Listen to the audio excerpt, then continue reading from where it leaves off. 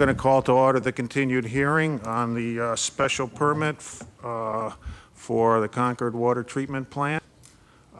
Just to introduce the Board of Selectmen, I'm Peter Barry. I'm the chairman of the board. To my left is Janet Adachi, vice chair.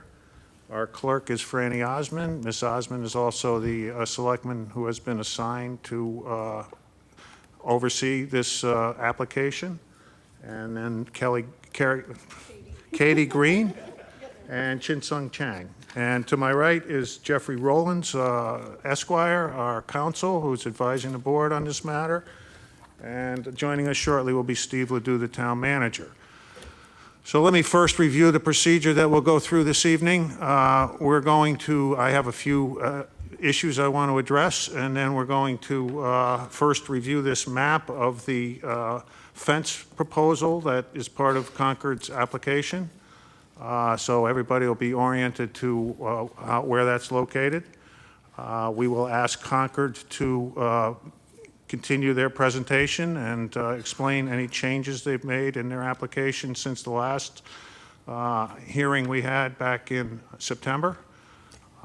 Then the Concord Water District is here. We have the commissioners from the district and the manager of the water district. They're going to make a presentation on what aspects of the proposal affect Acton's water sources. And at that point, we'll have the selectmen question both the town of Concord and the water district members. At that point, we will open the floor to any questions or comments from residents who wish to address various aspects of the proposal. I have a couple of items I need to address. First of all, for those of you who might not be aware, I want to talk about the nature of what's happening tonight. This is a legal proceeding. We are sitting in our capacity as site plan special permit granting authority under both the State Zoning Act and Concord and Acton's zoning bylaw. And therefore, we will not allow any demonstrations either in favor of or disparaging to any speakers. There are a couple of reasons for that. The first is, again, this is a legal proceeding. We are charged with taking facts and making conclusions of law in order to support any decision we make under the standards that are set forth in the State Zoning Act and Acton's bylaw. This is not a typical public forum where we're simply taking information and setting policy for the town. We will be making a legal decision that will be subject to appeal in the Superior Court. And so you should consider this to be a courtroom setting and treat it accordingly. Secondly,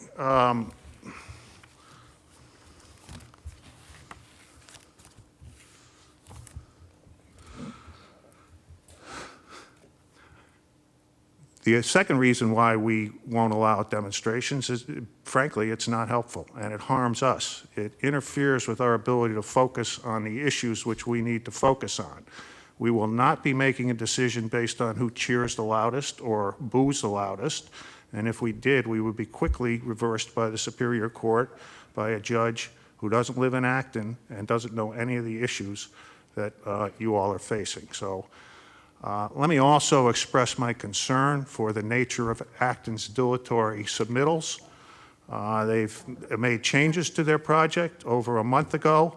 5 days ago, was the first time we were formally notified of that in a 100-page submittal that we received last Thursday. It referenced at least 2 studies that pertain to the fence that have not been completed yet or had not been completed as of last Thursday. One was a wildlife, the impact of the fence on wildlife traversing the property, and the other one was the impact on the archaeologically sensitive areas that the fence might disturb. Those studies were referenced. They were not included in that submittal. About an hour ago, we received an email from the town of Concord with a study addressing the wildlife issues and further information regarding the archaeological sensitive areas on the site. We haven't had a chance to put that up online yet because it came in so late, so you folks have not had a chance to receive it, and I think it's unfair that Concord has not taken steps to adequately get us the information we need to make a decision in a timely manner.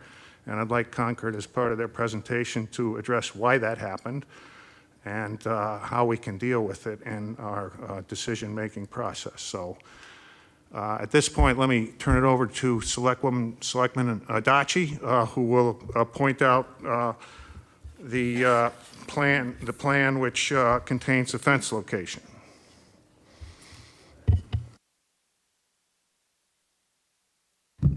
Really awkward. I don't know if this is going to be helpful at all, this thing.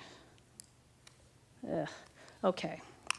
This was, the genesis of this map was my navigational incompetence. I had a very hard time grasping how the fence was going to have an effect on the neighborhood and also on access to trails. And so I asked town staff, and specifically Kristen Alexander, who's our GIS expert, to help out. Tom Tidman, who's the natural resource director, also got involved because at the bottom of the map, and I'll move to a larger blow up to show where the trails are. He actually put in the trails based on his knowledge.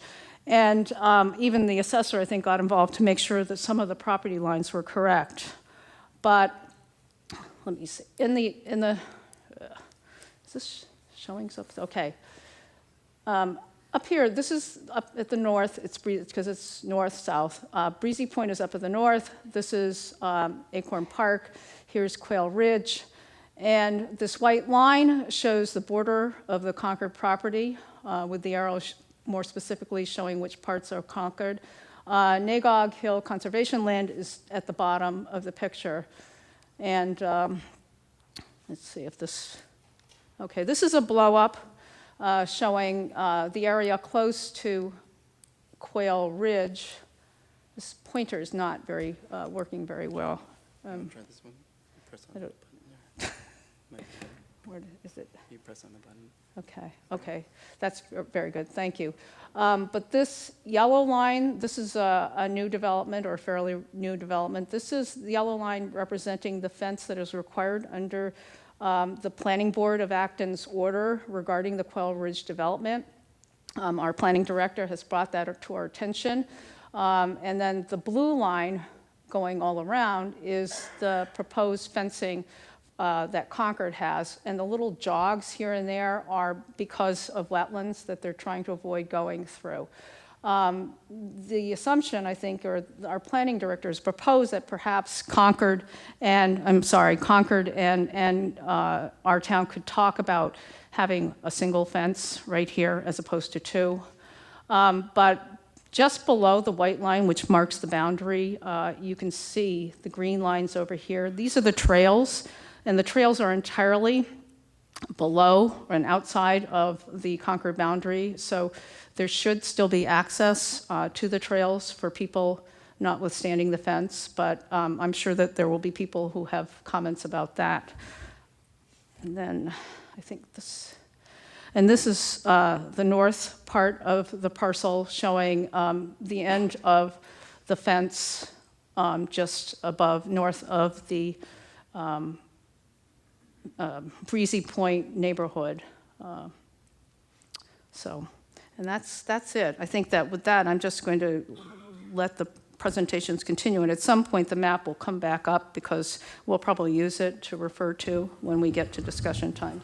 Okay, I don't know if you mentioned this, Janet, but those orange dots at the top of Quail Ridge there, I believe those are the fence that was in the plan for the site plan special permit. Yeah, I did. I mentioned. Okay, that was. I don't know if I call it approved orange or yellow. Right Okay. from here, it looks like hazard yellow. It may be orange, but yeah, I did mention that that was a second fence requirement that Roland Bartle, the planning director, suggested that perhaps would require a compromise so that we don't have a double fence in that location. So. Right, as of right now, that is still part of the approved plan for Quail Ridge. The planning board was a site plan special permit granting authority for Quail Ridge because it was a housing subdivision. So if that fence were to be changed, the developer would have to go back to, or the owners, I suppose, would have to go back to the planning board and request an amendment to that special permit. So I also want to mention that the selectmen have had a site visit since our last hearing. It was restricted to the Board of Selectmen and officials from Concord. We did not discuss any of the issues on that site plan or bring up any of the new issues that have changed since the last time we had a hearing here. It was simply a visit to determine for each one of us the location of the fence, the size of the new building, and other factual aspects of their proposal. So with that, I'm going to turn to the town of Concord and ask you to continue your presentation.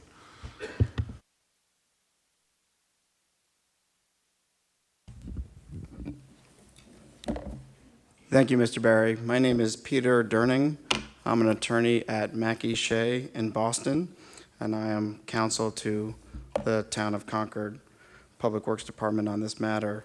And I want to thank the Board of Selectmen and the chairman in particular for running such an orderly and informative meeting.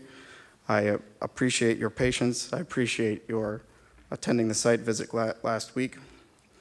I'd also like to recognize members of the Town of Concord government that are present this evening, showing their commitment to the work by the Concord Water Department. This morning on WBUR, they reported that one thing that the two presidential candidates agree on is the need for more attention to aging infrastructure, including public water supply.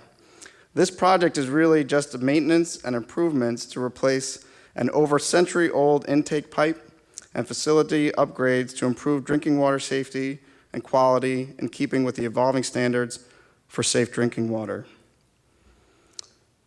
This is not a situation town boards sometimes have to face when a fly-by-night developer might come in to conduct a strip mall or an undesirable residential development and then dash away for others to deal with the fallout while they take the profits. The town of Concord is a good neighbor. It's not going anywhere.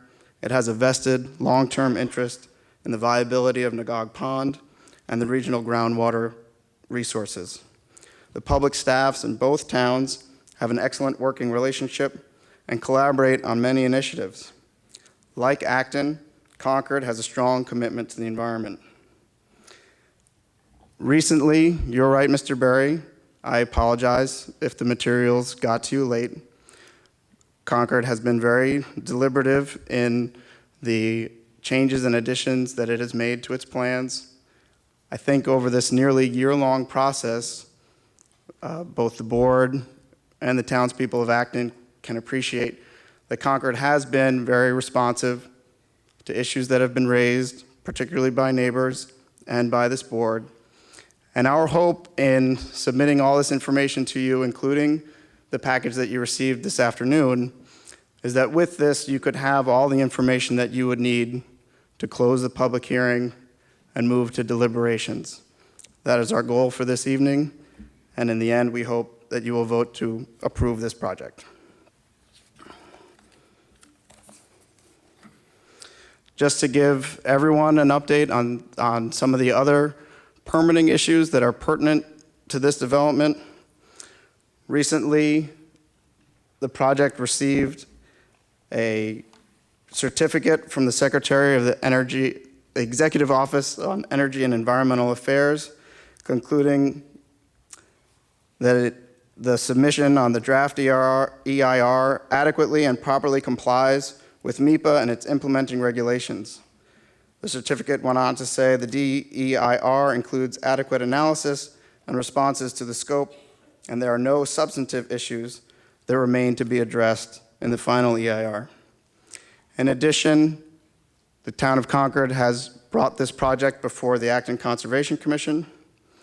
Much earlier this year, the Acton Concom issued an order of conditions for the work for the intake pipe, the treatment facility, and what was at that time a limited security measure on a much smaller fence. Acton will be filing a new NOI to address the full length of the perimeter security fence as it is now laid out. And as we'll discuss, many of the alterations to the layout of the fence that occurred from our prior submittals were done primarily to address the significant wetlands resources that are on the site and to mitigate those impacts just by fence layout.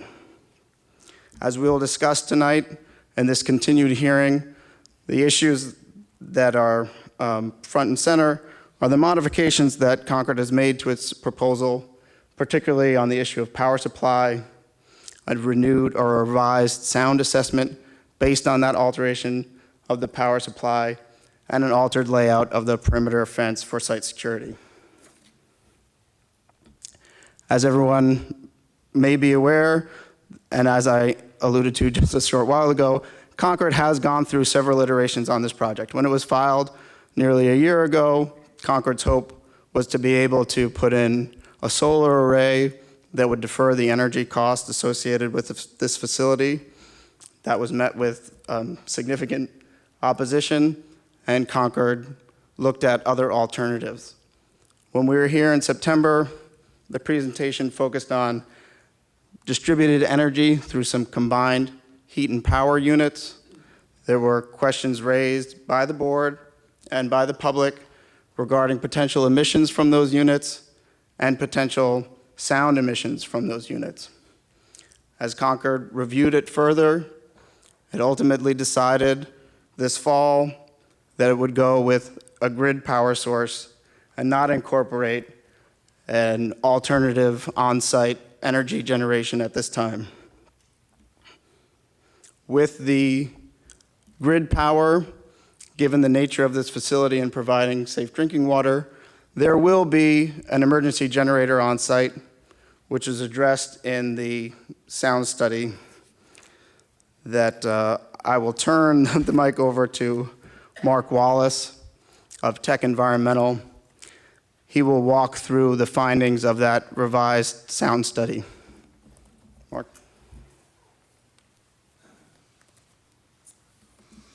Thank you. My name is Mark Wallace. I'm with Tech Environmental. I'm a vice president of the firm and the project manager on the sound study.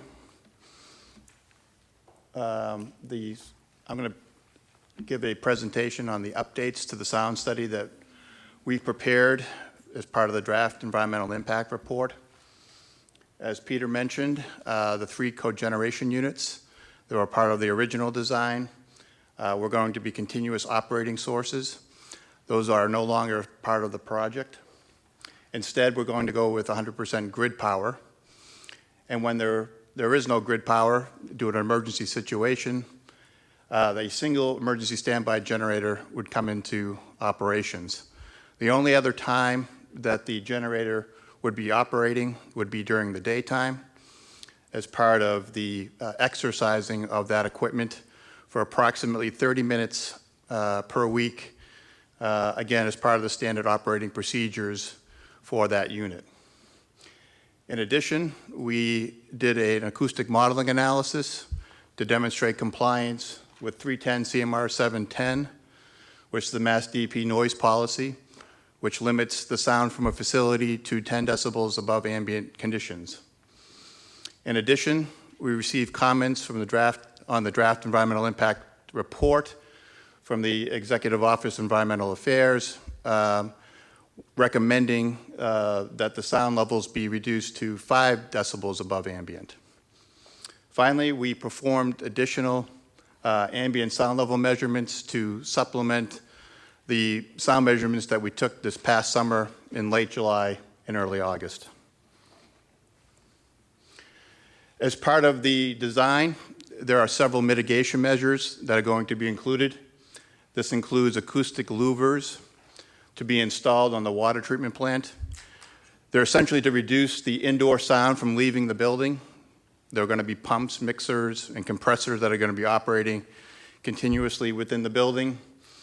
And so as part of the design, there are air intakes to the building, and we recommended that they have acoustic louvers. In addition, the emergency generator will be housed in an acoustic enclosure. The picture to the right shows an example of that. It's basically a prefabricated housing that includes heavy metal and sort of heavy insulation. In addition, the air intake to the enclosure would have an acoustic louver. There's also a stack involved with this. There's an engine that's inside the box. It will be equipped with what we call a super extreme grade muffler.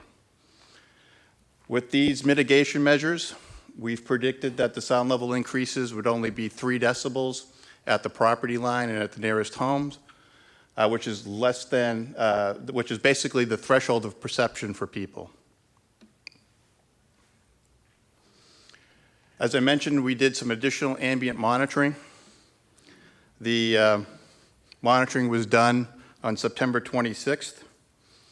And as part of that, we took measurements at the property line and at the nearest home, because I'm waving around here. And that is really what's required as part of the Mass DEP noise policy. As part of those measurements, they were observed by the Town of Acton Planning Board, as well as the Board of Health, and a neighbor from Quail Ridge. We then went back at night, and we took sound level measurements at the quietest times of the night between 1 a.m. and 3 a.m., again following the guidance from the Mass DEP noise policy. If you take a look at the table below, it shows the measured readings that we collected. During the daytime at the property line, the sound level was 31 decibels, and we had measured the same value at the nearest residence. At night, the sound level measurements were 30 decibels at both locations. If you take a look at the column to the right, those are the limits and goals, the limit being the Mass DEP noise policy. Again, it's 10 decibels over ambient, so the limit would be 41 decibels during the day and 40 decibels at night. The goal set from the draft environmental impact report limits that to 36 decibels during the day and 35 at night. This figure here, it's not very clear, but basically it's our modeling receptor locations as part of our acoustic modeling analysis. We set up these little triangular areas represent the modeling receptors. We had them at the property line, at the eastern property line, as well as the southern property line. And then we have 2 modeling receptors for each home, representing the first floor and the second floor. This is the predicted sound levels from the model. What I like to point out is the blue line encircling the treatment plant. That's the predicted sound level from the treatment plant in full operations. The sound level is 35 decibels. That 35 decibel sound level stays within the property line. The table below shows the predicted sound levels at the property line and at the nearest residence. So if you look at the existing ambient conditions, they're 31 decibels during the day and 30 at night. We are now predicting 34 at the property line and at the nearest residence during the daytime, and 32 and 33 at night at the property line and at the nearest residence. So again, comparing it to the limits and the goals, those sound level predictions are well below the Mass DEP noise policy of 41 and 40, and are below the EOEA goal of 36 and 35. This slide shows you the predicted sound level, again, only during the daytime when exercising the emergency generator and the treatment plant being in operations. The green line is representing the 40 decibel sound level from both the treatment plant and the generator operating simultaneously. Again, it's well within the property line of the site. And the predicted sound levels, again, looking at the daytime, are 34 decibels at the property line and at the nearest residence. So the sound level increases over background or ambient conditions are 3 decibels, and they're well below, again, the 41 decibel and 36 decibel limits as part of the Mass DEP noise policy and the EOEA goal. So that wraps up my assessment of the work here. Clearly, it shows that the sound levels here are below perception by most people. And in fact, the sound levels in the other areas beyond the property line are even less than 3 decibels, in the range of 1 to 2 decibels, which is imperceptible for most people.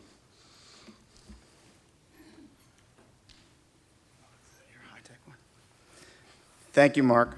I just want to reiterate one portion of Mark's presentation, and that was on the proposed mitigation at the facility. Mark included in his report cut sheets from those various technological enhancements, and I'm reiterating that there is a commitment by Concord to incorporate those or like enhancements in the final design. So that just reinforces the finding that Mark made regarding the decibel levels is well under both the Mass DEP noise policy and EOEEA's goal of only an increase of 5 dBA. Thank you, Mark. The sound study was really kind of takes care of the first 2 bullet points regarding the change in power supply and the sound assessment. Those are both coupled together. So the next significant element for us to discuss in the modifications to the proposal is the site security. When we were before you in September, a member of the board asked for some reference material, industry standard literature regarding the utilization of fencing for security at public water supplies.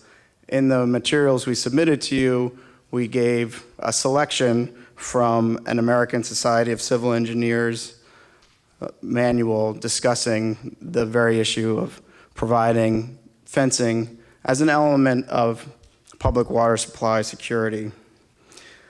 In general, public water supplies have to comply with a variety of regulations, including something that might seem as remote as the Public Health Security and Bioterrorism Preparedness and Response Act of 2002. But the reality of the world that we live in is that these are precautions that professional public water suppliers in Concord and in Acton and throughout the Commonwealth need to take very seriously. In part, given the developments that occurred over the summer, caused Concord to reconsider how security was being addressed, and it led to a modification of the proposal that included a more robust security measure with a perimeter line fencing. Working with our consultants, we made some modifications to that we will walk through shortly. But I would like to add that the perimeter fence is one part of the security measures that Concord has and will implement at the new facility. There is also a security camera by the facility building itself, and there's some motion detection lighting by the facility itself.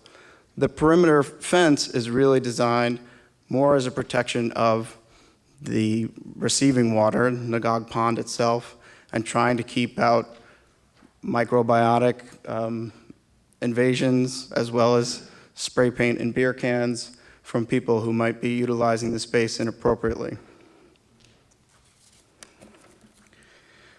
In addition, at our last meeting, there was questions from the board, I believe, about other facilities where security fencing is present at public water supplies.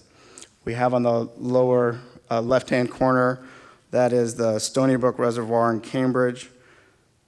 Worcester, the city of Worcester, has security fencing at all of its reservoirs. Burlington, at the Mill Pond, they have such perimeter fencing. And at portions of the Quabbin Reservoir, there is also security fencing.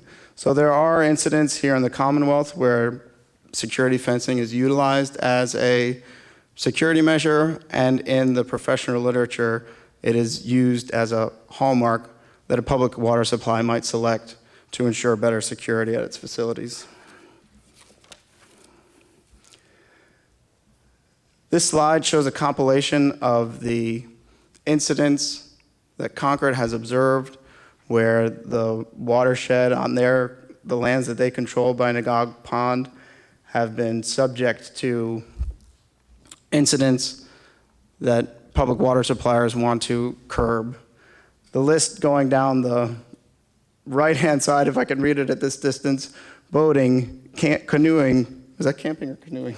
Camping, dog walking, drinking, fires, fishing, forts, hiking, horses, ice skating, parking, snowmobiling, swimming, trash, and vandalism. And this slide is to illustrate where we see those incidents occurring. The mantra in public water supply security is that the professional public water suppliers need to identify their threats and vulnerabilities. And this slide is a compilation of showing where Concord has identified those threats and vulnerabilities. As you can see, the majority of them are coupled or gathered around the dam area and the facility itself. Concord has made the decision to put perimeter fencing, and it has made the decision to end the perimeter fencing at this area to the southeast and this area to the northeast. And I know that there will be questions. There have been comments written, particularly from our neighbors in the Breezy Point area, as to why the perimeter fencing might need to extend to that area. And I want to reassure both the board and the public that this is part of a deliberate decision by the public water supply. Yes, it is evident that in this area we have the greatest conglomeration of incidents. There is a serious concern that if just a portion of the area was fenced off just around the dam and the new treatment facility itself, that the types of activities that we see in this area would migrate. And they would migrate to the area over by Breezy Point, where there is less regular monitoring by the public water supply staff. This area in particular is rather attractive. There's not a lot of understory in this area. The vegetation is not as dense, and we are concerned that it would become a very attractive area where all this activity would migrate. So we're taking the opportunity to fence in all the way to this point. I think you'll see in our materials we mentioned that the area just to the right of that is characterized by very dense vegetation, and we think it would not be an attractive area for vandalism or these other activities, and so we are comfortable curbing the fence at that area, but preserving protection of this entire stretch.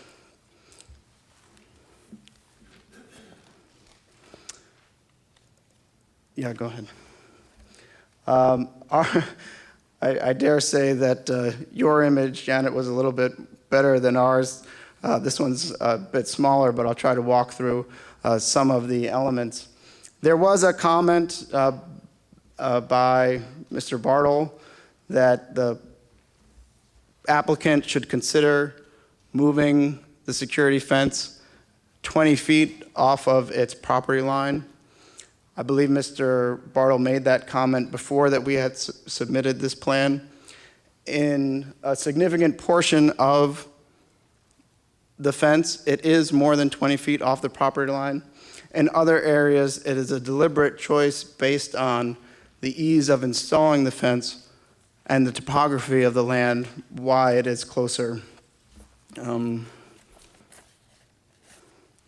So in particular, a bit hard to see, but the original perimeter fence really did hug that entire area, and now it takes a much sharper angle up, initially right by the access road, and that enables the fence to stay out of a considerable wetland area. As well, there was a modification in this area here to accommodate the crossing of the brook at a very narrow stretch.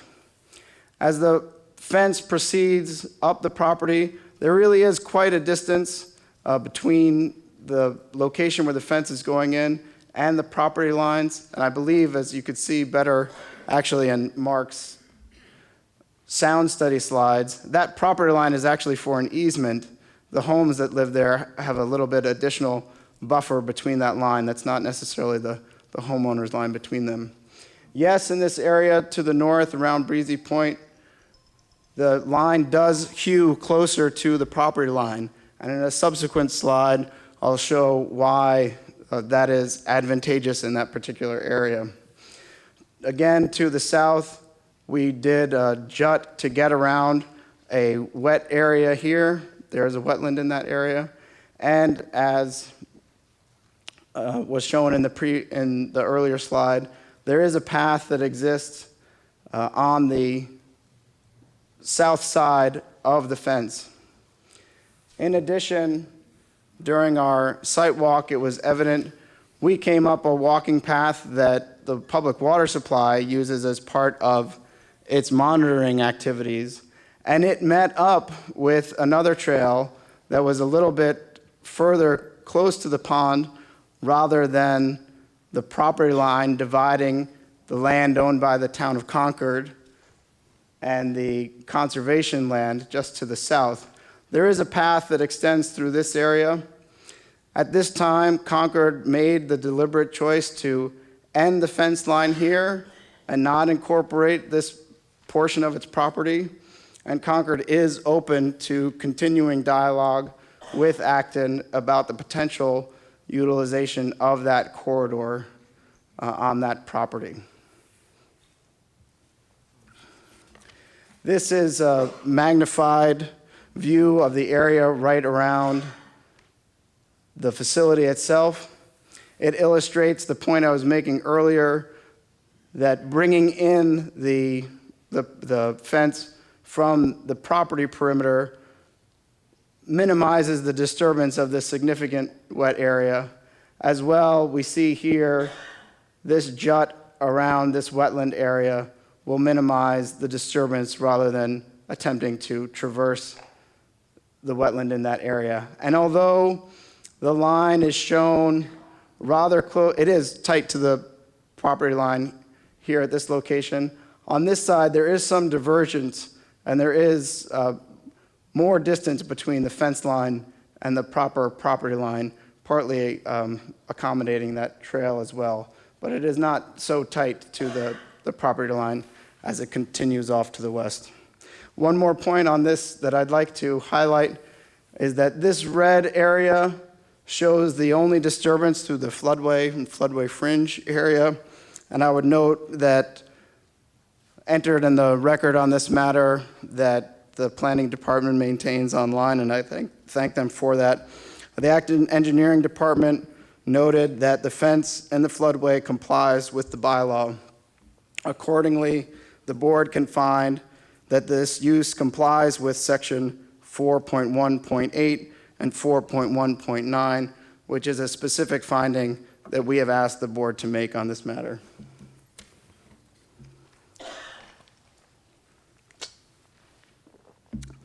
Just to illustrate the issue that was raised before with respect to the proximity of the Pulte development and its site plan that called for a fence to be behind the yards of some, not all, of those units. There was a question raised, I believe in some of the public comments, asserting that this fence is no longer required. And Mr. Bartle submitted an email highlighting the fact that no, that fence was part of the formal special process, special permit approval, and the developer, Pulte, would still be required to build the fence. Mr. Bartle suggested we are open to the concept that in lieu of Pulte installing that fence behind these properties, that a potential compromise might be just approval of Concord's fence on the far side of the 20-foot wide trail easement. We are open to a discussion on that.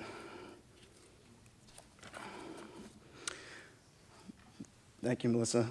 These are some images that I wanted to share with the board and the audience to give some appreciation of the area where the fence is going in.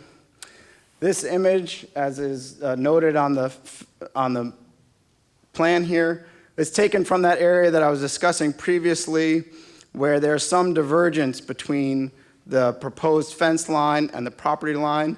I'm afraid you can't see it well at this distance, but in the field, there are blue stakes presently that show the proposed location of the fence line. Excuse me. It's not a complete image, but as we were conducting the site visit, folks were walking on the trail here, and there is some distance between where the fence line would go in and where that trail would be. So there is some separation. As I mentioned previously, the fence line around Breezy Point properties is intended to be closer to the property line, and that is in part taking advantage of the topography that is there and the clearing that is there with an existing path. So for the installation of the fence that would occur just to the right of this path, the amount of vegetation that they would need to contend with would be much less. In addition, I want to note that there is quite a change in the topography from the level of that yard with the stone fence as it slopes down. And so a fence standing at this elevation is not going to be as intrusive as may have been envisioned of a fence flush with the stone wall. It is going to be set just apart to the right of this path, and again, at a slightly different elevation. Similarly, as we discussed, this area to the north, which is going to be where the terminus of the fence, unlike the area immediately to its right that is rather dense with vegetation, this area does not have such a developed understory, and the location of a fence would not present too much difficulty. Just an illustration of some of the features of the fence and how it would be accomplished. In the lower right-hand side, we have showing some of the equipment that might be utilized to drive the fence posts, which are going to be about 10 feet apart. This is a small bobcat, I think it's called a Pika, if that's correct, indicating a bit of its size. And an auger can be affixed to it, and it can get into relatively tight spaces. In addition, as is noted in my materials and in the LEC report, it is anticipated that there will be the ability for wildlife to traverse this area due to openings at the bottom, what could be referred to as a wildlife gap. Due to changes in topography, there are going to be lots of opportunities and gaps. The fence is not going to be constructed to be adhered closely to the ground. In fact, it's going to have a minimum clearance of 6 inches. And again, due to vagaries in the topography between fence posts, that is going to create some opportunities for wildlife gaps. These top two images just showing a facsimile of what we hope to achieve when this is done, and that would be the placement of a fence. Black vinyl, it is not so visually jarring, particularly against vegetation. And the goal would be to place the fence with as minimal disturbance as can be affected. We have surveyed the site several times, but some of that is going to come down to construction means and methods in the field.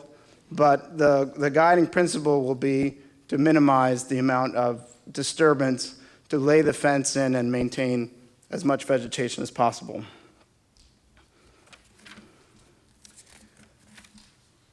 With the discussion of the change in the power supply and the revised sound assessment and this thorough discussion of the fencing, just recapping and to close our portion, and that is that the project before you is seeking 2 approvals.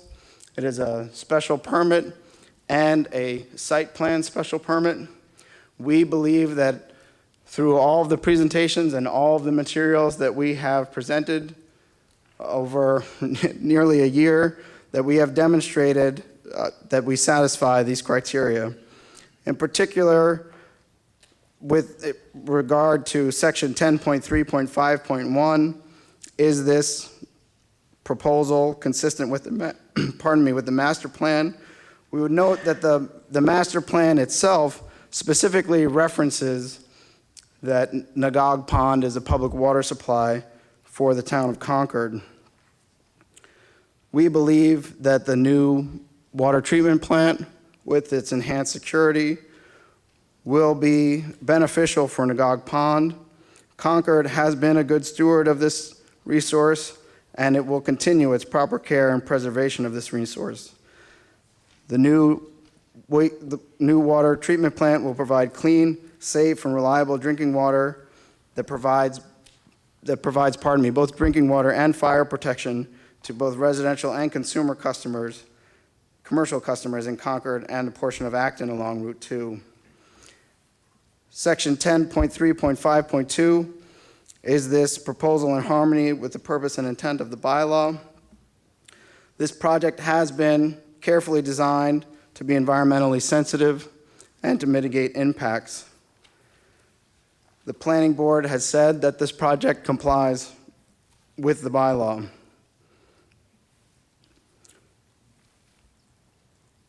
We believe that the proposal before you values and promotes proper utilization of the Nagog Pond resource while preserving the natural woodland setting and will not have an impact on wildlife habitat connectivity and wildlife activity and movement. With respect to section 10.3.5.3, will not be detrimental or injurious to the neighborhood. We heard the neighbors' concerns regarding greenhouse gases and noise emissions and have altered the project accordingly. With respect to concerns that were also raised regarding delivery of chemicals to this facility, we note in the submission that was made by the Acton Water District that they utilize many of the same chemicals and indeed many of the same trucks. As we noted in our earlier presentation, Concord participates in a consortium of towns that purchases these expensive water treatment chemicals in bulk. And it is the same delivery trucks that are making deliveries to Concord, Littleton, and neighboring towns. Is the site appropriate for the site in question? Section 10.3.5.4. With this, we have heard the concerns that people have raised regarding the potential for archaeological resources in this area. The materials that we submitted today is a formal letter and proposal from PAL to conduct a full archaeological sensitivity assessment of this project. We believe that you can issue an approval with the condition for that work to proceed and for Concord to continue to engage PAL through construction, and we are committed to doing that. In addition to the special permit criteria, Melissa? We are also asking for a site plan special permit, and the findings that you need to make are similar to the special permit criteria with some slight variations. 10.4.5.1, is it consistent with the master plan? 10.4.5.2 protects the neighborhood and town against seriously detrimental and offensive uses on the site and against effects on the natural resources. Again, we believe that the design of the facility will protect the neighborhood and the town against detrimental or offensive uses on the site. Again, no greenhouse gas issues, which we heard from the community was an issue with the distributed energy units, and the extensive sound mitigation will now result in very low sound emissions. The security measures, as I've described them, are designed so that they will guard against any adverse effects on the natural environment around the pond, and the LEC report notes that the security fence will not adversely impact wildlife activity and movement. Section 10.4.5.3, does it provide for convenient and safe vehicular and pedestrian movement? We believe the layout of the access road and the parking areas provides for that convenient and safe vehicular movement. We note that there is an existing condition of the facility that will carry forward, that Concord public water supply trucks and delivery trucks will not access the site on Skyline Drive. They will be restricted to Hazelnut and Acorn Park Drive.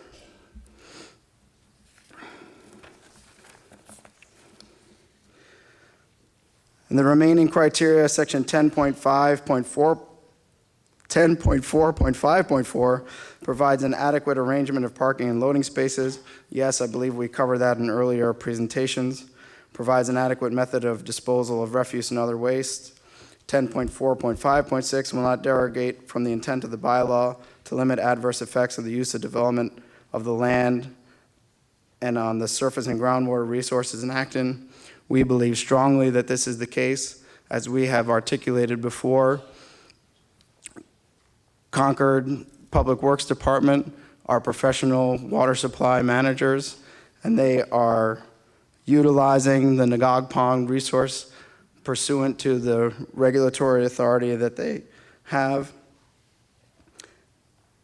And we believe firmly and believe that the Acton Water District submission supports our conclusion that this use will not derogate the surface and groundwater resources in Acton. Section 10.4.5.7 complies with all applicable requirements of the bylaw. We are confident that that is the case. And with that, we would ask that following the back and forth this evening, that we welcome that the board will be able to close the public hearing, deliberate, and then subsequently vote to approve the site plan special permit and the special permit. Thank you. Okay, we'll take questions from the Board of Selectmen. Janet? Okay, Franny?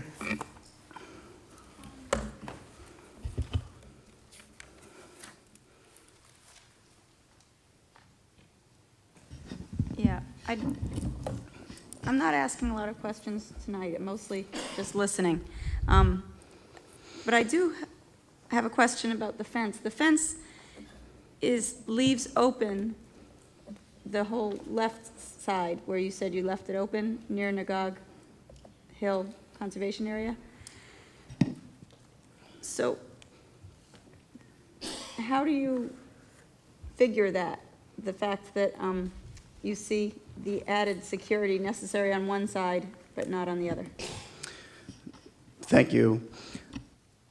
Based on our evaluation of the threats, and I think as you saw in the image, the collection of the threats are in that more immediate area.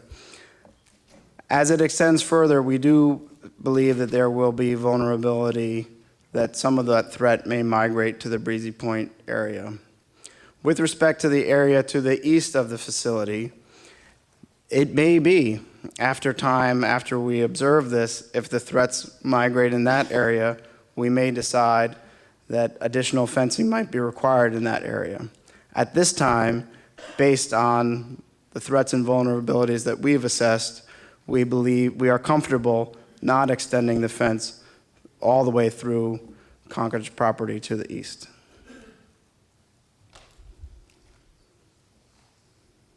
You didn't talk about alternative locations for this plant and the pros and cons, but I would love to hear you comment on that.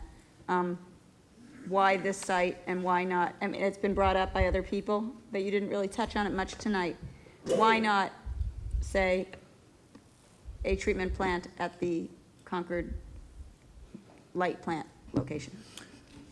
I will take a stab at that. I may ask others if they chime in, but I think, as was explained in our previous sessions, and I do think that there is some logic to it, you are providing treatment at the point of intake rather than incurring the infrastructure that would be necessary to transport water taken from the pond to pump it to another location for treatment and then bring it back to essentially the immediate area for treatment.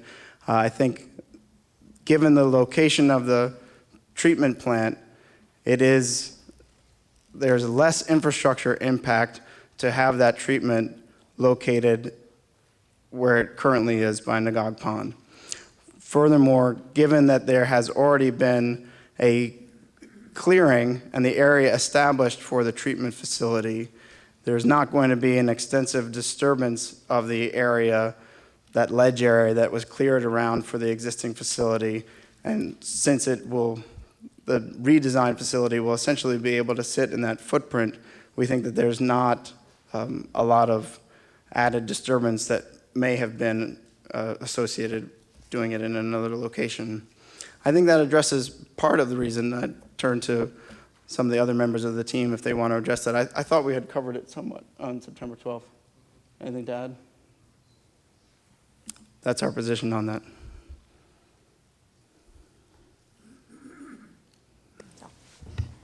Katie? So going off of the questions on the fence, and I'm wondering if you can pull up the slide that has the threat assessment on it. So my first question is, who conducted, I wasn't clear from the materials about who conducted the site security assessment? That is the Concord Public Works professionals, the public water supply professionals. There are staff that make regular patrols of the area and things that they observe. Some of the paths that we walked during the site visit, those are regular patrols conducted by the staff for the Concord Public Works. So was the assessment just compiling sort of this slide and the indications of where there have been various uses or issues around it, or is there something further involved in doing a site security assessment? So an ongoing practice of the Public Works Department, and I assume most Public Works Department, is, for lack of a better term, a log of activity that is seen. It could be water levels, it could be threats observed. And so this was a compilation of reviewing that materials of where things had been identified. Okay. And it's a variety of staff that compile that. Okay. And this is sort of following up on what Franny asked, but I guess, you addressed it somewhat, but I guess I'm confused about why, or if you can go into more of the reason about why you think that if you stop the fence, where it currently is on the western portion, why those threats wouldn't migrate to the Acton, to some of the Concord land as well as the Acton land further beyond that, or if you even extend your fence later on further down, you want to extend it further because you see that, why do you not think that those same threats are going to happen, but just slightly further to the west? Or even, on other, most of the pond is not protected by this fence. You are correct. Concord is taking steps to protect the areas that are within its control. And again, based on its perception of both the threats, which I think are well documented there, and its vulnerabilities, that is the location of the fence that they believe is appropriate to maximize the protection that could be gained from a perimeter security fence. Okay, and then we had received some guidelines or information that indicated, I think these were national guidelines, that when doing, putting in various security measures, that you should only do the intensive security measures really if less intensive educational, signage, collaboration, other types of security measures have not worked. So I'm wondering, I know, you have signs posted, but what other sorts of less intensive security measures have you taken so far, and why have you determined that those have not been successful? As you've identified and as we saw on the sidewalk, there are clear no trespassing signs, and yet the record of activity beyond those signs would belie that that is not working in and of itself. Staff that are patrolling this area certainly speak to folks. I think that, for lack of a better term, some of the folks who are fishing are frequent flyers, and even though they've been informed this is a public water supply, there is no fishing in this location, folks are returning. And so the experience through signs and education through interaction with people who are conducting this activity over the years, it has not curbed the amount of intrusion into the public water supply area. That, coupled with the events over the summer that have heightened the sense of potential vulnerability for Concord's water sources has precipitated this measure. So going on to some other issues around your choice of power supply, there were a couple of things, it sounded like you chose not to do the combined heat and power due to neighbor concerns, but it also seemed to me like that was largely due to the comments by EOEA discouraging that as well. So I just want to bring that up. There was also an you in your comment said that you weren't intending to do that at this time. So are you thinking or contemplating that you would use combined heat and power at a later time or some other form of power supply other than the electric grid? If that's what you perceived, I misspoke. I did not mean to indicate that we were still tabling the notion of a combined heat and power unit. No, that has been withdrawn. Okay. And then when you connect to the grid, are you looking at aggregating under the Acton's municipal aggregation program? Are you thinking that you might seek your own, source of power, or you'll just go with National Grid? No, I believe it is. Say again, please. We are open to a conversation on that. Okay. And then with the backup generator, you said it has to run for 30 minutes a day. No, that's a week. Oh, 30 minutes a week. That's a state regulation. Is there a way to schedule with these units? Can you schedule what time that runs? Obviously, unless there's an actual outage that requires the use of it, but just for those general ones, can you schedule specific times that can happen? Yes, I believe that we can. It is intended to be a daytime activity. Okay. But further to daytime, the point, we week time. could schedule that, yes. Okay. And then also with regards to scheduling, I know you said for the deliveries of the chemicals that there were issues because you're part of a regional consortium about not limiting specifically what times those deliveries would happen, but what are the sort of outside times that those deliveries can or do happen within your regional collaboration? Based on the experience, it is not a midnight delivery. It is, I would say, roughly 7 to 7. They're occurring largely during the weekday. And Concord Public Water Supply staff accompanies them when the deliveries are made. So it's generally during times when the employees would otherwise be available. Okay. And then in terms of the archaeological study, I think that's a requirement from the Mass Historical Commission to do that intensive study. After the study is complete, will you be filing that and waiting for response from the Mass Historical Commission about further steps that you need to take? And also, I think in this was back when you had the solar array, that there was originally when Mass Historical was going to require this, and they believe had comments at the time from one of the Indian tribes that has an interest in this, that they would want to be present for the study as well as during the construction. Have you consulted with them on that issue? Now that it's regarding sort of the fence and not the solar array. There's 2 questions in there. Two questions. I mean, on the one hand, as I indicated earlier, I am confident that you could go ahead and approve the site plan special permit and the special permit with conditions to continue to conduct the study as has been indicated, and to comply with the recommendations from PAL and or the Mass Historical Society Commission, with respect to those findings. With respect to the second issue of on-site monitoring by tribes, we wouldn't rule that out, but I haven't consulted on that. Okay. All right. I think those are my questions for now. Thank you. Is just a placement-related question. When we were on the site visit, there was a road that had been used in the past as an access point to the facility. Where physically on the map is that? Sure. The Concord enjoys an easement that comes down this way and then enters the site here, and that's where Concord proposes to put a gate on the fence. That interior roadway for access continues along this trajectory until about this point, And as was mentioned, it was utilized previously and is utilized regularly to get equipment to the dam as necessary, but it extends in this area.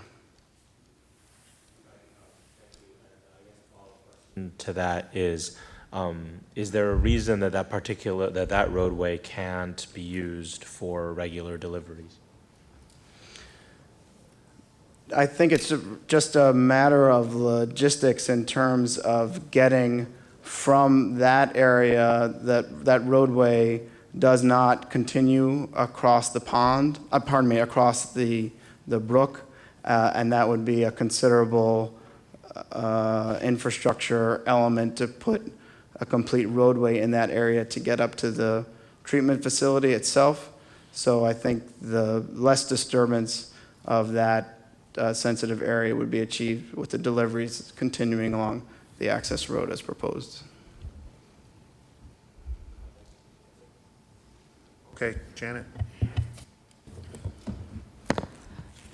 Yeah, I just have actually a question about the fence with regard to wildlife. I know we just got a memo, it's dated today, addressing the wildlife habitat evaluation regarding the fence, and it seems to suggest not only is there going to be a 6-inch gap under the fence, which you said would be kind of irregular because it's not going to be even Steven, so there will be places where perhaps the gap is bigger, but also I think and large animals could actually dig, I guess, tunnel. Maybe humans could do that too, but I'm wondering, there was a comment about deer, because we got quite a number of questions and statements concerned about deer being able to migrate, and I guess that this says that they'd be able to go out into the water, I guess. I don't know if you know more about that.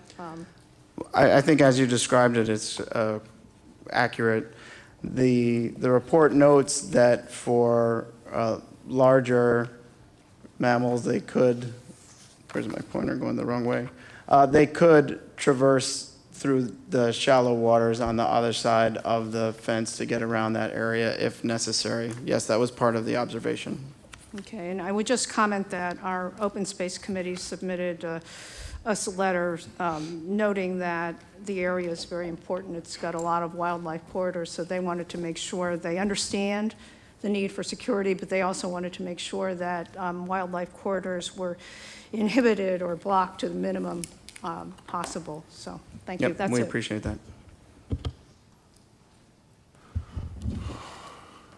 Just a question about the MIPA final environmental impact report. Is that still open for comments? Do you know when the deadline is to get comments into EOEA? That is correct. The precise deadline, I'm not sure.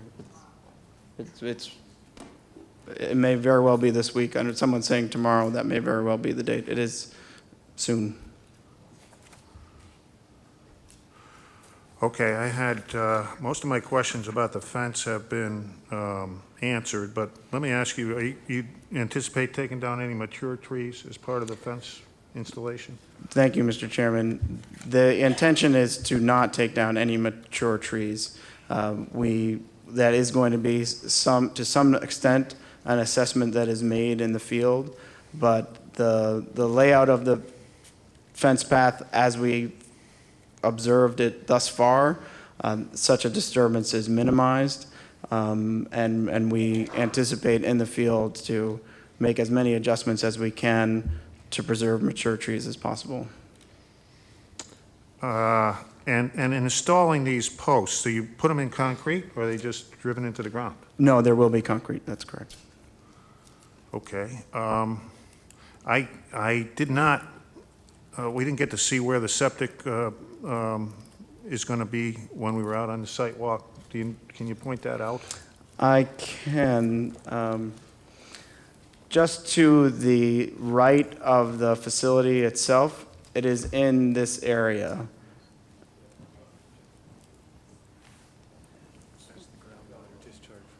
Okay. It's going to be in this general area there. That's Pardon me, the Is correction. that the access road there? yes, just off the edge of the access road. There's a stormwater infiltration area is the one that I was Right. identifying, Mr. Berry, I apologize. The septic area is going to be lower on the site. Right, okay. And let me just follow up with a question about the catch basin. We had a comment from engineering about the design of the catch basin. Did you see that, and can you respond to that?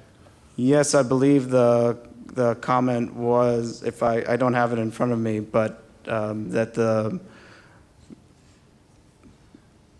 that final calculation could be provided prior to construction is, I believe, what their comment was, if I recall correctly, and that there was Okay. no impediment to an approval.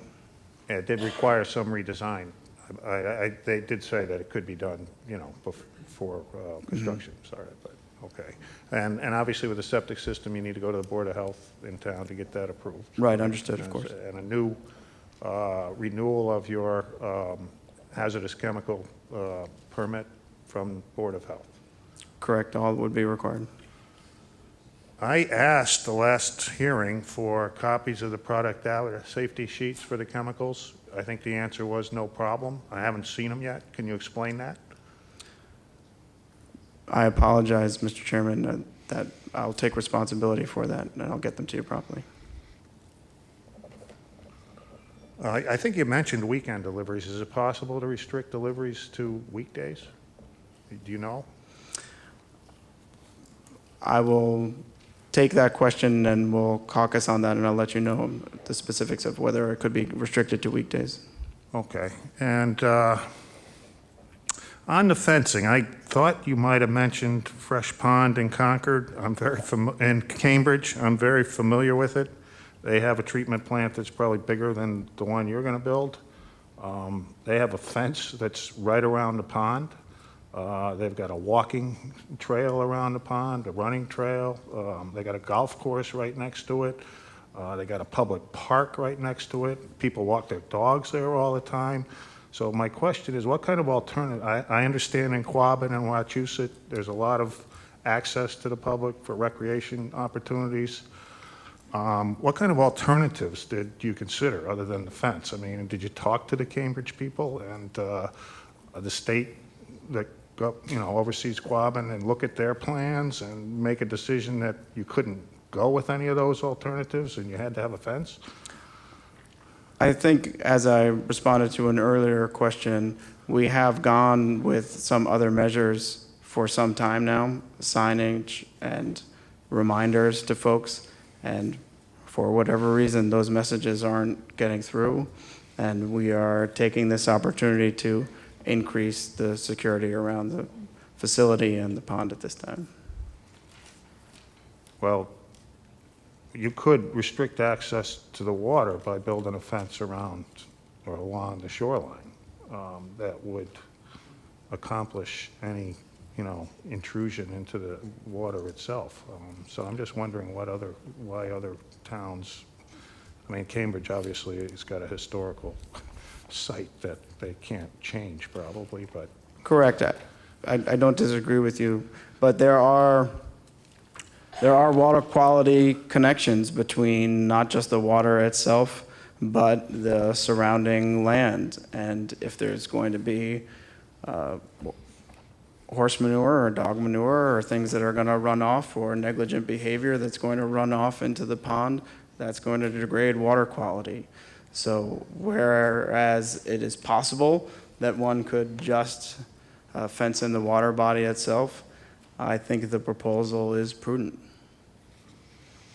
Okay, and then we got these two studies today from LEC Environmental Consultants about the wildlife, and from Public Archaeology Lab with a scope of services to do a full archaeological survey.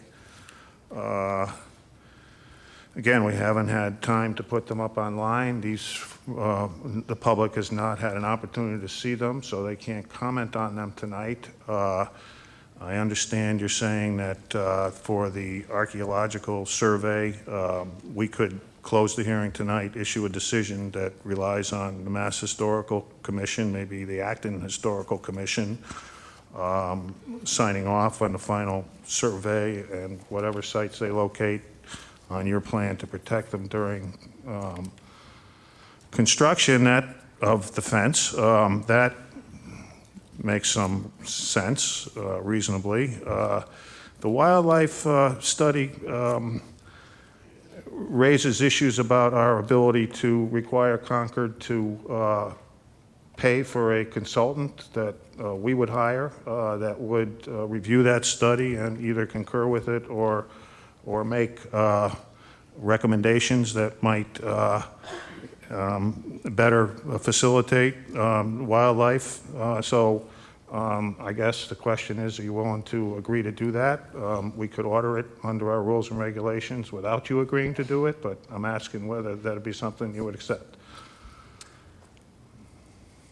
It was my sincere hope, Mr. Chairman, that we would be able to conclude the public hearing this evening, and I think that subsequent peer review would elongate the process, in my opinion, perhaps longer than it needs to be. I would offer that.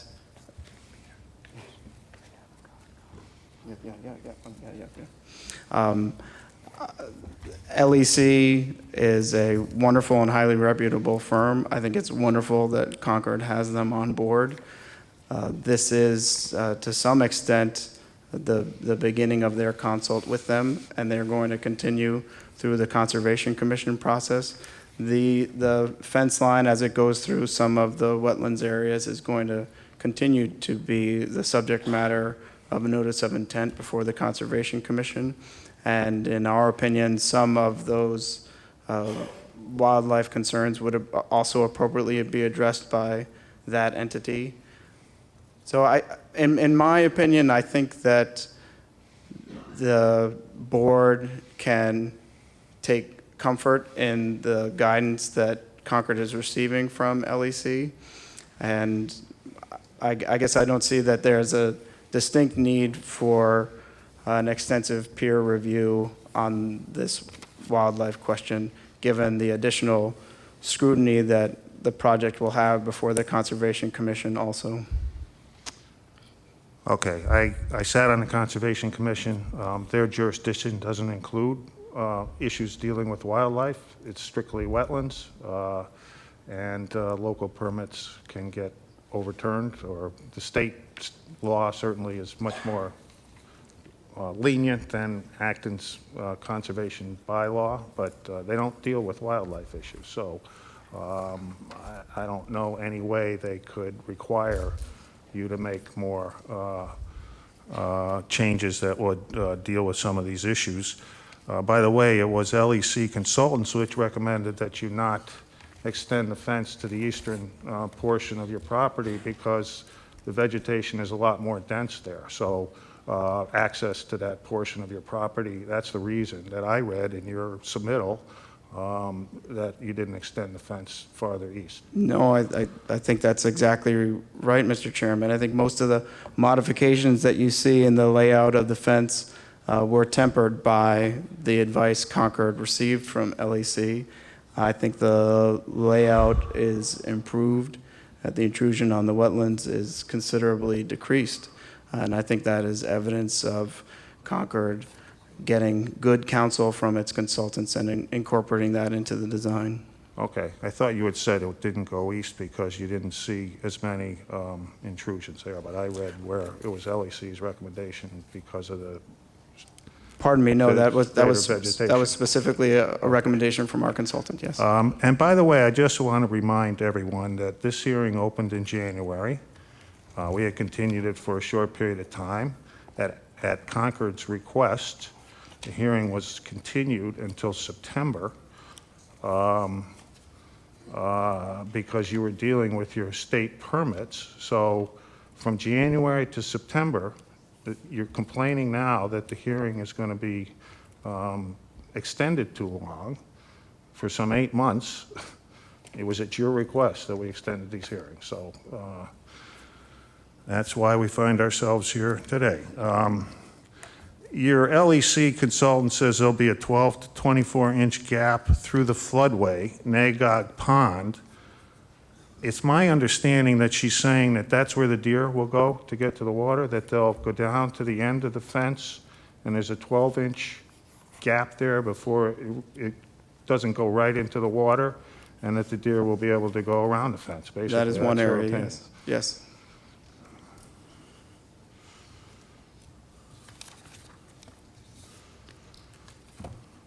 Okay, I don't have any further questions. Thank you. Thank you. All right, before we open it up to the general public, we're going to ask the Acton Water District to present their opinion on these issues, and this is Mr. Stuntz, who is a longtime commissioner of the Acton Water District. And I'd ask you to also introduce the other members of the commission and the director that's here with us tonight.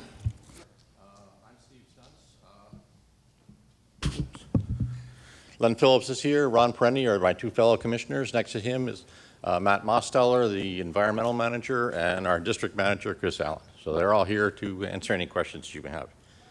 And now you've got to find, not only that, you have to find the right slides. I have a new job today. I think this is, no. Yes. I, Thank you. no, you don't have any slides? Oh, here it is. There you go. Thank you. Okay, we were, from prior hearings, the hearing board sent some questions over to us to ask. Is there an impact on Acton's groundwater resources if the Concord treatment plant increases its water drawdown from Nagog Pond, and if so, please describe? The answer is, based on the hydrology and location of our wells, we do not see a direct correlation between water withdrawn from Nagog Pond and effects on our nearest well, Conant 1 on Main Street. Although Nagog Brook passes through the area of our Conant 1 well, the dam at Nagog Pond, under current conditions, already reduces available flow to the brook during certain times of the year. Additional withdrawals from the pond would have the same type of impact as we see today, where consistent flow in Nagog Brook is not a given. Under currently pending water management regulations in Massachusetts, Concord may be responsible in the future for maintaining a more consistent flow in Nagog Brook and mitigating impacts downstream of the dam. The next question we had was, has the Acton Water District completed an existing build-out analysis of the town? The Acton Water District has not completed a build-out for the town. We rely on other organizations to evaluate and build out potential and the resulting population and employment projections. We then take that information into consideration as we plan for future water needs. Typically, water use is correlated to people and processes, not to buildings. Therefore, a build-out analysis is not the only tool of choice in forecasting future water needs. Our recently completed water needs forecast by the Massachusetts Department of Conservation and Recreation used population growth and employment projections. Our water impact report requirements serve to further evaluate the district's ability to meet the water supply needs of large-scale projects in Acton as they arise. These processes will continue to play a vital role in determining what would exceed our capacity and require alternate sources of water to be pursued or developed. Is the Acton Water District able to serve the town at maximum build-out capacity and with the current drawdown of Nagog Pond? And would the proposed increased drawdown from Nagog Pond affect the Water District's ability to serve the maximum build-out? Well, if we don't have the maximum build-out, we really can't answer this question, so we don't see that relationship. We would require information that is not currently available to do that. What chemicals does the Acton Water District use?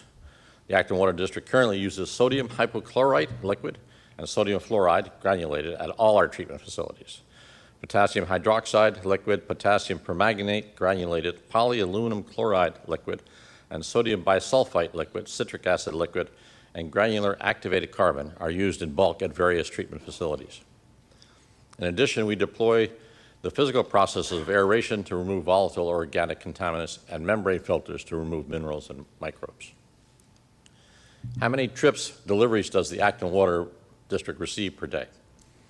Our major facilities may have 1 to 4 vehicle trips per day that include the daily operations visit in a mid-sized pickup truck, for instance, a Ford Ranger. Chemical deliveries, tanker for bulk liquid, and box truck for palletized dry deliveries are approximately every 2 to 4 months, and probably about quarterly, depending on the season and the chemical. Other maintenance activities may require additional vehicle trips such as the contractors to come and fix things or the district operators or equipment repairs. So those were the questions we had. We have some general comments. We have, as you all know, recently completed a $13.5 million project of our own treatment plant over in South Acton. So we have a unique perspective on Concord's proposal, as we're intimately familiar with the challenges of managing a public water supply. Although we cannot comment on the particular needs driving this project, we can appreciate the pressures to provide a clean, reliable, and redundant water supply while meeting a complex array of environmental and regulatory conditions, as we talk about all the time. That said, each system is individual in its own right, and specifics of our system or the town of Acton are not an apples-to-apples comparison with a specific of Concord system or the town of Concord. We believe that Concord's proposed higher level of treatment at the Nagog Pond waters could benefit our community if three conditions are met. Continuation of providing water service in the vicinity of Great Road in Acton and adding new or expanded services along that area as needed. Inclusion of future short and long-term supply to the district via existing or new interconnections if needed. This would be with the understanding that short-term emergency needs would be automatically agreed upon. And third item, the uses of the waters of Nagog Pond that were in the 1884 Act of the Massachusetts Legislature, which be confirmed with a clear plan on how those rights can be exercised. The rights of the waters of Nagog Pond, which is a great pond, are an extremely important regional water supply issue, and we do not take that lightly. Chapter 201 of the 1884 Acts, the Massachusetts Legislature provides for Acton's ability to access these waters, and we believe it is critical to maintain that statutory right, and that Nagog Pond be forever considered to be a viable source of drinking water for the region. Efforts should be put forth during this special permit process to protect the watershed lands in perpetuity and for the future water supply and development rights of both Acton and Littleton. While Acton has not identified an immediate need for Nagog Pond, given the uncertainties inherent in questions 1 and 2, the need may very well arise in the future. Furthermore, accessing Nagog Pond as a source would require that we acquire property, construct a facility of similar scope and scale as being proposed, and gain legal and regulatory authority to exercise those rights. This burden has not been considered in our current planning scheme, nor has the potential of absorbing the demand of Concord services along Great Road in Acton. Taking this type of system expansion on would require surface water treatment, which would impose a financial burden on our customer base that would substantially exceed the cost of our recent system improvements. We are now all well water in Acton. The district appreciates the attention to water resources issues that this proposal has generated among Acton residents.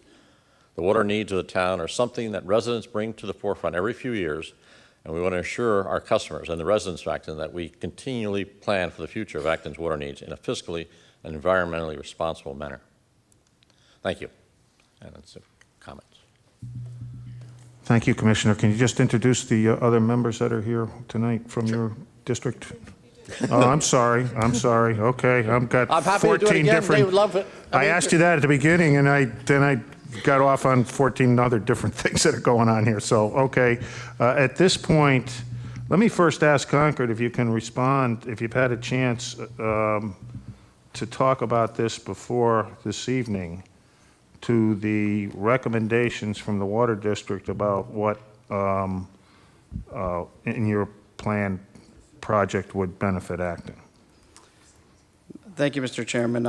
I would thank the Acton Water District. I think their comments were thoughtful, and I think that they were very instructive on this process. I think the primary area that is critical to highlight, and one that I mentioned in the letter that I provided last week, is the significance of the fact that this water source, for the town of Concord is a registered withdrawal. As noted in the Mass DEP's September 23rd letter and in the Secretary of EOEEA certificate on the draft ERR, this project does not require a new water withdrawal permit because Concord's use of Nagog Pond is registered. Concord is not proposing any change to its existing approvals. Water withdrawals for public drinking water supply are regulated at the state and not the local level. Given the complex issues of water supply that straddle town and municipal boundaries, the state passed the Water Management Act, General Laws, Chapter 21C, in 1988, and empowered Mass DEP to govern water withdrawals. Section 3 of the Water Management Act gives Mass DEP, in consultation with the Water Resources Management Advisory Committee, the authority to, quote, adopt such regulations as Mass DEP deems necessary to carry out the purposes of the Act, establishing a mechanism for managing ground and surface water in the Commonwealth as a single hydrological system, and ensuring, where necessary, a balance among competing water withdrawals and uses. Accordingly, through the system of registrations and permits, Mass DEP has the authority and expertise to balance uses and ensure comprehensive management of both surface and groundwater. As the Supreme Judicial Court affirmed in the 2010 decision, Water Department of Fairhaven versus the Department of Environmental Protection, which is 455 Mass 470, once a registrant files its registration statement, the registrant is entitled to continue its existing withdrawal until the expiration of the registration statement, which may not exceed a term of 10 years. On the expiration of the registration statement, the registrant shall be entitled, upon the filing of a renewal registration statement, to continue the existing withdrawals specified in the registration statement for a period of 10 years. This is the SJC again. The Act thereby guarantees that any registrant that registered before January 1, 1988, and timely renewed its registration statement may continue forever to withdraw water at a rate of the existing withdrawal. The SJC went further to state that the only exception to this guarantee that a registrant is able to continue withdrawing water at the rate of its registered withdrawal is that of a state water emergency. If a state water emergency is declared under General Laws, Chapter 21G, Section 15. During the recent drought emergency that we experienced in the Commonwealth, we witnessed cooperation between water suppliers, and Concord pledges to consider the request for emergency assistance from the Acton Water District. However, we cannot now agree to automatically approve a request as the Acton Water District suggests. Concord will evaluate such a request on its merits when it's made.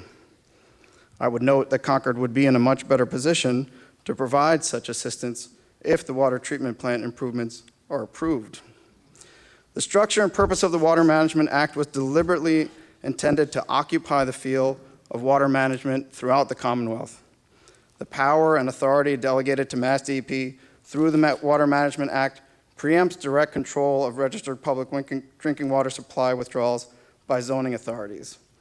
The Fairhaven case itself provides a snapshot of the significance of the importance of being a registered withdrawal.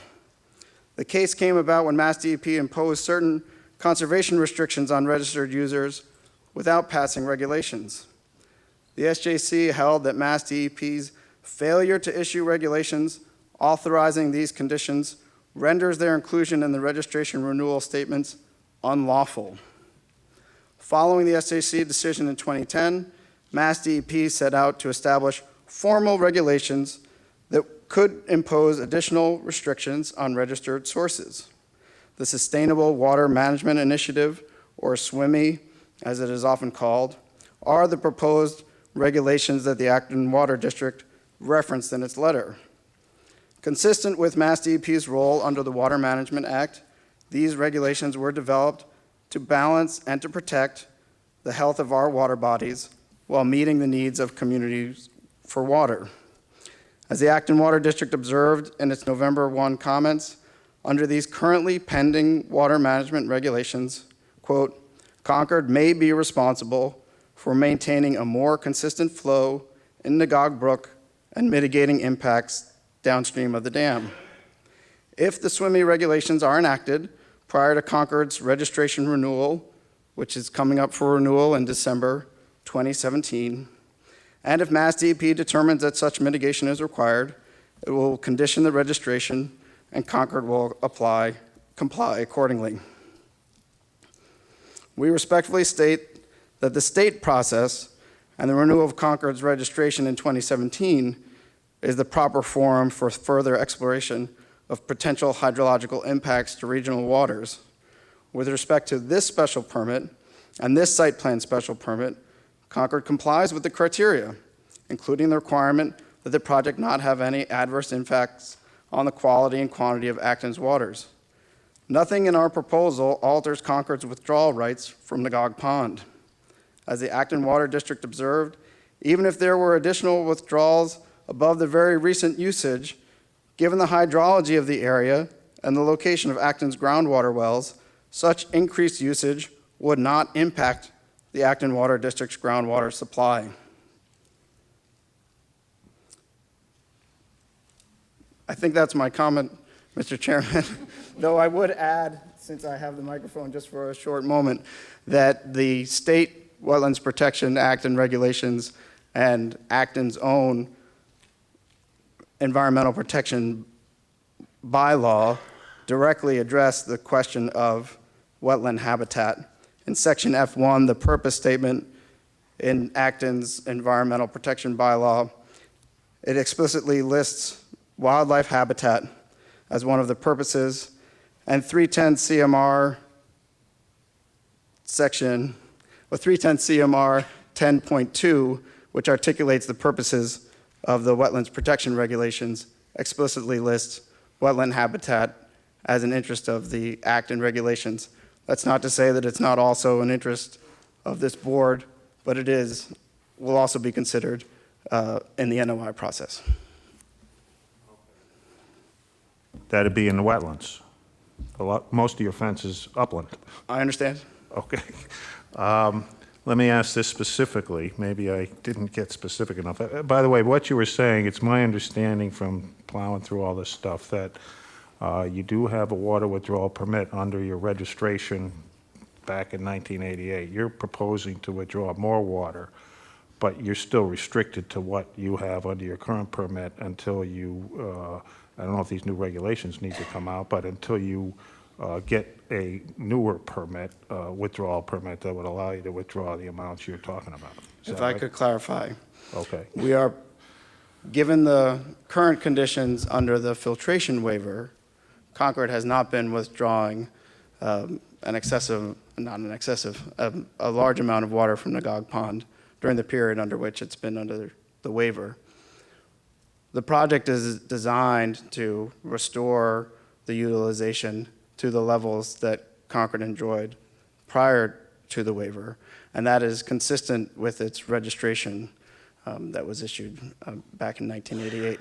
We are not, and Mass DEP and EOEEA noted that we are not seeking to increase the withdrawal beyond what we're already entitled to under the registration, if I could provide that clarification. Okay, thank you. Let me just ask these specifically. Are you willing to accept a condition that requires you to continue providing water service in the vicinity of Great Road in Acton and adding newer expanded service as needed, and I'll throw in to businesses as well as single-family homes? I will certainly take that under advisement, caucus with our people, and get back to you. Okay. Depending on the precise wording of that, I don't know that it would be objectionable, but I'd have to evaluate just how it was written. Okay. You talked about the emergency needs and the provision of long-term. I mean, I think, I'm not sure whether we would deal with this or not, but it does make sense. As a lot of people have suggested that Littleton, Acton, and Concord water districts get together and figure out what the legislation from 1884 allowed and how it might be, allocated in the future if it needs. But that's a long-term thing. The other question in their recommendation is that efforts should be put forth during the special permit process to protect the watershed lands in perpetuity and the future water supply development rights of both Acton and Littleton. I'll leave aside the development rights, but as I understand it, you took this land and the town owns it, and it's dedicated to water treatment and protection of the reservoir. Technically, I think, I may be wrong about this, but town meeting could change that. some point, and not that they would ever want to, but would you have any objection to a condition that said you will put a restriction that requires in perpetuity this land be dedicated to the purposes for which Concord holds it now? I think that the land is public water supply land, as we've maintained through this process, and there is no intention to alter its utilization as public water supply land. Well, the question is, would you be willing to put that in writing? I think that I have. I think that I've definitively stated that Concord acquired these lands for the purpose of a public water supply and intends to maintain it as such. There have been lands that have been dedicated to conservation purposes in the past that requires an act of the state legislature to take out of conservation. And the state legislature has in fact done that. And I'm not saying that this would ever change. Certainly you're right next to the reservoir. But what would be your objection to putting a restriction on the property that gets recorded that says it will be held for that purpose in perpetuity? I believe we're talking about two separate things. I believe there's another parcel along the pond that Concord owns with a conservation restriction on it. We're certainly appreciative and understand that conservation restrictions can be important for preserving natural resources. These parcels that we're discussing that are the subject of the site plan special permit were acquired for the express reason of public water supply. And as we've experienced through this process, things can change. I mean, I think one of the mantras of public water supply is maintaining flexibility in which groundwater or surface waters you utilize. This is a critical part of Concord's water infrastructure, and this land, we're replacing an intake pipe that was put in 1909. In 2109, I don't know precisely what the water needs are going to be, but at this time, this piece of land is critical to the public water supply needs. I think with that comes a great deal of protection for the pond, but I would not agree to a separate conservation restriction on these lands at this time. Okay, let me ask, I'll start with Chin Sung, I guess. This time, do you have any comments on either the Water District's presentation or Concord's response? I guess my first question is for our water district. You stated that you don't really have a good projection as far as what our water needs and stuff would be in the future, and so I understand and take that at face value. If we were to require the usage of Nagog Pond in the future, would Acton Water District's actions include a facility of this nature at Nagog Pond, assuming we were to require similar usage as Concord is proposing in the future? For us to use any water from Nagog Pond would require surface treatment, which is what this plant is. We do not have any surface treatment plants now. So I understand that, but I'm asking that, like, if in the future, if say 30 years from now, it was decided that Acton did require the usage of a significant portion of water out of Nagog Pond, Acton Water District would be constructing a treatment facility like this in a similar location. Is that correct? Yes. Okay, thank you. That's the simple. The issue is that what's not simple is that for us to increase our withdrawal requires state approval from the DEP and all the rules that he just talked about. And so it will happen jointly at that time. So I understand. The real long term is I understand. My point is to convey the fact that that in order to use water from Nagog Pond, there needs to be a treatment facility in there, whether it is owned by the town of Concord or the town of Acton or constructed as such. In order to use Nagog Pond as a water resource, there would need to be a treatment facility in a location as such as the current one is. That is correct? Yes. Okay, thank you. And that is my only question. Katie?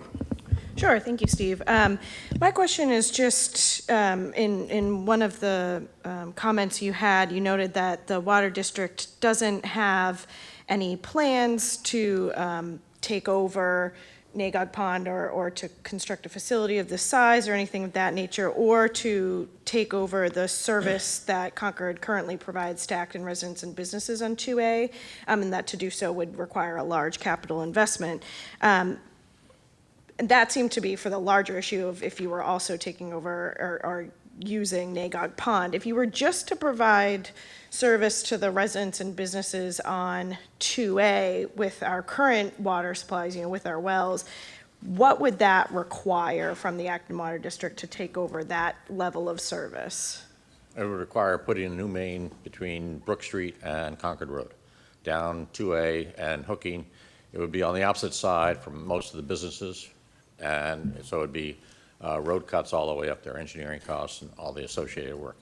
Do you have, and I know that's hard to do, would you have sort of a general estimate of what that might cost? The construction cost is about $400 a foot Okay. for a 12-inch main. Then you have engineering, you have police details, you have all the permitting process and dealing with the state in terms of Route 2A. Okay. So it'd be quite high. Okay. And then if it sounds like Concord's not exactly amenable to conditions regarding, requiring them to continue the service and or connecting, additional residences or businesses, as our understanding is they currently do not allow additional hookups beyond a sort of single-family home size. If that's something that we found to be sort of beyond the purview of this site plan special permit, is that something that you think the Water District would be willing to meet with and potentially negotiate an MOA or something of that nature with Concord on these sort of issues around water rates that are kind of outside of this site plan special permit's purview? If they refuse to hook up anybody, I guess it'd be hard to put that into an MLA. I mean, No, but I guess are you guys willing sort of on, because it's a we don't have a water main, we can't hook somebody up. They have a water main, they can. I mean, No, I guess my question is more, are you willing to, again, the being the sort of entity that deals with the water in the town, be willing to talk with Concord about these larger water use issues outside of kind of the issues that we're dealing with related to this site plan special permit? Because they sort of some of these might fall outside of our authority. He referred to the SWIMI rules, and water is now a regional issue. Right. And it's going to take a long time for the districts to start working together smoothly. We've worked together erratically over the past. We have hooked up. We do have emergency hookups with Concord now. We have them with Littleton. When there's a water main break, the automatic was kind of like, we have a break, can you hook it up now? Can we turn it on now? And that's really what we want. We don't want to have to go through an approval process on either side. The issue is long-term, there's no question, we will be working together. Okay. And we're willing to. Okay. And it's kind of interesting because we are the only independent district. 'Cause Right. Littleton is a town department as well. Right. As is Yeah, that. it's sort of a weird, it kind of puts us in a different situation. Okay, thank you very much. If I could chime in on that as well, I would just add that Concord would certainly be willing to work on some type of memorandum of understanding or work further with the Acton Water District on those issues. There were, oh, Mr. Chair, thank you. There were several, there have been a lot of comments about the amount of water used by Acton and by Concord. I wanted to commend the Water District on Thank you. on getting us to conserve. My question is, do you have any comments on reasons for the difference in water usage between the towns? No, because I don't know what Concord does. What I do know is that we've spent a lot of time on education, and our water ban has been in place for 15, 20 years, water ban over the summer, water restrictions. And the education we have spent the time on means that. And we also have, there's enough respect for water that when we ask for people to cut back, they do. So when the state put in the warning and we asked for a cutback, our water usage dropped substantially very quickly. And it's partly because of the understanding that our members have of what the water district is. I can't comment on Concord. I have no idea even what they use, so. Okay, Janet? No questions. Okay, I want to follow up with Franny just a little bit. That's an important issue, and it's my understanding that the amount of water usage, just as you say, you can't predict by looking at an Acton build-out plan. Could be a business that uses a lot more water than single-family homes, is what I'm understanding. So does somebody from Concord, the DPW director or the water commissioner, can you comment on reasons why Concord's water usage is a lot higher than Acton's? Sure. Good evening. My name is Alan Cathcart, Water Sewer Superintendent, Town of Concord. Melissa's going to get a slide up there. We sort of anticipated this ask. In a macro response, we'll get to Concord specific, we are all kind of practicing water conservation, most water suppliers today, in similar manner. I would say Acton and Concord are probably ahead of the curve based on the staff and awareness and sensitivity to our customer base, fairly similar as far as environmental interests. With that said, nationally, EPA has a program called WaterSense, and that's the equivalent to, say, Energy Star, most people appreciate and recognize for energy management. EPA's goal for single-family homes is 100 gallons per day per capita. That's a goal nationally. Beyond that, Massachusetts, more specifically, has standards. And they, what you've probably read, if you've read some of the literature, is the standard is set at 65 gallons per day per capita. So that's a metric that we all look at. It's a measure of some sort, but I would say nationally we're well ahead of the curve. Within Massachusetts, Acton and Concord are better than the average. But every system has its own profile, as Acton Water District sort of alluded to. You know, we are not apples and apples. If you look at this particular slide, you can see the makeup of our system is a combination of residential, 62%. My eyes are a little blurry at this hour. It's clear at 5:30 in the morning, but this is commercial, industrial, about 20%. And what we have also is regional services, Emerson Hospital, MCI. So that's our kind of profile. When you get into the residential discussion, that's where you start getting into, you know, what I would call, it's not meat cleaver discussion. We're now down to scalpel, measuring between a 72 gallon per day per capita or a 65. It'll vary season to season. But what you will see is residential per capita is driven by really the profile of what kind of residence you're talking about. Multifamily units use significantly less gallons per day than a typical single family. That's just the nature of the beast. In Concord, where we look at the profiles of similar systems, we are less like Acton when it comes to the number of single-family residential and more like what we have Lincoln, Lexington. And I know this is a little blurry and I'm barely seeing this, but I know we compare very favorably to those two communities which have more like kind of residential development.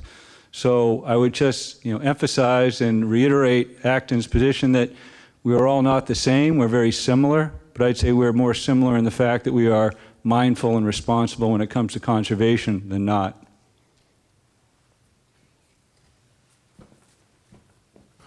Okay, thank you.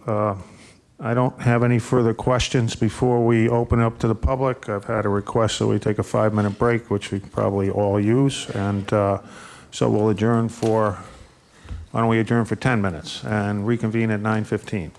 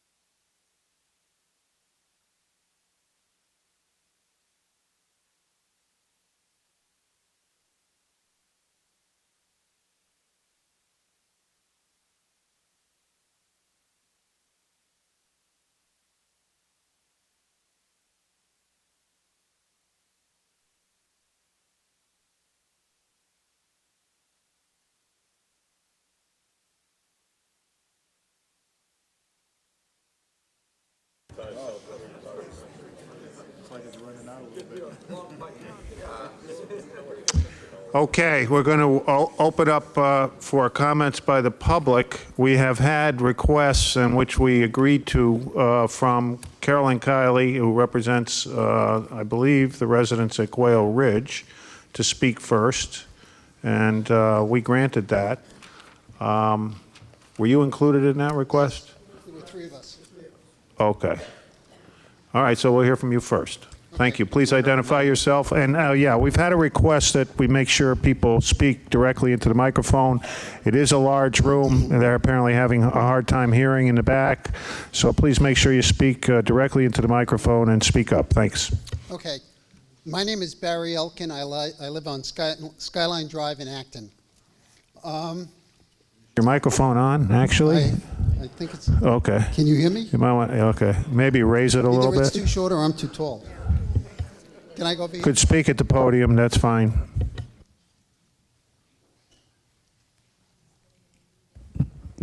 Okay, how's that?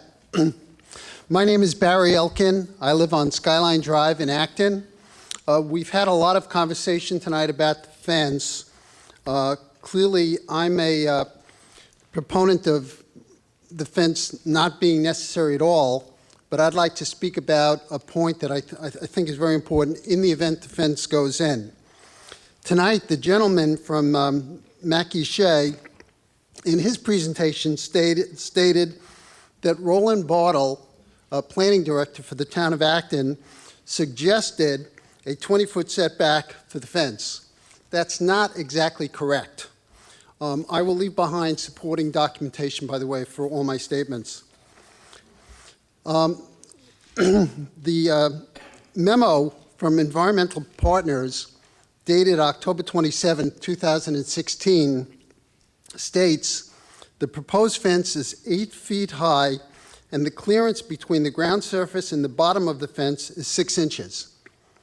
In addition, we heard tonight, and the memo from Mackey Shea dated October 27, 2016 states, given the topography and terrain in many locations along the fence line, the clearance will average between 8 and 12 inches. This means we're really not talking about a fence 8 feet high. We're talking about a fence between 8.5 and 9 feet high, depending on the location. A memo dated October 26, 2016 from Roland Bartle states, the Acton zoning bylaws allows property line fences up to 8 feet in height. If higher, the fences must meet setback requirements for structures. Here, that is 20 feet.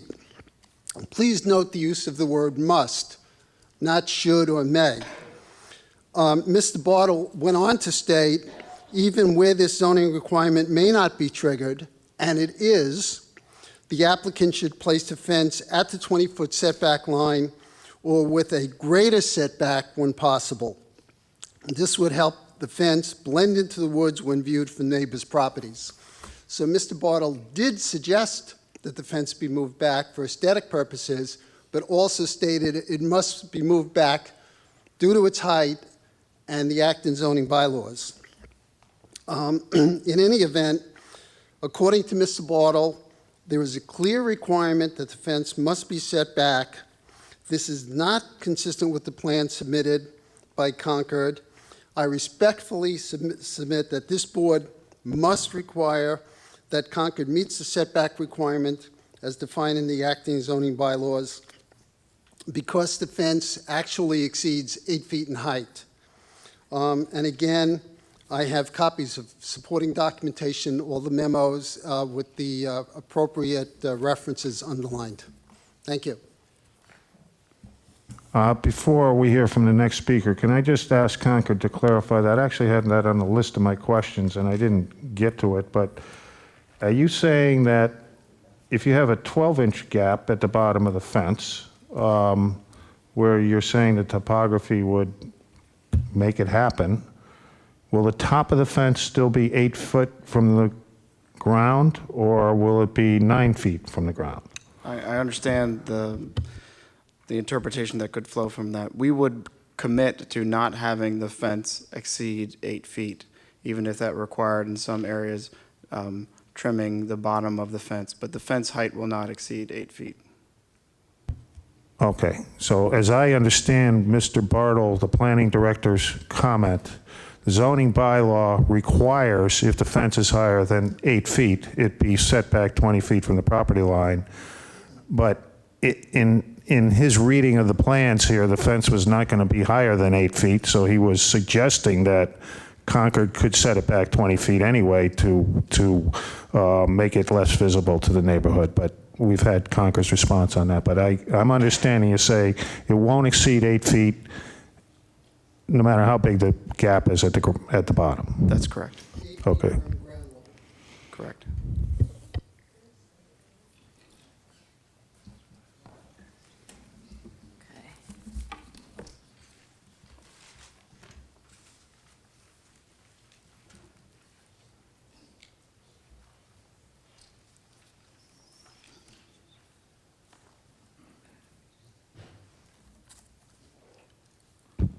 I'm Carolyn Kiley, and I'm also here to talk about the project, but I'd like to start by responding to some of Concord's comments from Mr. Durning. His opening statement was, quote, "This is just maintenance and improvements," end quote, to its water supply infrastructure. If that was the case, if this was just maintenance and improvement to their water supply infrastructure, Concord would be upgrading its ozone treatment building at Nagog Pond and updating the Route 2A satellite pumping facility, not moving the entire operation up to Nagog Pond. That is not just maintenance and improvement, and I find it insulting and untrue. The next thing, he talks about the set of operations to Nagog Pond. In layman's terms, this is a new industrial water treatment system in a residential neighborhood. Again, it's not just maintenance and improvements. And with regard to security fencing, there's no fencing at the Cambridge Reservoir along 128. There's no fencing at the Chestnut Hill Reservoir, and that has significant activity and running trails all around it. With regard to the slide of threats, from my seat, I counted 34 red dots. No one asked over what time period were those red dots put there. And if all it is 34 red dots in 10 years, I find that to be an intermittent problem and not a systemic, consistent problem. And as a resident nearby who walks the Nagog Conservation Land, I can tell you I don't see a systemic, daily problem that would justify a fence of this length. Finally, or not finally, Mr. Durning said the planning board approved this project. That's not true. The planning board hasn't even touched this project. And with regard to the questions about the conservation restriction, we had to live for 6 to 8 months with the threat that those trees along the Quail Ridge property line were going to be cut down. I don't think any of us, you or us, want to go through that again. And that's what I think the conservation restriction was trying to get at. But now let me get into my proposal. Thanks for letting me digress.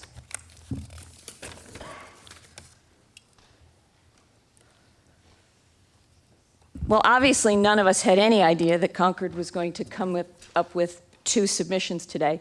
So as of walking in here, or as of, say, 3 o'clock this afternoon, this was an incomplete application.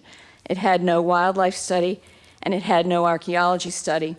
And a proposal to do work, which is what the archaeology study is not a final report. Second, I'm going to tell you that MEPA did not rule that this project is good for the environment. MEPA is the Massachusetts Environmental Policy Act office, and I'll get into that. Concord has told you they will increase reliance on Nagog Pond for water, but what they didn't tell you, and I'll show you, is that they're going to rest its own wells. So they'll be storing and stockpiling water while they're using ours. Concord's plan still violates, and I'm going to get into all of this, our zoning bylaws. And considering the greater good of Acton is to consider the long-term impact on the future water supply of Acton. I told you that we didn't know that the wildlife study was supposedly complete. I looked at it during the 5-minute break. What Concord said they were going to be providing, this is in their October 27th letter, is a wildlife assessment and wildlife habitat impact assessment associated with the fence. What was submitted today that I just looked at was a page and a paragraph letter, one paragraph dealing with wetlands, one paragraph dealing with wildlife impacts, that is a conclusion that this fence won't harm wildlife and they can go under or around it. That's not an assessment. Concord promised us on October 27th an assessment, and a one-paragraph conclusion is not that. Okay, that's a terrible resolution picture of a deer. I'd like to see that go under a 12-inch fence. That's in my backyard. It's not incongruous. It happens all the time that we get deer in our backyard. To require them to go a mile to go back to their dens is, well, terrible. The archaeology study. I'd like to step back and give you a little history, because it is kind of funny. Last November, between the two Conservation Commission hearings, Concord submitted for the record a 1994 archaeology study that showed a significant archaeology site right in the middle of their proposed solar field. No one made Concord submit that report. They submitted it of their own free will. And it wasn't until we looked at it that we told Concord their solar panels were on top of a significant archaeology site. Then Concord did another archaeology site in response to those concerns in the winter. 2 more significant archaeology finds in the middle of the solar fields were discovered. This time they learned, and they didn't submit it to you, but they did submit it to the state as part of the MEPA process. So now we get last Thursday, Concord's October 27th letter. And Concord said they hired Public Archaeology Labs, PAL, quote, to confirm that the project, including the revised fence line, does not interfere with any archaeology resources. Those were Concord's words. They wanted PAL to prove that the project didn't interfere with archaeology resources. So what does PAL do? Their October 27th letter, which is Exhibit I in your package, points out immediately that Concord's project, including the fence, does potentially interfere with archaeology resources. They say that the proposed infiltration bed and the security fence are areas of concern. There's 2 zones sensitive for pre-contact Native American cultural resources. The fence in another site impacts both pre-contact Native American and post-contact archaeological resources. Then yesterday, the Mass Historic Commission, Acton received a letter from them requiring an extensive study. So what you received today, just as I guess we were walking in here, or whenever it came in, it was simply a scope of work from PAL. It's not the archaeology study, it's what they're going to do. But what do you think the study is going to show? Of course it's going to show that the project, based on what's been found in the past from limited study, will impact archaeological resources. Now you have every right today to tell Concord that their application is incomplete and reopen the hearing when they have their studies complete, and these studies are submitted for public review well in advance of the next hearing. Now, we are all tired of this, but it's frustrating that here we are after January when this came up, and Concord was told to study this with an intensive archaeology study from the Mass Historic Commission in January. It's frustrating to be here today and have the work not be done. Now, MEPA. the Mass Environmental Policy Act office. Concord states that MEPA approved their plans. But MEPA did not rule that this is good for the environment. MEPA only ruled that the alternatives were considered, and it's up to the permit process to decide whether this process should be allowed. Let me quote from MEPA: "It does not pass judgment on whether a project is environmentally beneficial." So you weren't told the whole facts. MEPA approved it, but that does not mean that it's good for the environment. And the fence, what's interesting is Concord told the state that security was going to be no trespassing signs. And when they added the fence, they never went back to MEPA and adjusted their report. Unfortunately for all of us in this room, what MEPA did when they learned of the fence, they said, well, that's a local issue that will be decided locally, and MEPA wasn't going to get in the middle of it. Now, with regard to water supply, what you weren't told, and it's in the MEPA certificate, is in the well, we don't know in 2016 use, but 2015, Concord only took 6% of its full water supply from Nagog Pond, and 4% in 2014. Yet they told the state, and I quote, this is from their draft environmental impact report, "If the intake pipe is not replaced, there is a high risk of failure which would cut off the water supply entirely, leaving the town of Concord unable to meet its water demands to Concord and Acton." Now, this is an absolute gross exaggeration, but they told that to the state. How could 6% of its water in one year and 4% of its water in another year mean that they're unable to meet their water demands, especially since they have a hookup through Bedford to the Mass Water Resources Authority, MWRA Water? And despite public comments, the state bought their argument. In the MEPA certificate, it's stated that they're going to use Nagog Pond, quote, "which will be offset by a reduced use in its municipal wells," and Concord confirms that in their letter from last Thursday, that that's what they're going to do.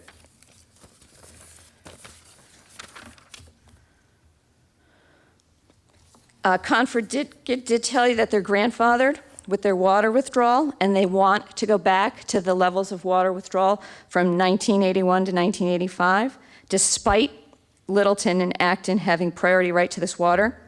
And you heard Mr. Durning, Concord has no intention of sharing the pond. I want to point out that our Acton Water Supply District, there are 3 recommendations. They weren't or, it's and, if these 3 conditions are met. The first, water service in the vicinity of Great Road and Acton. Concord didn't address that.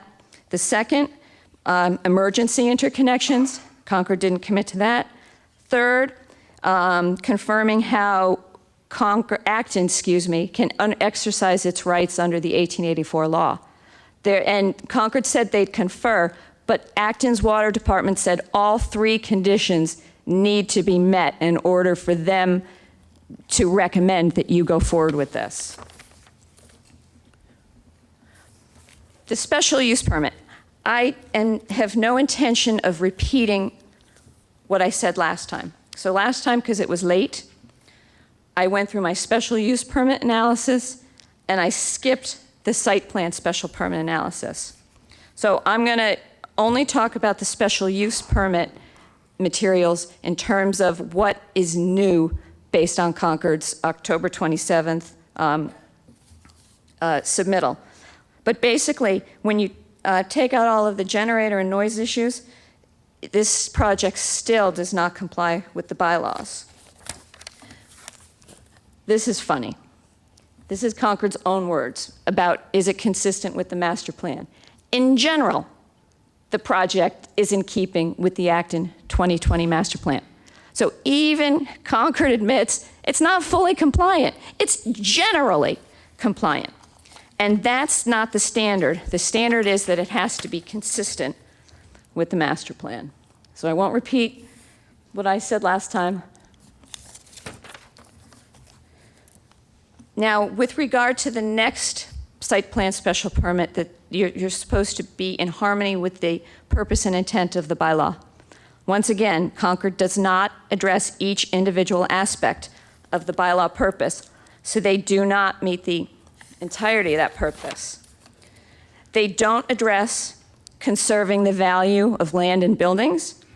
Property values are going to decrease with a 9,000 square foot residential industrial building with a fence in a residential neighborhood. Concord doesn't discuss protecting and enhancing, well, they kind of did, the quality and quantity of Acton's surface water and groundwater. I believe they haven't gone far enough in answering that one. The third thing, how will this lessen congestion in the streets with truck traffic? That does not lessen congestion.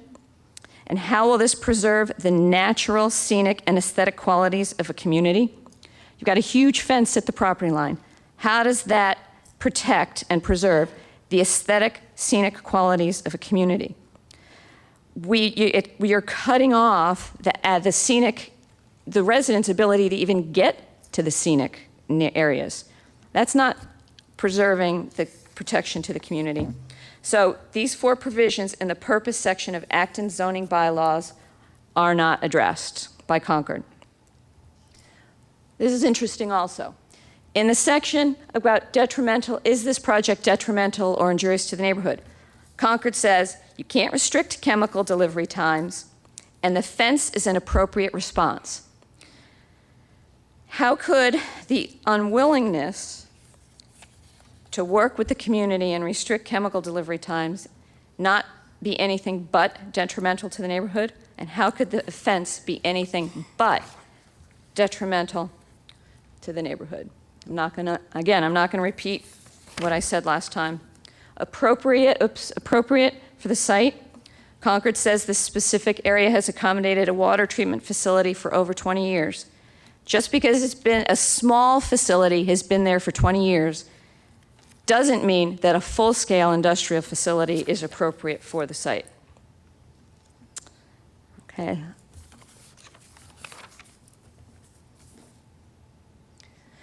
Complies with the entire bylaw. Concord is silent on 10.3.5.5. I won't repeat myself, but because you can't make a finding that all of those provisions in the bylaw are addressed, you can't issue a special permit. Now, last time I spoke, I skipped the site plan special permit. You have 5 affirmative findings that you need to make.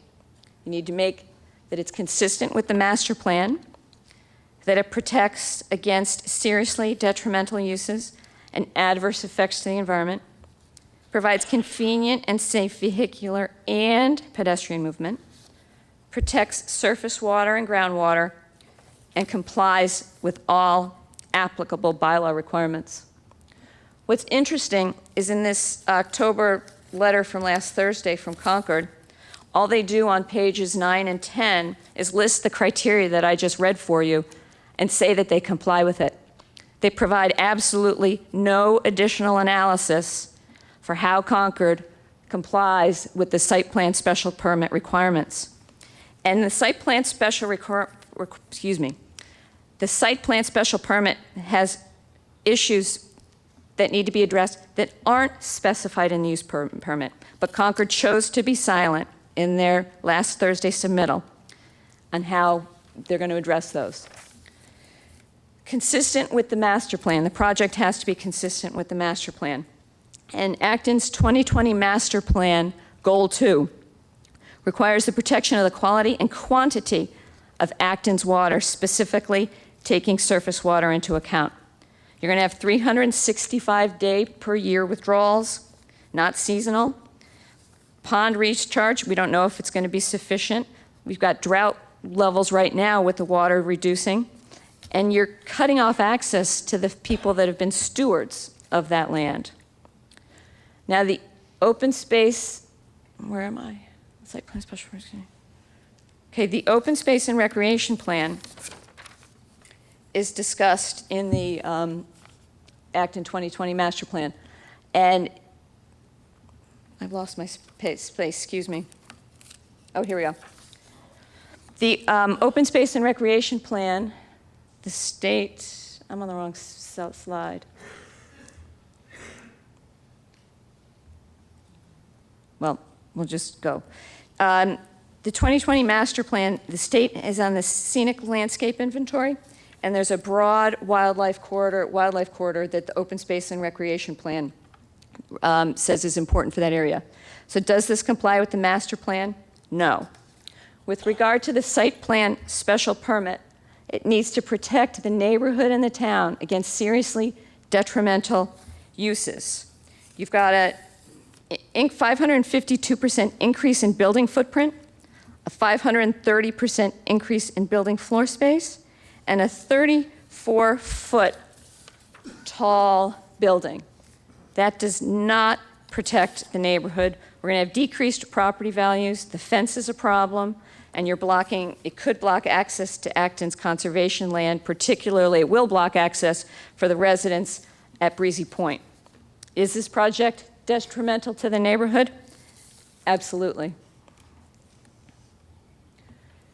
Does this project provide convenient and safe vehicular movement? Concord doesn't address that. They won't limit chemical deliveries, and they have not offered to limit truck traffic during construction. Convenient and safe pedestrian movement. Concord doesn't address that. The fence cuts off pedestrian movement to the conservation land and the pond. And you've got unsafe pedestrian conditions on the Acorn Park Road because Concord won't limit truck times. You need to limit adverse effects on surface and groundwater. I think that's been covered. For a site plan special permit, you need to rule 10.4.5.7 that it complies with all applicable bylaw requirements. I've shown that this project is not consistent with the master plan. This project does not protect the neighborhood and the town against serious detrimental uses. It has adverse effects to the natural environment. It doesn't provide for convenient and safe vehicular movement, doesn't provide convenient and safe pedestrian movement. I postulate that it doesn't protect surface and groundwater, and because all of these provisions can't be ruled in the affirmative, the site plan special permit should be denied. Now, who benefits? It was stated recently that this decision needs to be made in the best interest of all of Acton, and that may mean that a decision would be made that was contrary to the wishes of the abutters. I would like to repeat what the chairman has stated numerous times. This is a zoning matter, and it's a legal proceeding. In a zoning matter, the bylaws are what you need to base your decision on. And the zoning bylaw provisions that you must affirm tonight require that you affirm that this project is in the best interests of the neighborhood. 10.3.5.3. Let me be specific. You must affirm that this project will not be detrimental or injurious to the neighborhood. If you can't rule that this project is in the best interest of the neighborhood, then you can't vote in favor of it. That's what the zoning bylaws say. And if you were to consider the greater good of Acton, you need to consider the long-term impact on Acton's future water supply from this project. Finally, who would really benefit from this project in Acton? The sole beneficiaries of this project would be the few landowners and their developers along Route 2A that have been restricted in developing their lands because Concord won't provide them water. And that's only if Concord were to change that policy. To rule in favor of developers and their financial interests and against the neighborhood is contrary to the bylaws. And finally, the issue of delivery of water to that portion of Route 2A served by Concord is a long-term issue. It's not something that Concord should be asked to solve to the detriment of the impacted neighborhood. This is a long-term issue that Acton must address, and it's not something that a swift okay of this project will solve in the long-term best interests of Acton. So in conclusion, the missing studies which appeared tonight, one's not a study, it's a scope of work. The other isn't an assessment, it's a conclusion of the wildlife.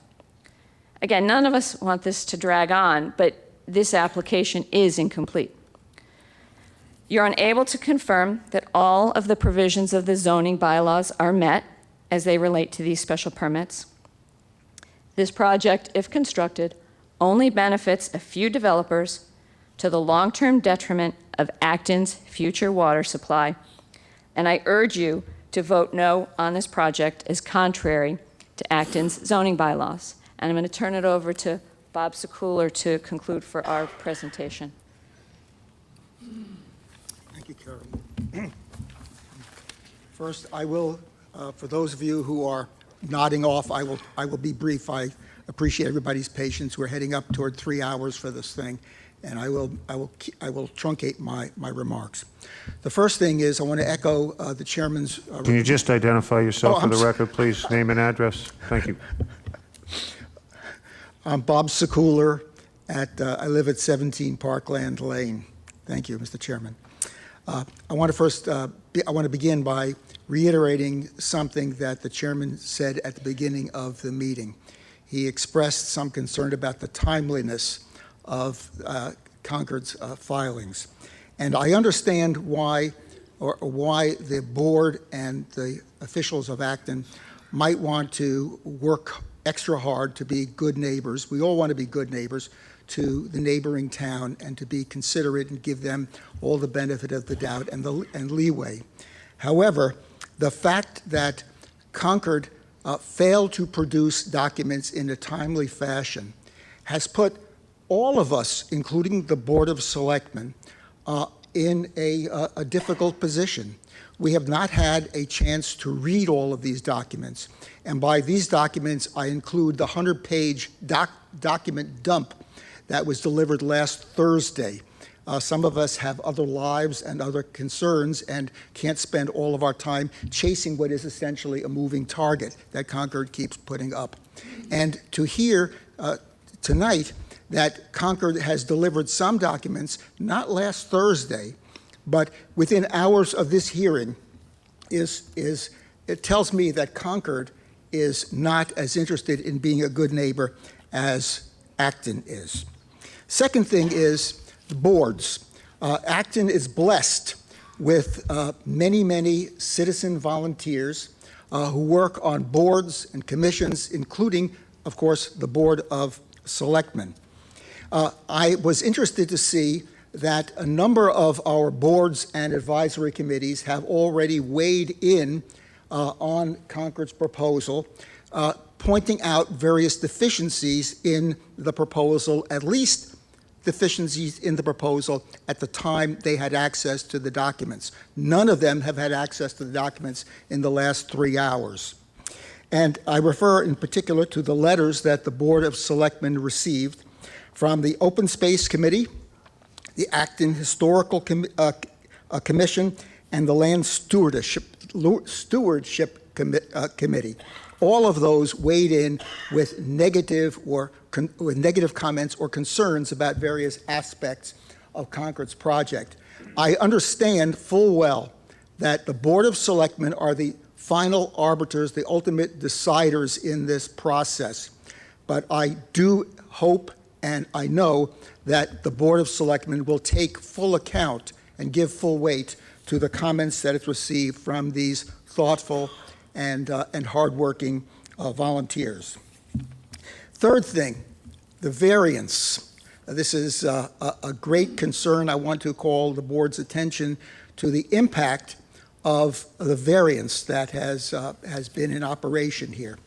In 1994, 22 years ago, Acton allowed Concord, via a variance, to construct a small ozone plant at what was at that time a completely undeveloped area. There were no houses there. And at that time, I'm sure that the granting authorities thought that that was quite a reasonable thing to do. When this process began, the process for considering the new development, which includes a massive water treatment plant and a complete change of the landscape, when that process was initiated, the Board of Selectmen, with the advice of outside counsel, decided that the variance that they had been granted 22 years before still operated, even though there were enormous changes in the conditions that made it possible for people of good judgment to issue a variance 22 years ago. Things have changed, and this is an inappropriate decision. Now, what's done is done and cannot be undone. But I just want to call attention to the board to the fact that permitting this project now under those conditions with what I consider to be a faulty variance will set a horrible precedent. Imagine Joe Schmo, the developer, who has a variance for some small building on a large piece of property somewhere in Acton. He has this variance for 22 years. And comes to you and says, I'm going to build a massive project, a big supermarket or whatever on that land, and I can do it without having to get a new variance. Why? Because 22 years ago, under very different conditions, you or somebody in the Acton Town officials gave me the variance. My point, members of the board, is that by granting this permit, we in Acton will be setting a terrible, just a terrible way of thinking about the permitting process in Acton, and that precedent is going to, I hope it doesn't, I hope I'm wrong, but that precedent could come back and bite all of us. Finally, if the board were given, despite everything it's heard tonight, and all of the issues of timeliness and misrepresentations by Concord, if the board were to permit this process, despite all of those things and despite all of the input from the boards and interested citizens and other people, if it were to permit the process, I would suggest that there are a number of conditions that should be imposed as part of the process. Well, you have already talked about some of them. You've raised them. So, for instance, the Acton Water District's very thoughtful and important 3 conditions that they wanted, we all wanted, imposed on Concord. That's a very important condition. If Concord doesn't want to agree to those conditions, well, that needs to be taken into account.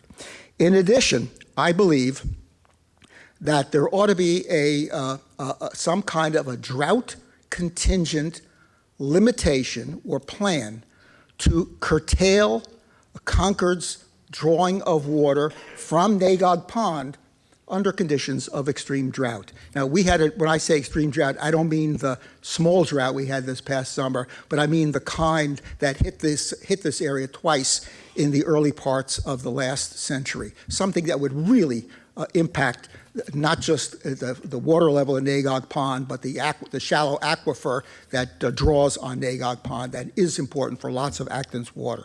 Second thing, I would urge the board to consider putting a condition on that requires Concord, as part of the process, to put a conservation restriction on the land.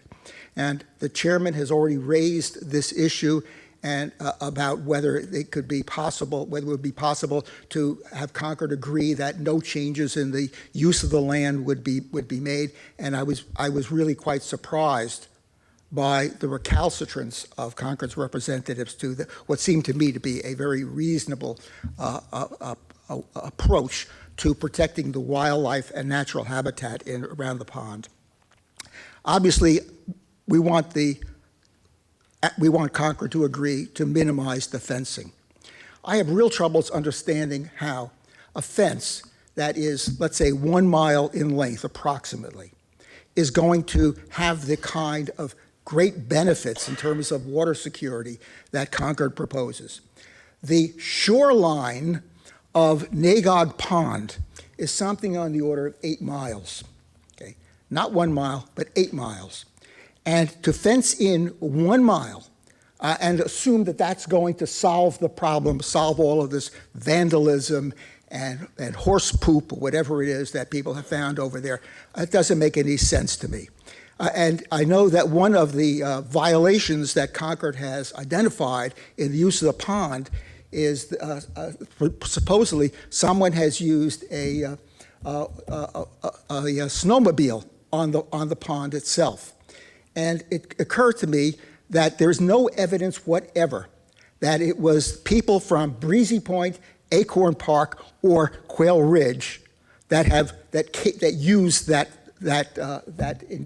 caused that intrusion onto the pond. It makes no sense to me.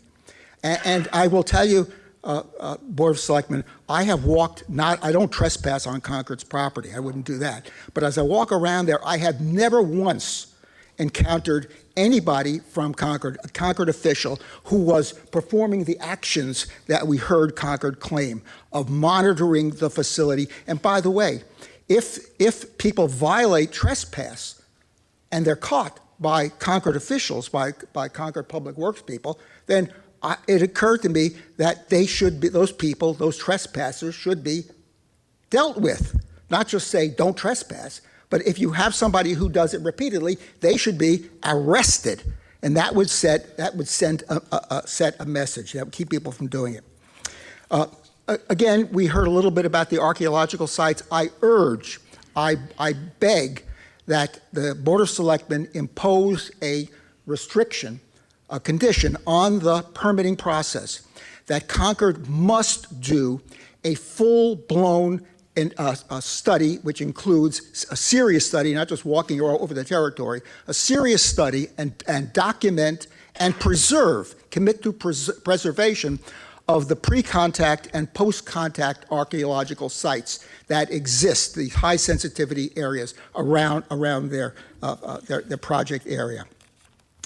And I would like to ask the Board of Selectmen to require that Concord work with Acton Public Works and other knowledgeable entities to see if it weren't possible to reduce the size of that mammoth building. To have a building that is close to the size of Acton Town Hall, plopped down on that piece of property that was originally were granted a variance for a very small, modest ozone plant. It just seems outrageous to me.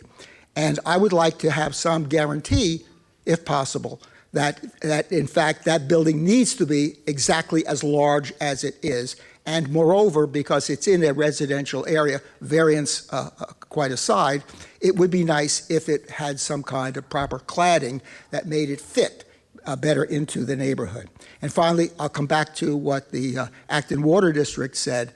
I would urge the board to put 3 conditions, to add to my list of conditions, the 3 conditions that the Acton Water District articulated before. I think they're very sensible and very timely. Thank you for your attention. We have members of the Pine Hawk Archaeology Group who have asked to speak as well. I'm going to give them an opportunity to present their point of view.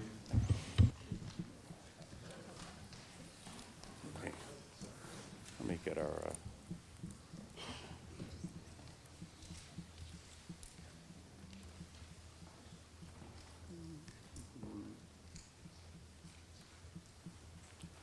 Thank you, Mr. Chairman. I'm Bob Ferrara from 10 Wachusett Drive.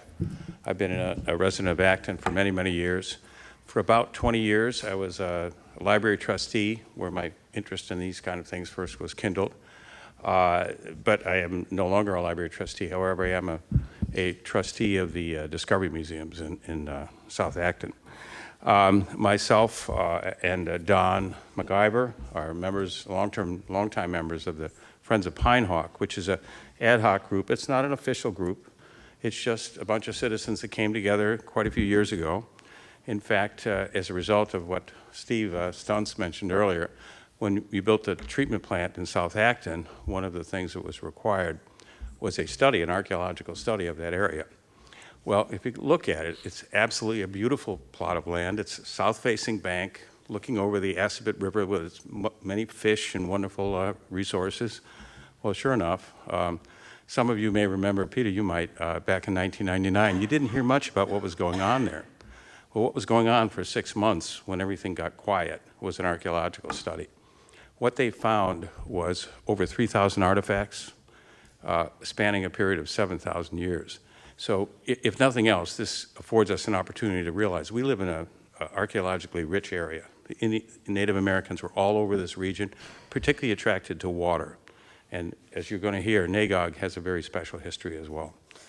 So that's a little bit about our group. We started back in 2002 is when we were formally incorporated, or formally started, actually as part of the Friends of the Acton Libraries. We have sponsored a number of lectures. We set out three goals. One is we wanted to get the public more involved in our history. We wanted to have the schools have better access to the Native American history, and in fact, there's a segment now in the 4th grade, and one of our members is always from the Acton Public Schools. And lastly, we want to get some of those artifacts back up here. PAL, who's been mentioned earlier, Professional Archaeology Laboratories, same one that is being proposed for the study here, did this study back in 1999 and 2000. And so we've had a bunch of the artifacts recreated and are now available in the library to whoever wants. And we've created some other artifacts. Oh, including a wonderful display that's also in the library now. Let's see. Oh yeah, we also have a book group that we just started a few years ago, and we do a lot of work on the Trail Through Time in North Acton, which also has significant Native American resources too. If you want to learn more about us, you can go to the website of the Acton Memorial Library. And that's our original mission up there, to promote understanding and archaeological and human story behind the great trove of Native American artifacts discovered at Pine Hawk. We've obviously grown a little since then.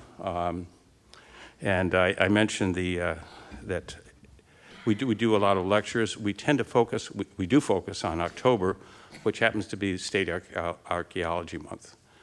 Significantly also, November is Native American Appreciation Month. So those two fit our two themes very well.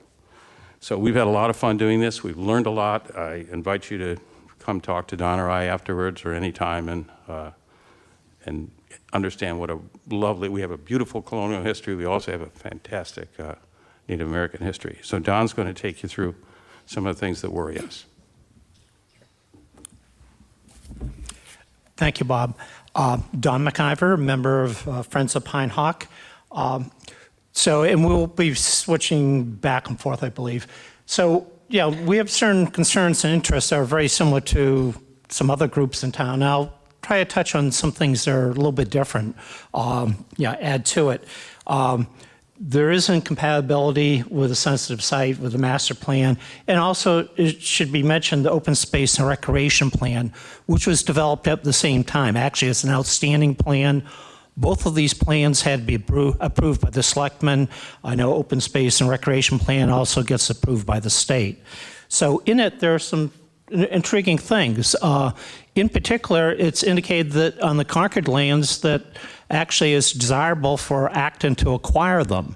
And the same thing says that in the Littleton open space recreation plan. You know, the idea was not to have this fenced off, but actually to incorporate this and have this accessible. Some of the groups that have entered some very good comments are the Open Space Committee, which has entered a 3-page document, one showing migration routes of animals and so on. But they in particular mentioned the way to protect the land there is what actually the selectman had mentioned was through a type of conservation restriction. The state uses what's called a watershed preservation restriction, WPR, for Quabbin Reservoir lands. They're both private and owned by others, and Wachusett Reservoir, both drinking water reservoirs. There are no fences there. There may be limited fences in some very critical areas, but they're really completely open, and they're intended to be open. So the WPR is the appropriate instrument to use here. If for some reason you don't like the provisions of it, there's the standard conservation restriction, which everyone is used to as an easement that's done on private and town lands. So that's quite appropriate. The LSC is the Land Stewart Committee. They, for a long time, have been trying to connect trails together. One in particular is the Trail Through Time, which goes from North Acton, which ties in historical areas and goes by Native American areas. And the interest is to have it go by Nagog Pond and connect in Littleton to the former Praying Indian Plantation, which abuts Acton. Their trails are all ready. The idea is to open them. As far as I know, for 25 years, at least is how long I've been in the area, people have been trying to open these trails and have been denied access. So, yeah, that's something, this proposal is not in compliance with that. And these ideas are actually in the open space plans, and they've been suggested for a long time, as well as from the letters from these different groups. And of course, the Historical Commission, which asks for archaeological studies, and that's been a main concern. I should point out that, we talked about things being delayed. There are all sorts of people, agencies that have reviewed these documents, like the Wampanoags, for example, looked at a form that was filled out a long time ago, and the project has changed drastically. There was no fencing. There was all sorts of things have changed. So they don't even get a chance to see what the project is. And in fact, what they got entered was just a small dot on a map where the disinfection area was. What didn't show the lands underwater where Native Americans were, or where the fencing is going to be. So, it's sort of unfortunate we don't get to see that. And we missed the comments. These you've seen before, and I'll just mention new things here. I did mention the open space and recreation plan as being really sort of part of the master plan. And if you look at it, it says it is being developed together. It's really long-range planning in both cases. And the real question here is this plan appropriate for the proposed site? And I say no, just to give a few examples. And just looking back in history, when Concord actually put in its water supply system in 1909, it was done by civil engineer William Wheeler, who was really outstanding. And he's claimed the reason why Nagog Pond was desirable was because it was desirable water. It's certainly the best water around. And economically, it was feasible. It was the cheapest thing to do. Today, things have changed in those 115 years. It's still very desirable water. In fact, it's better than a lot of the groundwater that Concord has. But things have changed. There's been development. And what they're proposing is by concentrating everything there really shifts the burden upon Acton. It's great for Concord, but it doesn't serve Acton. And I'll explain that in a little more detail. And also, it's worthwhile to think of is what you have before you, not only is it changing, but this is a snapshot in time. When you put in large developments, things will change. There will be growth, new regulations. I mean, look how the regulations have changed and affected this. And then there will be expansion. There'll be increase in usage. So this is just a snapshot in time. This is something tightly shoehorned in the far end of a residential development. So there'll be future requests down the line. And finally, I've mentioned there's a sensitive area. Here's completely new development, which gives you a lot of latitude as to what you want to do. Everything's being done completely new. And it's put in a tight residential area. Usually one has latitude, and having served on a number of regulatory boards, usually when someone's doing something different, it isn't like a slight modification as the disinfection aspect was when it got put inside that current building. This is completely brand new.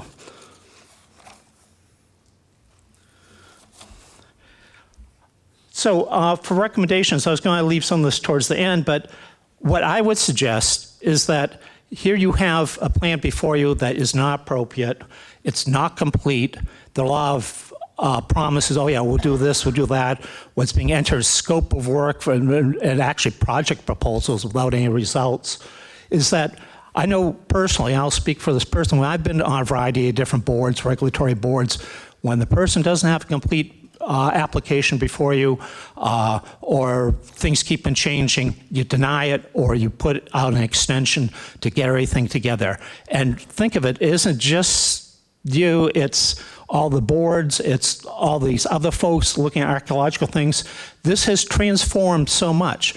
What typically happens when a project transforms this much, that anyone can do this, you enter a project change notice to MIPA and the state, and there's refiling, because everyone gets the chance to regroup and see what's currently being proposed. I think, I'll speak for myself, I think that is appropriate, but you're the granting authority, and it's your decision. And next, just moving to alternatives for everyone's benefits, not just the project proponents, I suggest eliminating the extensive fencing, which adds no real value and deteriorates the surrounding property. You've heard the second part about deteriorating the surrounding property. I would claim it would be for the wildlife aspect as well and the trails. But the extensive fencing is just a span that goes a long distance and seems mainly to separate two sections of land. Wildlife need connection to the water. This doesn't really accommodate a lot of the wildlife, and I don't see it adding any value. But I'll move to the next point, which is you should permanently protect the watershed land. You've already heard the use of WPR or CR easement, but also allow low-impact public access as part of the permitting process. Not an add-on, we'll do it later. It needs to be, everything needs to get resolved as one parcel. This is a project that you should have the WPR, CRs in place, and you should have the agreement of who can use what trails. People have been trying to do this for a long, long time. And if you want a project for you, look at the full project.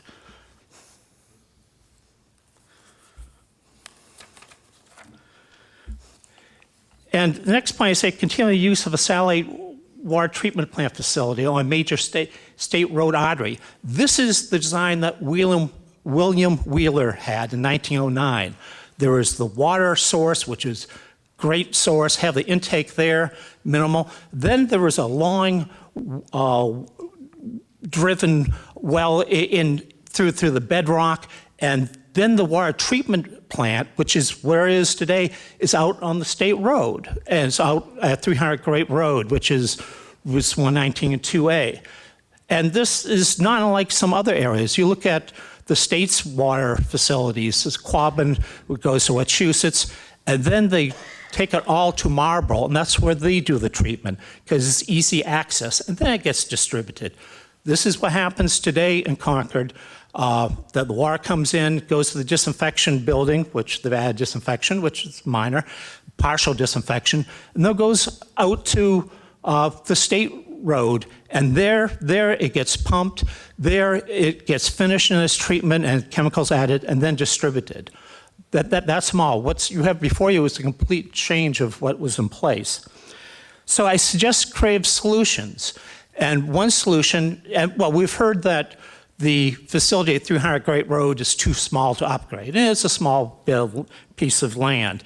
For 150 years, something has been there. 50 years, that building's been there. One possibility is to acquire other land next to it. Certainly, if people had planned ahead, they could have, and that would solve most of the problems. You would upgrade the water treatment plant in place to where it is now. There is one house for sale there, that's sort of historic, but that's one possibility. You grow the site and continue the configuration. Another possibility is to relocate the satellite facility. And you've heard this before, and this strikes me as the most reasonable approach. You go down that state road to where there's an operations center for the municipal light plant for Concord, 25 acres, industrial yard, Mass Department of Public Works owns other land around it. It's an industrial setting. You can have all the security. You can have any type of power generation. It would remove all the problems. Now, what you've heard as a counterpoint to that is there are some people along 2A, 119, some Acton residents, some commercial residents that need to be serviced. So, okay, you inherit that problem. But if you inherit that, then the way to solve it is maybe through some additional piping. So that's going to cost. That may be part of the true cost of this project, not just the $14 million of plunking this down next to the pond, but there's additional cost to truly solve the problem for everyone's advantage. And so one possibility, the person that benefits from the project pays for it, project proponent. Another possibility is there is some fair division between the two municipalities as to what might be fair for that. A third possibility, and maybe combined with the other two, is that both towns with their legislators go for a state water infrastructure grant. There's a benefit to two communities. Let's try to find some way to offset the cost.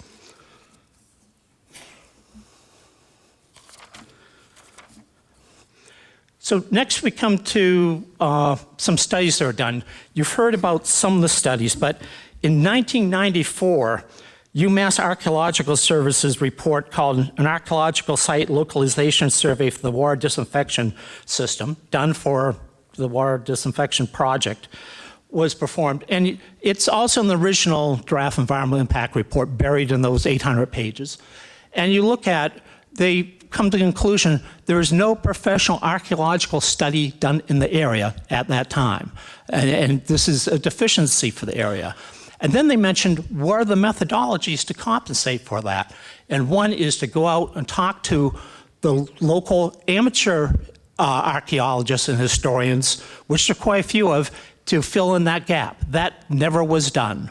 And there are a lot of people, both in Littleton and Acton, historical societies, have a lot of knowledge and interest and have built up, much like the group you're hearing from, but other people have done reports, they're done studies and so on, and look at that and report on that. That hasn't been done. So really we're at a disadvantage because there's been no professional archaeological study done in general in the region.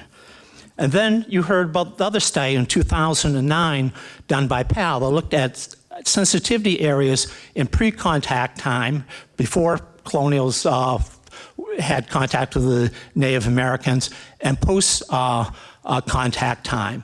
And that was done through Acton, for Acton. And there's a message here, when you have something done for yourself and you have them reporting to you, you get better responses. So the idea of having money given to you to hire your own people might make sense in some of these studies. But in this case, they came back with this information, and it's interesting seeing where the high sensitivity areas are with respect to the project that's proposed. And this wasn't included in the draft environmental impact report. The Wampanoags didn't see it, Mass Historical didn't see it, but we will show it to you.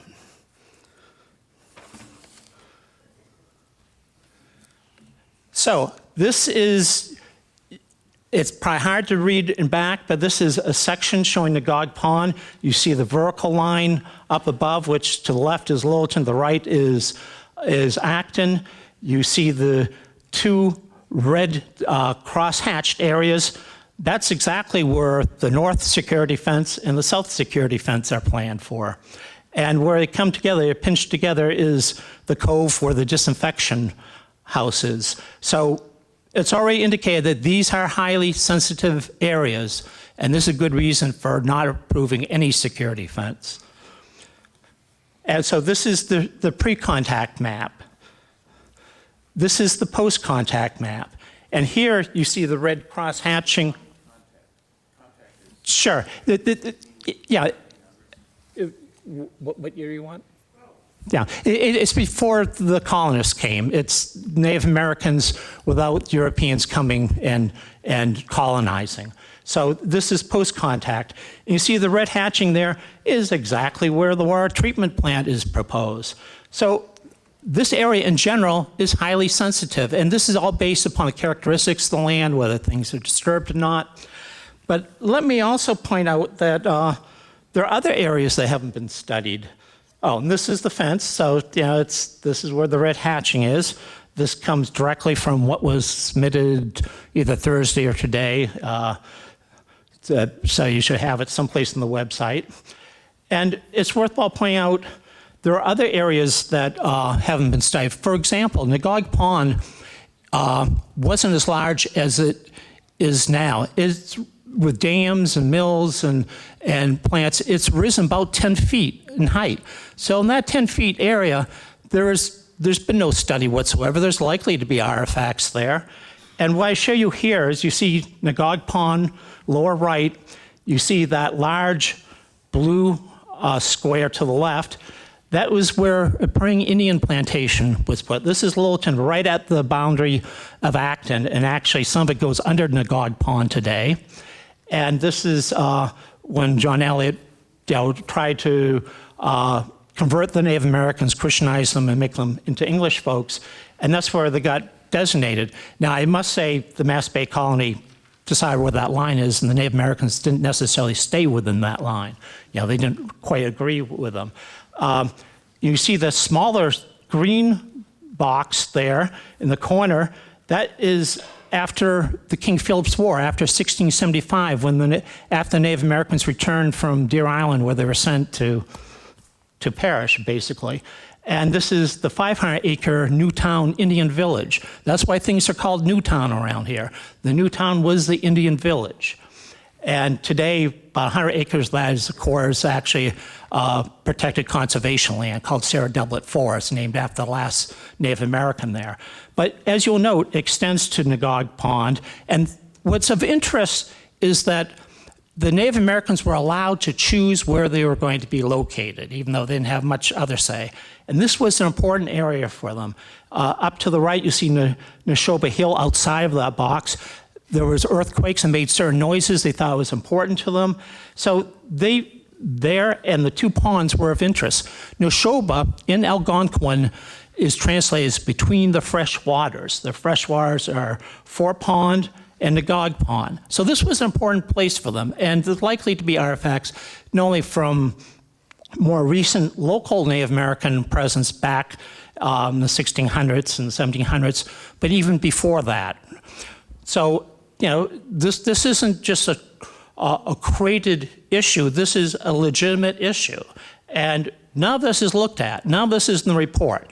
So this is why archaeological studies do make sense. So,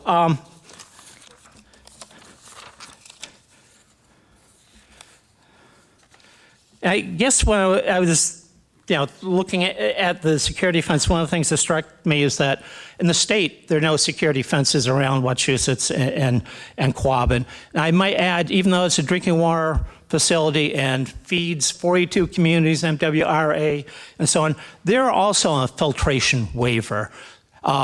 Here's Concord is going to have filtration in place, removes all the concerns of law of Giardia and all these other concerns that is proposed. So there should be no reason to prevent people to walk about. You may not want high impact use, but low impact use like trail usage and hiking should be allowed, and people shouldn't be fenced out. In Concord, if you look at their current water supply, there's no fencing around any of their little in-ground well buildings. Now, granted, it isn't surface water, but there is no fencing there. The only fencing that you see is in Acton. Actually, there are two places. It's what's currently in place around the disinfection building, which makes sense. It makes perfectly good sense. It's a level of security, and you also might want to prevent people from being inside the yard. Other things are done by locks. That's the only place. The only other place is actually out in 300 Great Road, which is the pumping building, and there's a 20-foot span of chain link fence with barbed wire. You can walk around it. I think it was there to keep people, or maybe insurance policy, to keep people away from an emergency generator, but you can walk between the building and the emergency generator, you can walk between the emergency generator and the fence. I mean, it really doesn't seem to make any difference. That is the only fencing that's in place for Concord Water system. And but for that 300 Great Road facility, you might be concerned with that as the Bruce Freeman Trail is open up and a lot of people going through there. You may actually want that fence to be connected to the house so people don't interact with the generator. So, and also the fencing, I look at the cost that goes into this fencing, not only the bad will and the cost, much better that money gets spent to actually work with the host community, to actually resolve issues, work with the neighbors. I mean, that's a true solution. That's what's done elsewhere. And also, you mentioned Cambridge. I happened to be on the Cambridge Conservation Commission for a number of years, and that was our approach to allow recreation in the area. I suggest that's a much better area. And that should be part of the permit process. And just quickly, the land that this fencing's on, a lot of this was acquired with an intent to protect the watershed. A lot of it was done in 1994, and it wasn't necessarily for buildings or for fences. In part, the Trust for Public Land, a large nonprofit agency that protects lands for the public use, helped Concord in protecting that land. I don't think they ever intended to have high fences to go through there. And I think that might, if you look at the funding for some other lands that are required, you might find some contradictions.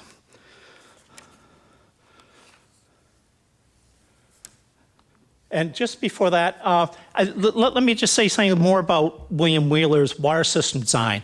What he proposed is still good today, having water intake one area, have it go its length through that drilled conduit to a water treatment plant on a major state highway, which is appropriate, no residential concerns, and whether it's the municipal light plant operation center, which removes all these other concerns, or someplace else, it's a good design. And what we have before you is a complete change.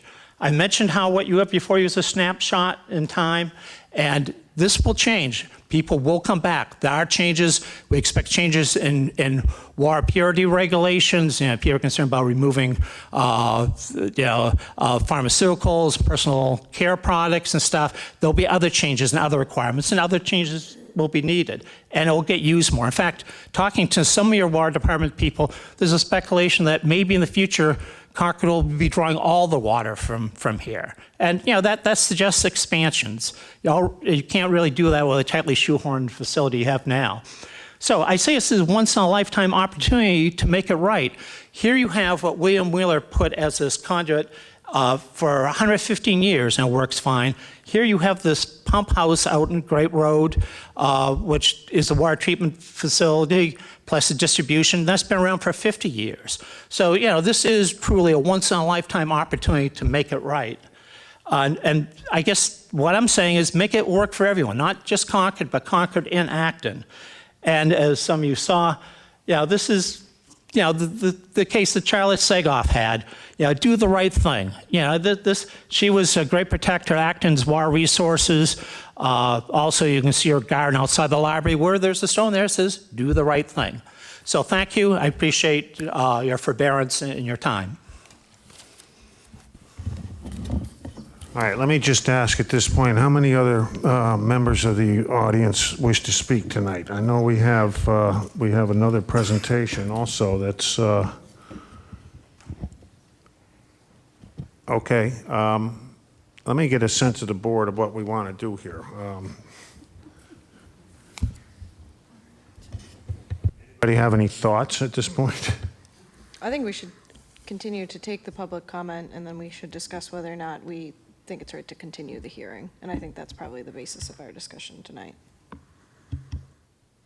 Anybody else? You would agree with that? Okay. All right. Yes, sir. Introduce yourself, please. Hi, my name is Eric Weiss, and I live at 6 Breezy Point Road with my wife and 3 young children. 5 days ago, as we all know, Concord's lawyer Peter Durning filed a supplemental zoning analysis for the Nagog Pond water treatment plant, and that report was filled with factual inaccuracies and flawed logic, especially in his characterization of the Breezy Point neighborhood and the need for a security fence. Ultimately, it is up to you, esteemed selectmen, to separate fact from fiction, and I hope my personal statement may help you do so. Inaccuracy number 1, Peter Durning writes that, quote, a fence clearance of 8 to 12 inches will be sufficient for anticipated species to freely traverse the security fence, unquote.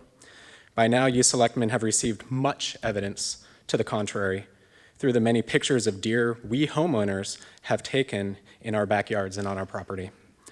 Inaccuracy number 2, in response to acting zoning Acton zoning bylaw section 10352, Peter Durning writes only a single sentence, quote, "The project satisfies the purpose of the bylaw," unquote. However, the fence neither conserves the value of land and buildings, nor preserves and enhances the development of the natural, scenic, and aesthetic qualities of the community, as required. I can personally testify that such a fence will not conserve the value of land and buildings. In 2012, I purchased the single most expensive residential property in Acton in terms of price per square foot. Why? In part because it abuts land which will never be developed and which has a long-standing trail through pristine wilderness that leads from my backyard directly into Nagog Hill Conservation Land. Views of Nagog Pond were listed in our house's MLS listing. In 2015, a house on Esterbrook Road with the same builder and near identical floor plan to my house sold for $80,000 less than my property, despite the market upturn.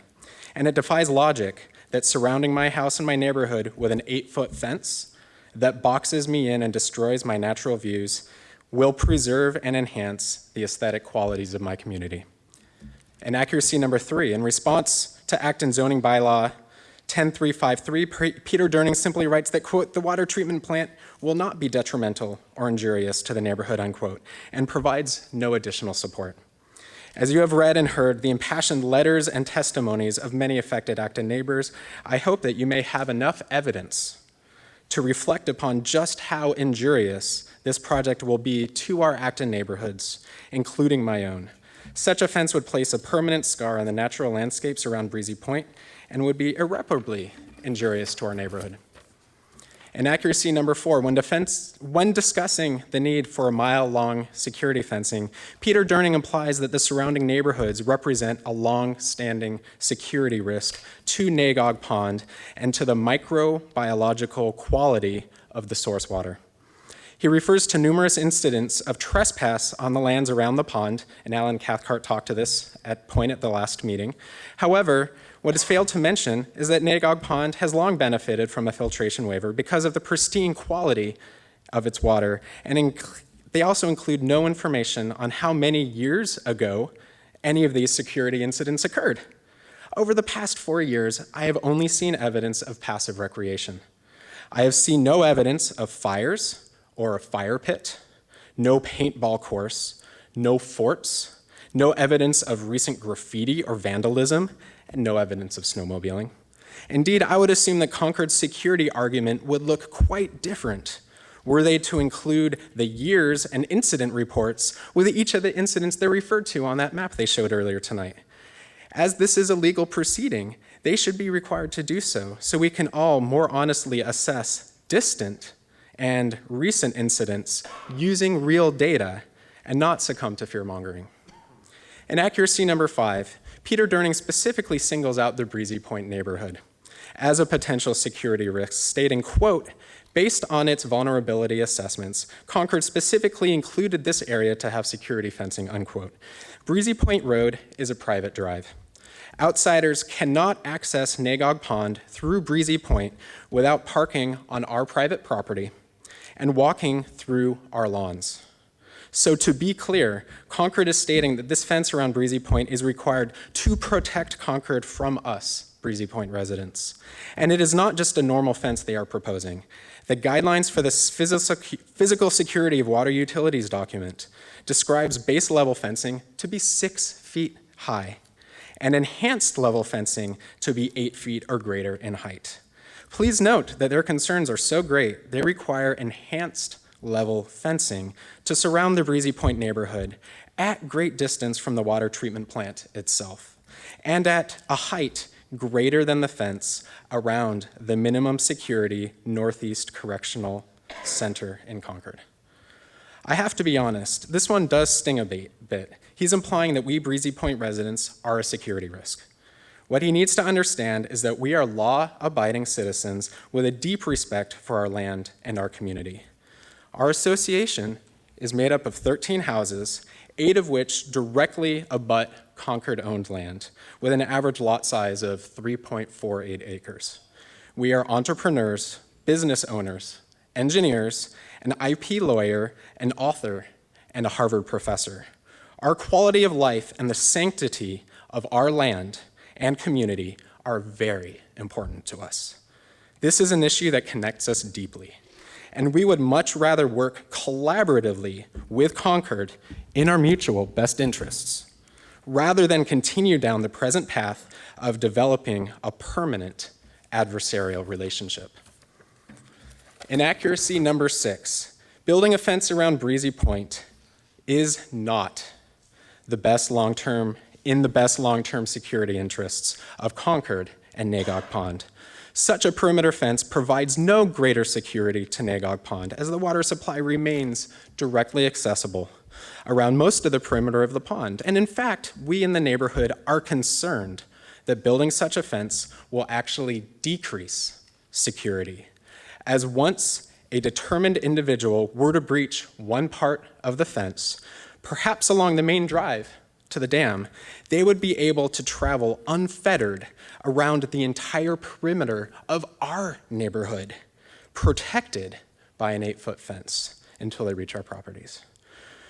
We have 2 paths ahead of us now, and it is critical that we separate fact from fiction and think very carefully about the path we go down and the kind of community we want to build for ourselves and our children. Along one path, we ignore Acton zoning bylaws and permanently scar the landscape and divide our neighborhoods. Along the other path, we take a step back and recognize that Concord and Breezy Point residents share the same mutual interests, protecting our lands and the pond and exercising good stewardship. Ready, fire, aim is not the best security policy here. Rather, I would encourage the town of Concord to engage us abutters in the Breezy Point neighborhood and beyond in a constructive and positive manner as those sharing your common interest. Blocking off the allies who have been most closely aligned with your long-term stewardship goals is counterproductive to both your and our long-term aims. I, for one, am willing to reboot and restart that conversation. I kindly ask the selectmen to do the following. Number 1, reject the plans for the new water treatment plant, including the fence, as the overwhelming wave of legal evidence continues to accumulate to identify serious flaws with the current plan. And number 2, in the event that you approve a project with a more limited scope, I ask you to add the conditions that 1, a security fence will only surround the treatment plant itself, and that 2, Concord add a permanent passive use easement from the Breezy Point neighborhood into the Nagog Hill Conservation Land, as has been afforded to us since the inception of our neighborhood, and which is prescriptive and required by law.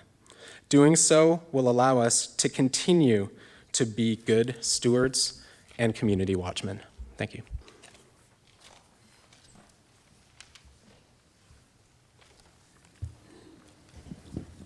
Let me just mention, if you want, if particularly presentations to be included in the record, you should email them to the Board of Selectmen so that we can get them up in the package.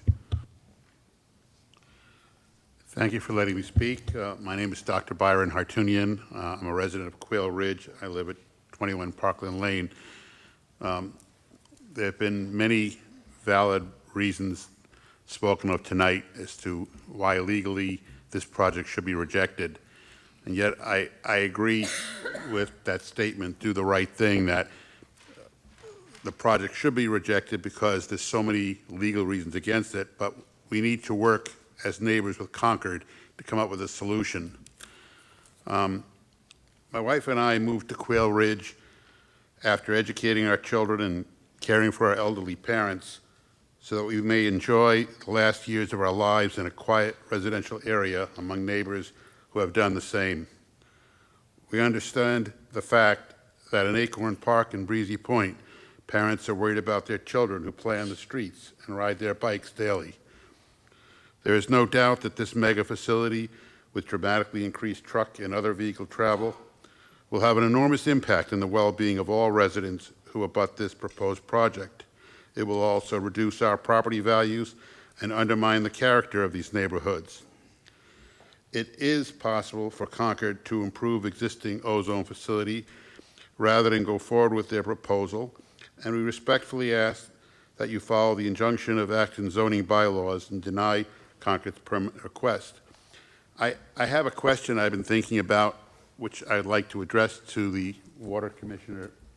The existing facility on 2A that puts the chemicals into the water that comes out of the plant now, is that at maximum capacity? In other words, you're proposing a 500% increase in the size and they're doing the treatment at the pond. But if you improved the ozone facility as it is now, pump the water to the street, how much more water, if you improve that facility by adding chemicals there the way it is now, what could you increase the capacity by doing that? Okay, for those who might not have heard it, as I understand the question, it's talking about the treatment facility on 2A, down 2A, and the question was if you increase the water withdrawals from the pond, is that facility currently adequately sized to handle the increased water withdrawal? Or could it be, could that facility, I know it's limited land there, could they increase that facility within the land they have to add more water capacity? Okay. Thank you.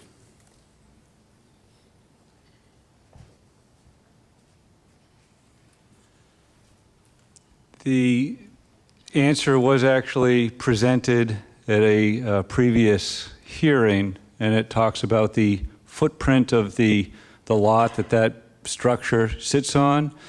And in fact, the way the filtration, this is filtration process, would not fit at that facility.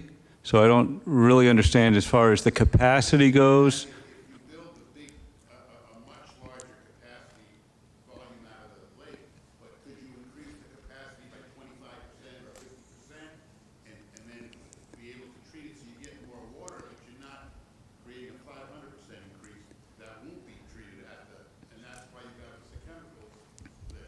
Yeah, the issue is the capacity will not be controlled at all by that structure on 2A. That won't limit or add capacity to what we're proposing. So, all right, so what I hear you say, to get it right, is you could build a twice the size plant, or even 3 times rather than 5 times, and that the chemical facility on 2A will be able to treat that. The treatment will occur within the filtration facility, all treatment.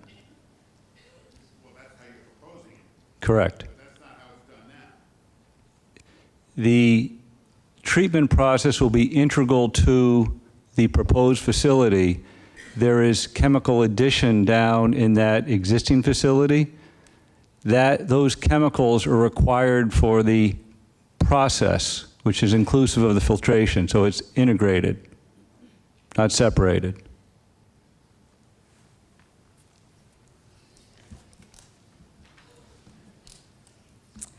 Good evening. My name is Lisa Lipinski. I have lived in the Acorn Park neighborhood for just about 20 years, and I am currently the president of the Board of Trustees for our condominium association. I will try to be brief.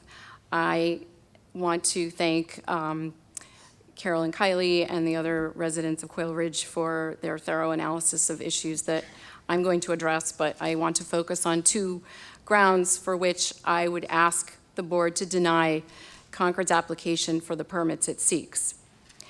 Mainly because I believe the project is detrimental and injurious to the neighborhood in which it is to take place under section 10.3.5.3 of the use special permit and 10.4.5.3 of the site plan special permit. Hope I got that right. First of all, back in 1994, a mere 2 years before our family built a home in Acorn Park, the Zoning Board of Appeals was asked by the town of Concord for a variance we've discussed before. But I want to point out that some of the findings that the zoning board made at the time were, in order to provide vehicle access to the site, a driveway is proposed to connect the site to the Acorn Park subdivision. And I should back up and say that this was in connection with the variance from section 5.2.2, which requires a 200-foot frontage on a street for any building lot. The other finding the zoning board made was that the site will be visited once a day by a water system operator, and there will be no significant traffic. There's no mention of any chemical deliveries. The third finding was that the impact on drainage patterns resulting from construction of this project will be limited due to the small size of the treatment structure. In its decision, the zoning board stated that the enforcement of section 5.2.2 would prohibit the project without the purchase of significant additional land for no other purpose than to reach a public way. They also said, quote, given the nature of this project, there is no overriding need for frontage on a street as long as access has been provided via permanent easements.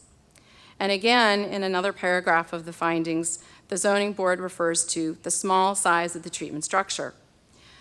Thus, the nature of the project in 1994 was, in the words of the zoning board, small in size and one that would generate little traffic. In that same year, when the Board of Selectmen approved the site plan special permit, they also found that under the bylaw 10.4.5.3, the facility would provide convenient and safe vehicular and pedestrian movement. And they found that it was not detrimental or injurious to the neighborhood. In its submission for the town of Concord in connection with the current permit application before you, Council Peter Durning argues that the 1994 variance from the street frontage should remain in place because the, quote, nonconformity for which it was granted has not been exceeded in the current proposal. I am an attorney, but I'm not an expert in zoning law, but I read the cases, and I have a basic grasp on what Concord's argument is. In 1994, the site lacked 200-foot frontage, and in 2016, it lacks 200 feet of frontage.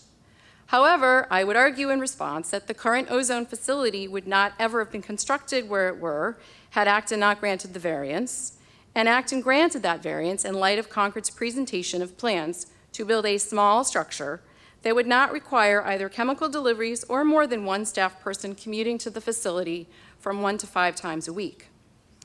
Concord has stated many times during the hearings that we've had that they've long had the intention of utilizing more water from Nagog Pond and long had plans for increasing the treatment of the water. But that's not what the Zoning Board of Appeals in 1994 had before it. They granted a variance for a small brick structure that would generate little traffic. The currently proposed structure is 400% or maybe 500%, I've heard both, larger. And it is not at all similar to what stands on the site now. The lack of frontage for a 1,290 square foot building on a mostly wooded lot with very little vehicular traffic, no chemical deliveries, and minimal personnel on site is far different than the lack of frontage for a 7,165 square foot building operated daily by at least 3 people and receiving 8 chemical deliveries a month.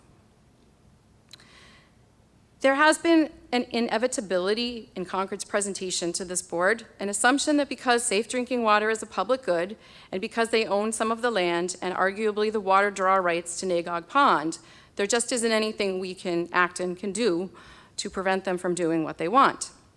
They have spent a lot of time, and I'm sure a substantial amount of money, to convince you and us as citizens that this is just the way it's going to be. But I don't believe that because Concord thinks it's inevitable, Acton should view it that way, if the plans are contrary to the interests of Acton residents. Concord has other options that would provide both proper treatment of the water they draw from Nagog Pond, and that would also preserve the natural area around Nagog, and also preserve good community relationships with those who live close to the area. Which brings me to the second basis for my objection. Again, the zoning bylaw does require a finding that the project will not be detrimental or injurious to the neighborhood. I guess I'm wondering what the definition of neighborhood is. In reading Concord's application and letters in support, it merely consists of that one little brick building that sits on their property. Again, I'm not a zoning law expert, but can that be the limit of the neighborhood whose benefit you are to consider? The town of Concord is asking to construct a facility that is, we've said many times, is 4 times larger than its current structure, and which will result in the delivery of 8 different water treatment chemicals each month in 8 different 17-foot-long tanker trucks through a residential neighborhood on a barely adequate road that hosts 25 to 30 elementary school-aged children. In fact, in its latest October 27th submission, Mr. Durning claims that the town of Concord cannot agree to a permit condition that would limit the time of day when these trucks are delivering chemicals through my neighborhood. And now I'm hearing it could even be on the weekends. When there are 15-foot-high snow piles at the corners of Hazelnut Street in the middle of winter, and the trucks are trying to enter the streets while the school buses are driving through, and someone gets hurt, is that what it will take to work this out? Instead of telling us this project is good for our neighborhood, perhaps Concord should try being a good neighbor and agree that such limits are necessary and reasonable should the board grant the permits it is seeking. To that point, I also would note that before this proposal came to our attention almost a year ago, about 1 or 2 days before Thanksgiving, the town of Concord had made no effort to contact any of the abutting neighborhoods, to my knowledge, certainly not Acorn Park, to discuss ways in which they would seek to mitigate the obvious impacts this project would have on our communities, both during construction and its continuing operations. In conclusion, due to the size of the plant, the lack of frontage, and the consequent increase in hazardous construction and delivery traffic in a residential community, I believe this project is most definitely injurious to the neighborhood of Acton residents, including the several hundred who constitute the communities of Acorn Park, Breezy Point, and Quail Ridge. Thank you. And I have brought for you photos of Hazelnut Street. I'm sorry I didn't get to the PowerPoint point, but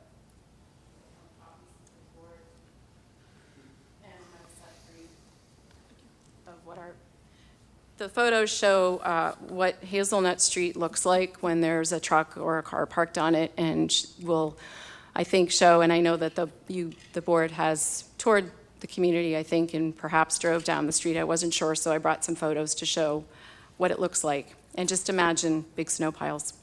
Thank you. Next.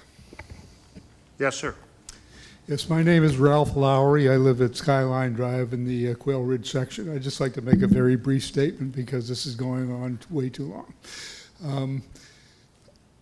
I think everybody recognizes the right for Concord to take water from Nagog Pond, and we'll continue with that for quite some time, although it is clearly not a permanent right, at least with regard to the way the original law was written in the 1800s.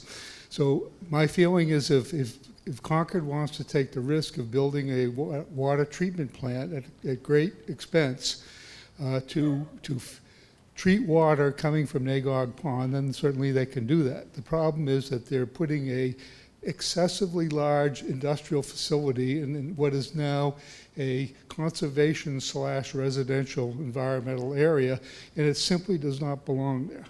There's absolutely no reason why, if they want to build a filtration plant or that plant as they've proposed it, that it cannot be placed in Concord. It was brushed aside that something about putting untreated water to a treatment plant several miles away might be impossible or difficult to do. Well, you've got Quabbin Reservoir, you've got Wachusett Reservoir, you've got the whole series of aqueducts throughout eastern Massachusetts that are providing unfiltered water to water treatment plants throughout the state.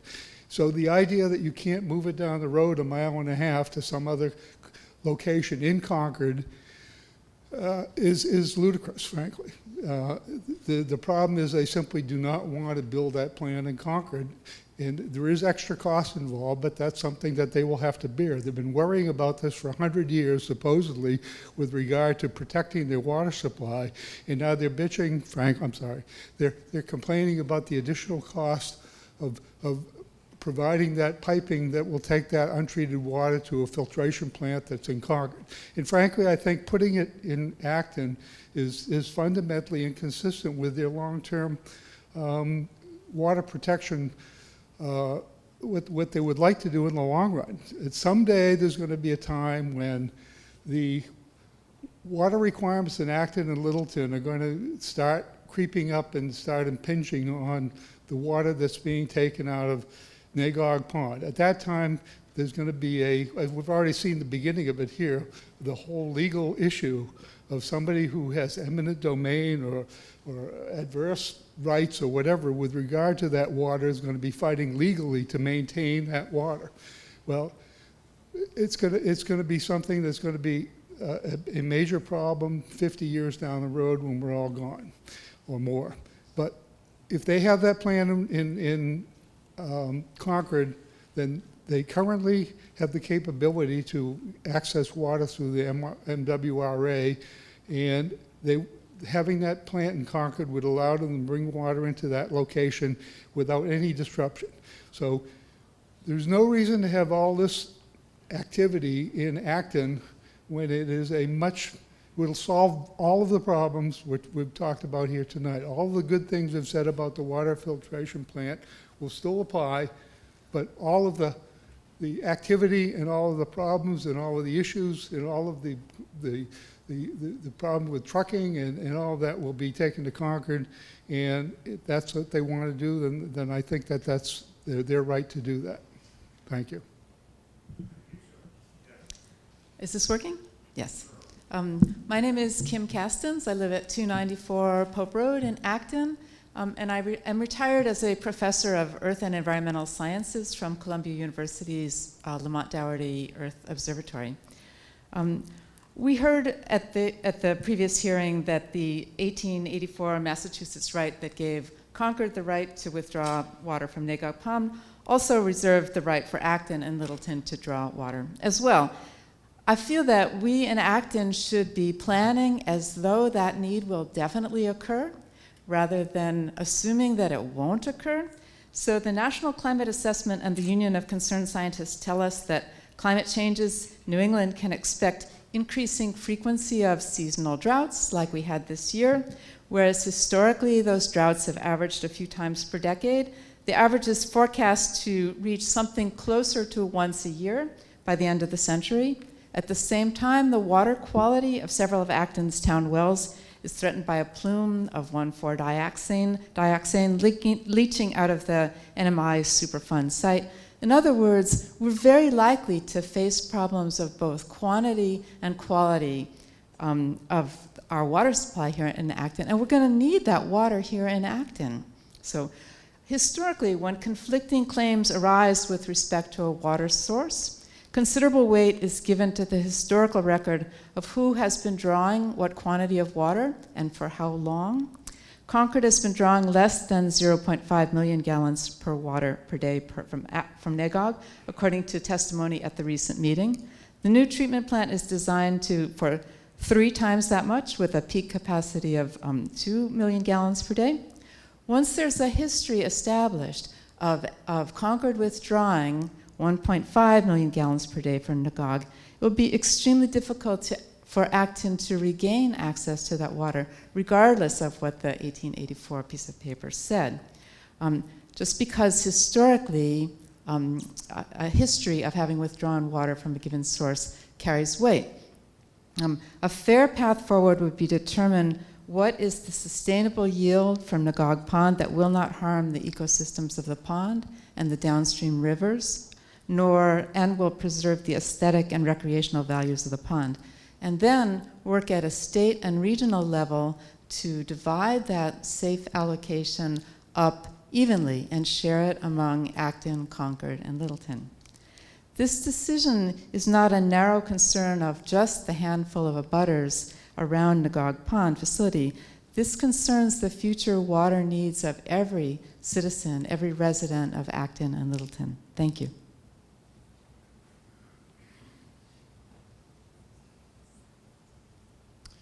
My name is James Engel. I live at 14 Breezy Point Road. I'd like to make several points. First, the documents required for the approval of this, as has been stated, have not been available to the public. and they are unread by many people here tonight, and therefore we are unable to comment on them. The proposed security fence was not in the environmental impact report. Its environmental impact has not been assessed. From the description of the report submitted today of the fence and its wildlife habitat impacts, though not having seen it because it was submitted so late, I cannot conceive that it is a proper environmental or wildlife assessment. Such an assessment should be done by an individual with an advanced degree in either biology, conservation biology, or at least ecology or forestry. I think that is not the case with this assessment. The town of Concord has never talked with abutters or individuals about this project. They have never approached us. They have submitted documents late at a time when abutters and citizens have been unable to comment on them at public hearings. Many speakers have noted with great precision how this project fails in several points to meet the purpose and intent of the bylaw. I want to reinforce that. I also want to reinforce the fact that having lived in this area for 23 years at the present address that I mentioned, that the Exhibit G, which provided a summary of these incidents, not only does not have dates, but I believe in several particulars is inaccurate. I would also like to say that having lived in this area and talked with many residents, I have never encountered one of the so-called regular patrols of the town of Concord, ever. Nor have anyone I know ever encountered them. My wife and I live in the property around which the proposed security fence is immediately to go against the property line for a length of about 1,400 feet. The statement tonight was that this would be done for the ease of installing the fence. Concord's ease, with no consideration of the landowners whatsoever.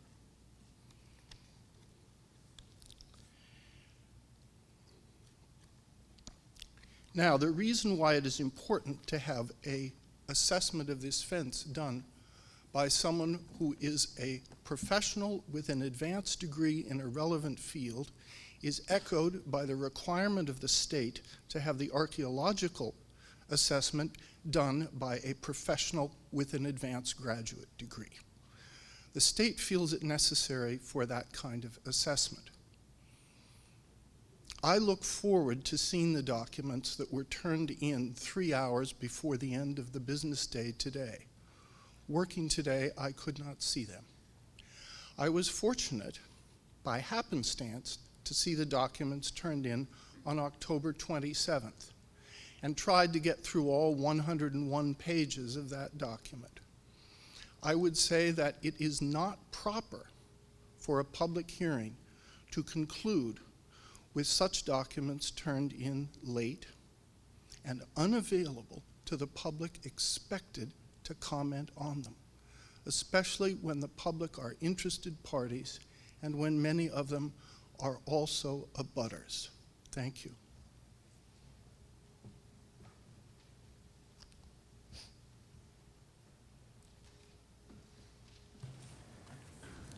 Good evening. Can I just ask you how long you expect your presentation to be?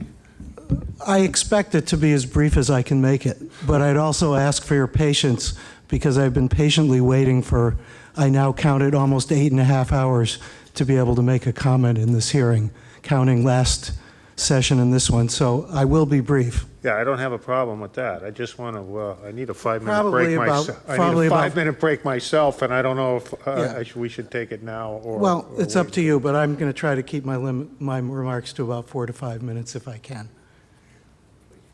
We're going to take a 5-minute break. 4 to 5.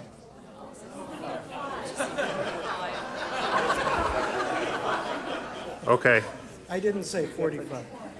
all right. Well, go ahead then. I'm sorry, I didn't speak clearly. Okay. Please identify yourself and give Yeah, your so good. So, hello, everybody. My name is Ron Beck. I live at 80 Esterbrook Road in Acton. I've lived here for approximately, 14 years now.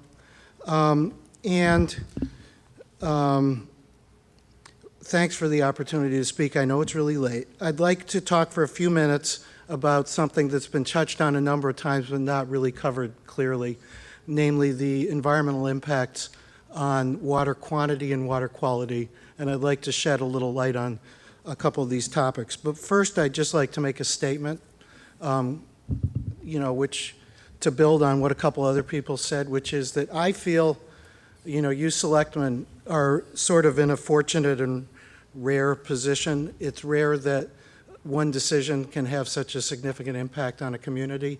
And I feel, and I'll show you when I go through this particular picture here, that we do have a very significant water situation here. And I'm going to try to clarify it. Namely, I feel that Acton will, in relatively short number of years, be in water deficit in terms of water supply, and that does create an issue where we are going to need to deal with both Concord and with Littleton.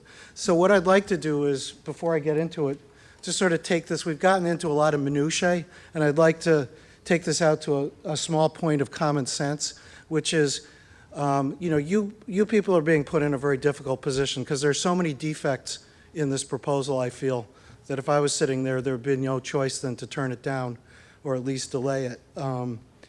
What I think would help everybody is if Concord would actually withdraw their application and come back, and actually what I think is required is a joint discussion between Concord, Littleton, and Acton, the correct people, to talk about, the use of the water resources in all three communities and to come up with some good solution for taking forward Nagog Pond as a water resource. Because I feel that if this were jointly, if something similar to what was proposed, maybe in a different location, as a couple of people suggested, was developed and funded jointly by at least Acton and Concord, but maybe Acton, Concord, and Littleton, then the thing would swing a little bit. It would be a little bit more equitable. To me, and I'll try to cover this very quickly, the environmental impacts to the water resources are very negative. And so I think that, but if we get some benefits out of it, as the Acton Water District had suggested in a certain way, that would change things. Now, I handed out a 12-page document, and hopefully all of you have seen it. I'm not going to go through it. I'm only going to go through two displays which summarize it up. But before I do that, because I've already heard that there are a couple people been scurrying around today to try to say that what I put in here wasn't true, or in some, I'd like to just give you I feel it's really important. I'd like to give you why I have the credentials to prepare this information. First of all, I've been chairman of the RAC committee for the past 7+ years, and I'd like to just say as an aside that I'm disappointed as an individual, as the chairman of the committee, that you did not come to our committee to ask our advice on this matter. I think it would have been appropriate given the charter of our committee. But in any event, my background, I'm trained in environmental science and worked in that field for 10 years. And worked on 4 major water quality projects. One that I was a project manager for in Long Island was a much larger scope and breadth than anything we're considering here, and involved a lot of subsurface and surface water quality monitoring and modeling. And I work day to day today in the field of engineering modeling software, not related to water quality, but actually related to petroleum engineering and chemical engineering, involving large data sets and so forth. So I feel that, and I also would like to point out that I'm in no way in a butter. I live on the other end of town. In fact, I'm in the minority of people who actually has to rely on a private well because neither Acton doesn't choose to run a water main by my house today, nor does Concord, so I have to have a well, and so I have a very expensive private treatment system in my basement to make sure that I have decent water in my house. But I'm interested, and I spent $80 of my own money this evening to make copies of this for everybody, and I just want to, and I've written this thing over the last few weeks in hotel rooms and so forth. What I'd like to show you here to really get to the point is on the left at the bottom is Acton's current peak water use, which is around 1.7 million gallons per day. And the permitted amount for Concord right now by the Mass DEP is 1.93 approximately million gallons per day. Again, I'm not sure what the latest intelligence is from the Acton Water District, but somewhere around 2.4, 2.5 million gallons per day is their current assessment of what they call the safe maximum for relatively short periods of time that they could draw if they needed it from existing wells. So we today have 22 wells that operate in Acton. Now, the next over to the right is the red square says 0.4 million gallons per day residential growth in demand from the Acton 2020 plan. So this was actually calculated by the state of Massachusetts, the DCR, and this was transmitted to the Acton Water District in a letter last fall. They basically did a calculation based on the 2020 master plan and said that they calculated a demand by 2030 of 0.4 million gallons per day additional. So that already would put us above our permitted amount. And then a couple of years ago, the Acton Wilmac Committee, which is an advisory committee which reports to the Water District and advises them as a citizens committee, did a study of reasons why the Acton Water District might need to expand. And one of the biggest potential future sources of water demand would be the current Grace Chemical site, which has, as some of you may know, has been zoned for intense commercial development. And so they did a comprehensive study, and one of the forecasts they made was they calculated potential demand at that site based on the analog of the current NAGOG area, which has been developed, of 0.54 million gallons today. So if you add that to the previous, now you're above the safe limit of what Acton can supply. So, and that development could happen depending on economic conditions at any time. And then finally, so those two are from independent sources. I've estimated myself the third red box, which is because the 2020 plan doesn't really totally anticipate what might happen with 40B developments. There are various proposals to allow 40Bs to be more intense. 40Bs can supersede zoning regulations, as you know.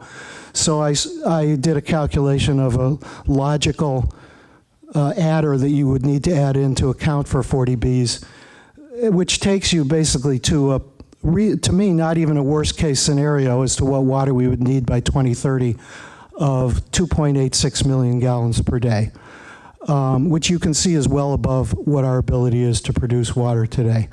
And then finally, the so-called build-out, which is also called for in the master plan because Acton, forecasts in its plan that it will continue to promote or allow growth, I would estimate be another 0.4 million gallons per day, which would take you to 3.26 million gallons per day. So what you can see is that, and by the way, I did this analysis certainly not rigorously. It didn't take me that long to do it, but I got frustrated by coming to meeting after meeting and people telling me that no one group seemed to be responsible for doing such a calculation. The Water District says they're not responsible.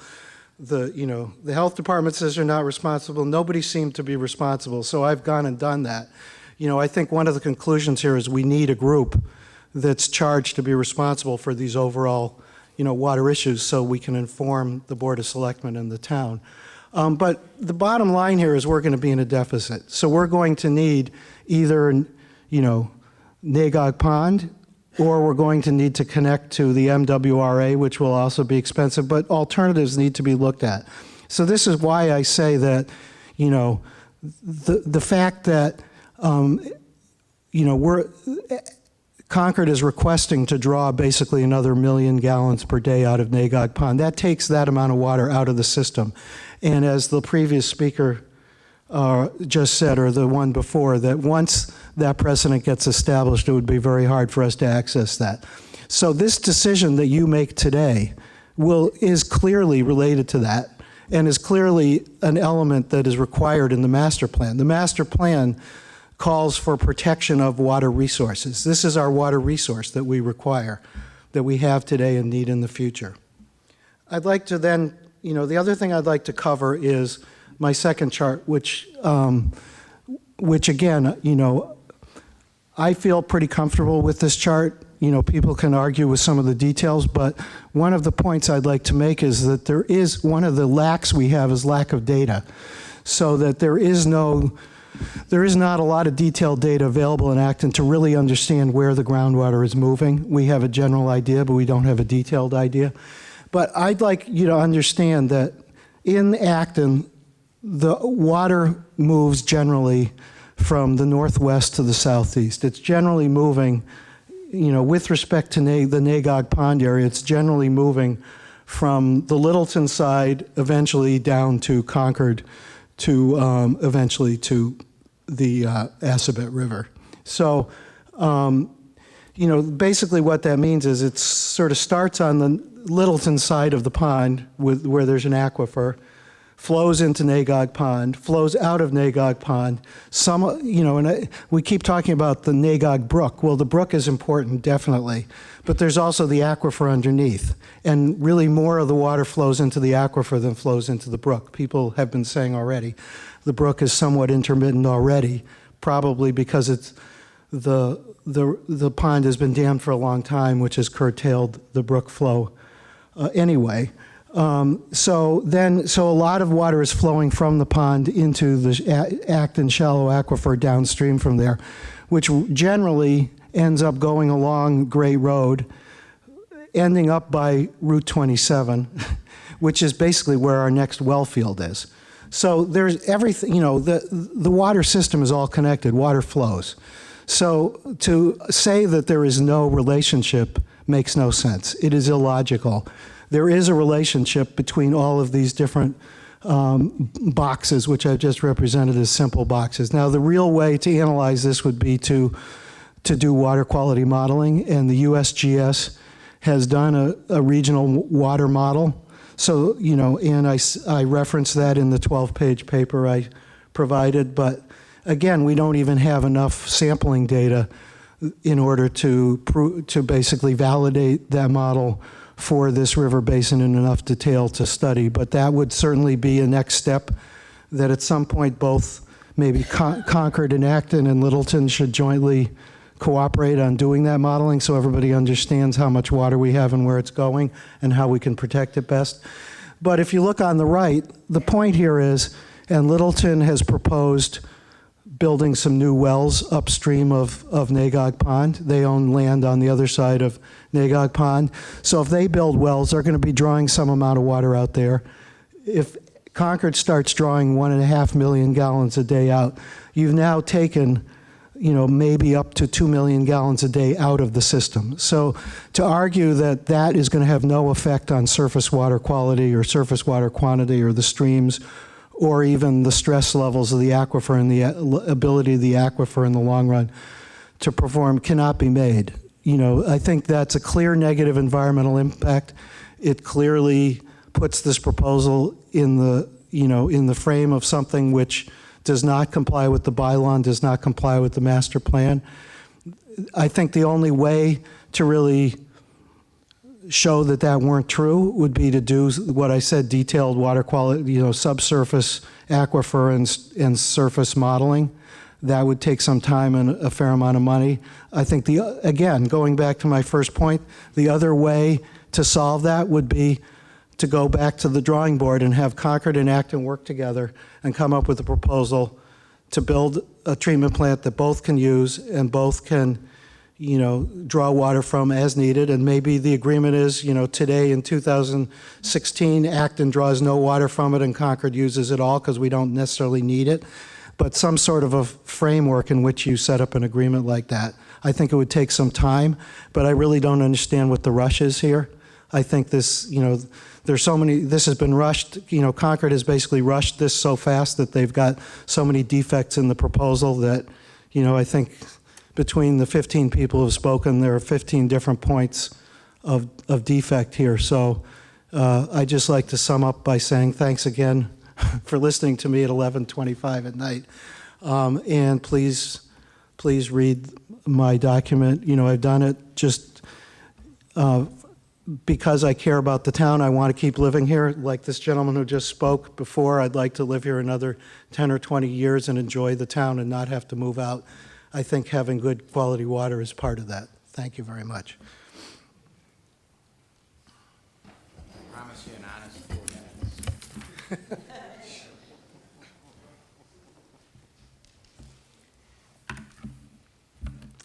My name is Bernie Dennis. I live at 42 Greenside Lane in Acton, and I had a lot of prepared comments, and I'm just going to go off script for a couple of minutes because I think my opinion has changed a little. I understand that you're the permit granting authority. I understand 10351 and the importance of the master plan.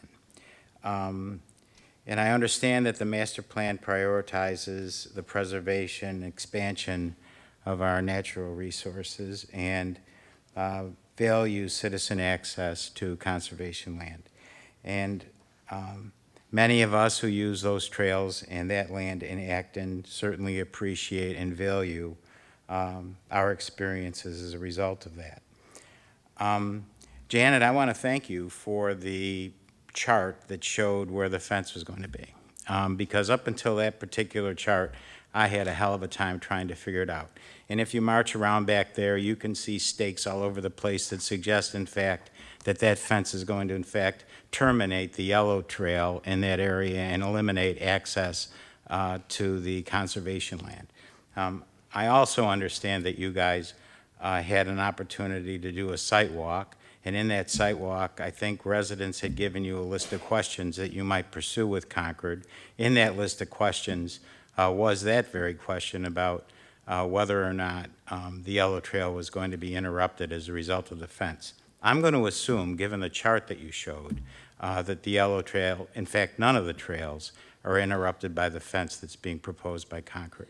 And as such, that's really something that needs to be protected. But that led me to the next point. The master plan talks about the preservation, expansion, and public access to this land. And I'm thinking they're saying, Stockade Concord around the water treatment plant is just the opposite of that. It's kind of an upside down approach to providing access to the land. And when I heard the Breezy Point guy talk about the fact that his access was terminated, I sat there and said, this could be done a different way.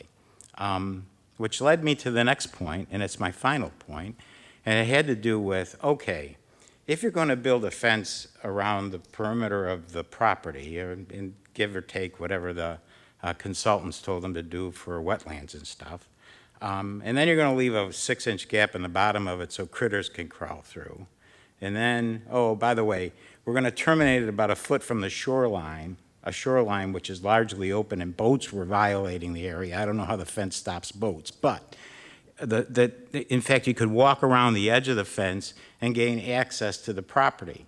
Now, terrorism to me isn't a horse pooping on the property, right? Terrorism to me is somebody putting chemicals in the water that are causing people to get sick. Okay, so that says to me the building that needs to be safeguarded here is the water treatment building, not with a 6-inch hole at the bottom of the fence and a way to walk around it. So where is the fence around the building? And I didn't see a fence around the building, which brought me to the conclusion that this is just an example of a really bad decision. It's bad from the point of view of I'm not sure the fence secures anything.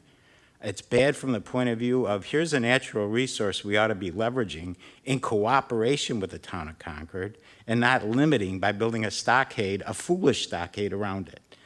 So those are my comments. I want to thank you for giving me the opportunity to speak. I think this has been, you know, I also sat there and thought this is a lot like Groundhog Day. You know, we've been through this routine 4 times now. I expect there might be another one because of the other commission reports that were absent from the original proposal, and that we're going to have a chance to hear people talk about it again and make comment again. But this deserves that kind of diligence. So thank you very much.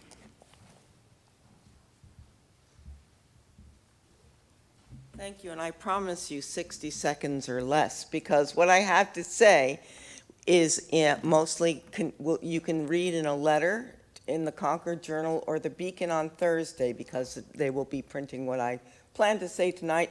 I'm not going to say it. I do hope, though, that you will reject this plan. We are part of Breezy Point, Ainsley, Brennan, Breezy Point. This fence will keep the wrong people out. It's us. We take care of that area. Excuse me. We will not see the end of a fence as a challenge to go around, a soft area dug up by bulldozers to make a fence, an easy place to get in. It's the people who will come in and do the damage that you will see violating the fence, not us. The fence will serve no good purpose. I will conclude quickly by saying that it's difficult to believe, for me to believe, that Concord itself would permit such a fence were it to deprive its own residents to a trail they had used to have access to their own conservation trails for over 2 decades, wreck the beauty of a farm, and actually increase threats to a great pond by removing its stewards. Thank you very much.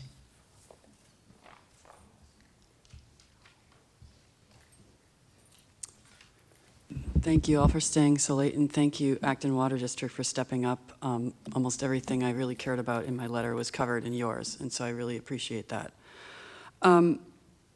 My biggest point is that... Tara, could you just identify yourself Oh, for the Tara record, please? Fredericks from West Acton, ex-selectman, small business owner, engineer.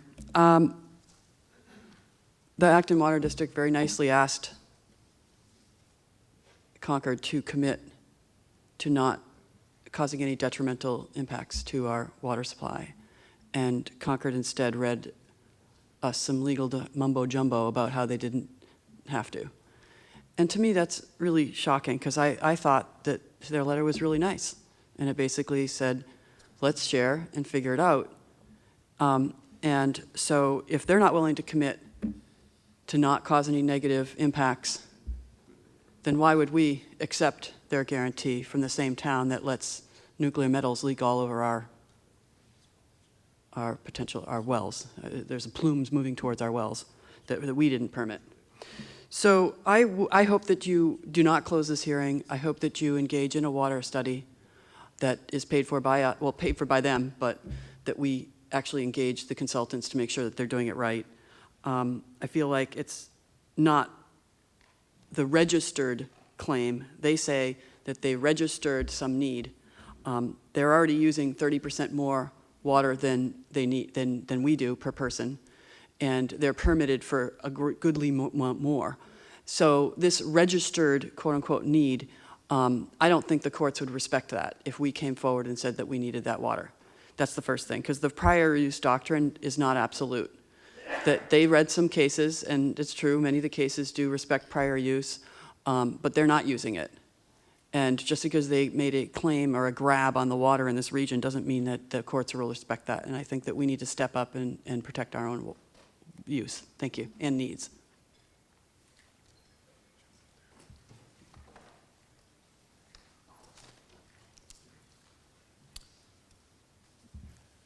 Barry Rosen, Windermere Drive, Acton. I'm speaking as a private citizen, not a member of any of the committees that I'm on, but I know a little bit about water. First thing is, why is the plant being built in Acton rather than Concord? There is no good reason. Concord is going to open up Great Road to put pipes in. Is that correct, gentlemen? Mr. Chairman, could you ask Concord to please answer that question? The question is Concord going to open up Great Road to lay put pipe. down new pipes Yes. as part of this project? Yes. Is somebody from Concord available Yes, to answer I that? know who can answer it, yeah. That's not part of the scope of this project. I can answer for them. They're going to open the road. Therefore, they're going to have, if you're going to have pipes in the road, they already have a return pipe to come back into Acton. So they can build the plant further down Great Road. They can. There are alternate locations. They don't need to build the plant in the Nagog Pond area. I'm going to try to skip most of the other things I did have to say. I know they claim we're a good neighbor, we're environmental. If they were environmental, those first couple of proposals never would have been presented to the board for inclusion. None of them were environmentally sound proposals. And that part of it is why they've been withdrawn, because there were so many objections. They're not defensible environmentally whatsoever. I'm sure this, well, when the Acton Water District actually went to a Concord meeting to try to explain to Concord's residents why the Acton Water District didn't think it was a great idea to build a maintenance garage so close to the Assabet Wells, which adjoin Knox Trail, which Concord bought so they could have access through Acton, through Knox Trail, to former land that they had purchased. I think the water district got about, I think I timed it about 90 seconds before they cut us off. Not me off, the water district. So I'm not sure I could say they're particularly trying to be good neighbors or that they're doing things environmentally. I believe they're doing things, understandably, they're trying to protect Concord's interests. They're not protecting Acton's interests. Between the land acquired by Concord on Knox Trail and the acquired land bordering on Nagog Pond, substantial land has been removed from Acton's tax base. So what that really means is the Acton citizens are really going to be subsidizing anything Concord puts into Acton, because somebody has to make up the tax loss. It's going to be the Acton citizens. So we're paying for Concord putting a plant into Acton that it sounds like most Acton citizens really don't want. I hope we can live with that. I don't see what the benefit is to Acton for having the water treatment plant in Acton right now. There's also fiscal risk and water risk to Acton. Now, why do I say that? We have multiple plumes, one radioactive, one of 1,4-dioxane, that are approaching Acton's wells. We don't know what the outcome is going to be. It is now a hazardous waste site. EPA is looking into things. How are we going to stop the radioactive plume? That may be a physical barrier. We'll see what that is. How are we going to keep 1,4-dioxane from reaching? That's still under discussion. There's tests going on now. I think some just concluded, but we don't know how things are going to work. So the bottom line to this is we really don't know what the condition of the Assabet wells are going to be. Let's make the assumption that one or both of them have to go offline for some reason. We've gone through this before, except now we have a much greater population in Acton. So let's say we lose 500,000 gallons a day. Where's that going to come from? Let's say both Assabet wells go. That's 1 million gallons a day. We have a possible water source at Nagog Pond.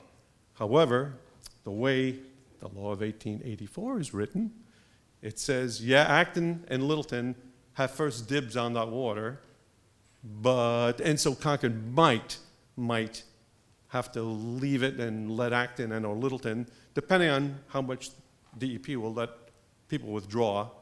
But let's say they hold it at, I think the current safe yield that Concord got was 1.2 million gallons a day. So let's say that we need 1 million gallons a day. How are we going to get that? Well, under the current law, of course, laws can be changed. The current law says, Acton can get to the water. However, simplifying what the law says, we'd have to indemnify Concord, essentially. We'd have to pay for those residents. I think it says, I didn't bring the law with me. I believe it says we'd have to basically make whole again the residents and or businesses to whom Concord can't supply water.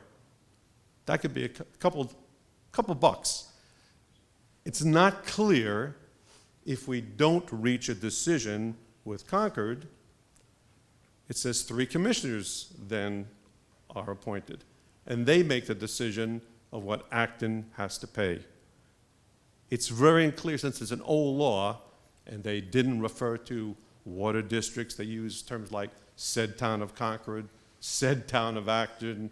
There wasn't a concept of water districts at the time. Who would be ponying up this kind of money?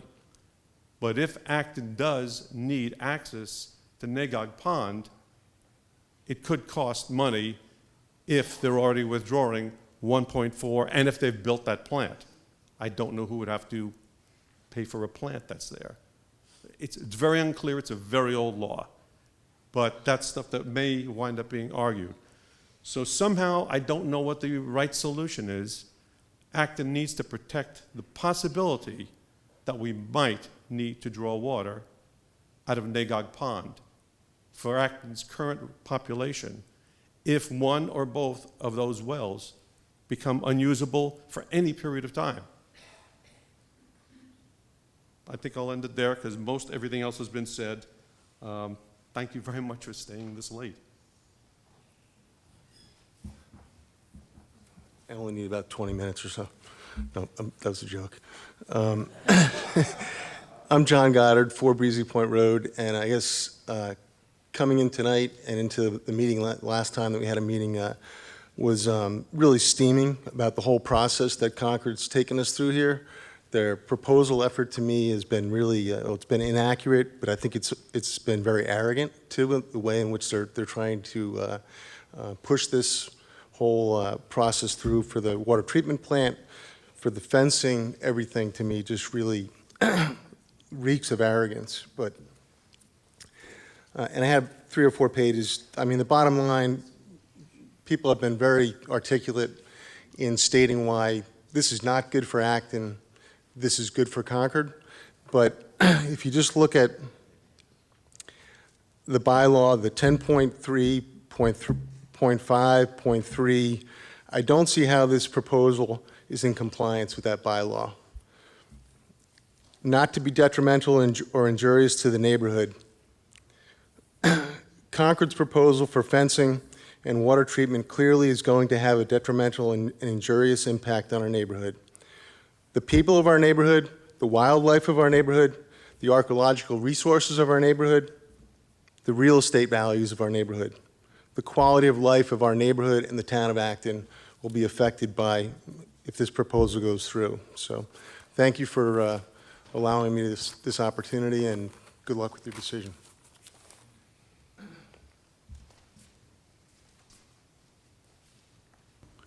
Okay, well, seeing no one else ready to speak, I really need a 5-minute break right now, so we're going to reconvene at 12:45.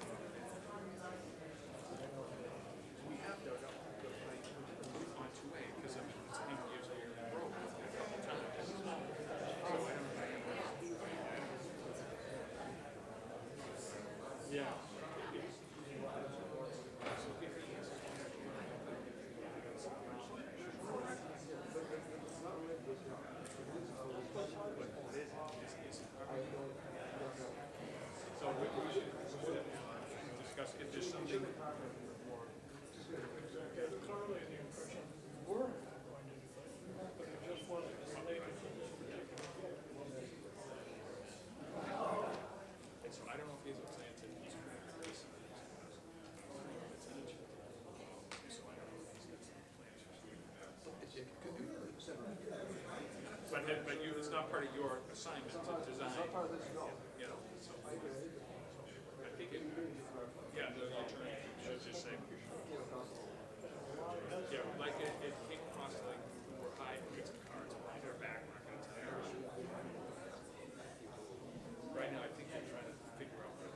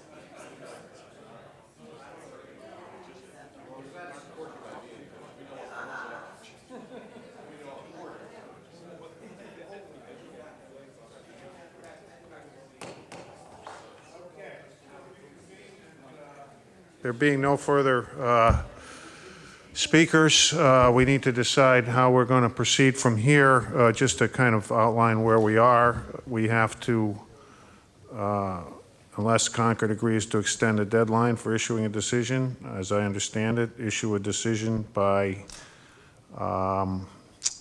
December 11th, or by statute, the permit will be approved, and council can correct me if I'm wrong about this. So that means we've got to, at some point, close the hearing, decide tonight whether we need more hearings, or close the hearing tonight, reconvene on another night to deliberate and make a decision in time for council to write up the decision and get it issued by December 11th, in which case we have to reconvene again to adopt the decision and sign it. So let me get a sense from people about where we are and where we ought to be going from here. Katie? Sure. I mean, I was coming into this meeting tonight feeling earlier than tonight, feeling initially like we needed to start moving this forward and at least close the hearing tonight. However, with the new information that we were given, an hour or two before this hearing from the town of Concord, I don't think that we can close the hearing tonight. I think that we need to give the public a chance to comment on this new information. I think we need to give some of our other boards a chance. I know personally I have questions for council and others. I think we've asked them for some follow-up information. You had asked about the chemical information. We didn't receive that. So if we close the hearing, we can't get any more of that information. So I think we need to keep it open, and I hope Concord would understand why. And frankly, a lot of it is, I don't want to say fault, but it's late and I don't have another word. So I'm going with fault for not getting us information, in a timely manner. And honestly, I understand your emphasis on that it's been a year. I mean, Peter and I were talking today that he was confused about whether I was chair when we started this, and I was, because it was that long ago.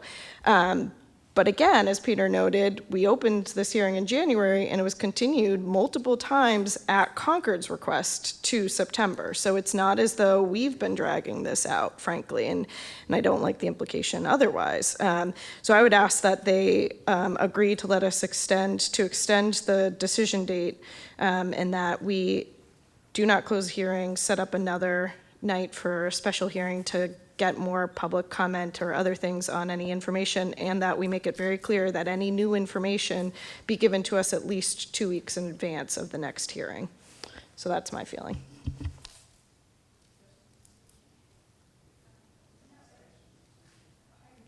I agree with everything Katie said, but I want to note to people who've spoken that we hear you, and we've heard you when you spoke at the last time, and we hear you when you speak at this one. And so you don't have to, so I'm not saying that anybody necessarily did that, but you don't have to say what you said again, because it's in the record once you say it at one of the hearings. So I just want people to know that it's remembered. Okay, yeah, I would agree that we have to keep the hearing open, but I wouldn't be quite so indignant. I am very tired, but, I'm incredibly patient sometimes, and maybe I'm just too tired to be irritable, but yeah, I think that it's gone on this long, it's going to go on a little bit longer, and frankly, if we were to try to close the hearing now and have any kind of discussion, it would be really very poor quality, I think, so.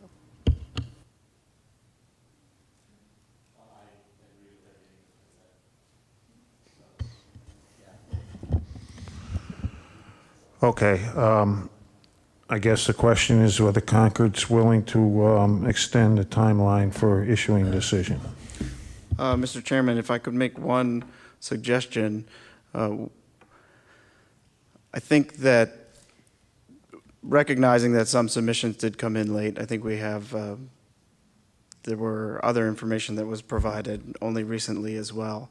I think that what would serve the board well is if you left open a period to receive written comments, and at your next meeting where you begin deliberations, you can close the public hearing at the start of that meeting, which would incorporate anything that you've received, written submittals, and then you can proceed to deliberation at that time. I think that that would be a decent way forward. And still get a decision out by December 11th is your suggestion? My hope would be that you would be able to conclude that by December 11th. Personally, knowing the staff time that's going to have to go into writing a decision by December 11th, and knowing the time that we need to have to get adequately allow the public to comment on the submissions that we've received and schedule another hearing, considering the holidays that are in between now and December 11th, I'm not supportive of that idea. If we close the public hearing at the beginning of it, as long as you haven't submitted any new information between now and then, we can consider that, and I might be agreeable to that, but not then subsequently also getting a decision out by December 11th. I mean, that gives us almost no time to to do that. Janet? I mean, have you said you're not willing to consider extending our deadline for getting the decision out? Can we extend the deadline, or are we stuck with that? Because it just seems to me that, yeah, the December 11th deadline is tough. I mean, I'm not writing the decision, council is, so I'm a little bit sympathetic to him, knowing how writing legal decisions goes. And we can do our thing, but then we go and we dump everything on him and make his holiday season really miserable, so. But, you know, if there's no moving on the December 11th deadline, then we're going to have to do the best we can, and it may not be very good, so. Mr. Chairman, if I may, can we consider when that next deliberation session is going to be? And that might inform what the timeline looks like between now and December 11th.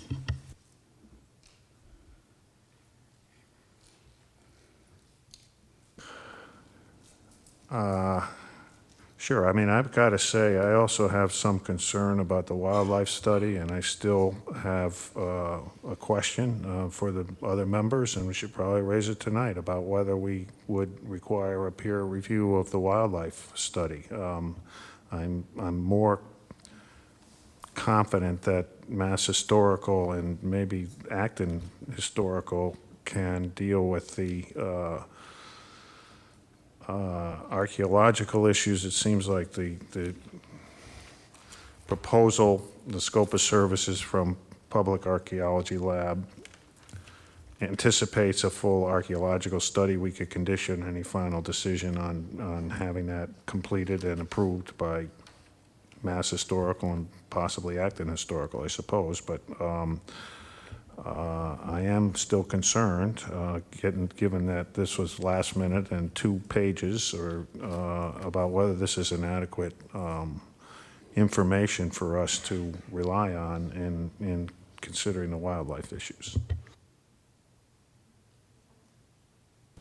I agree that it was very limited in scope, and I would want to see something. For making such a big, long-term decision as this fence would be, it seems like it warrants a really good study. So I would agree with that. This is the extent of what you anticipate you would submit from your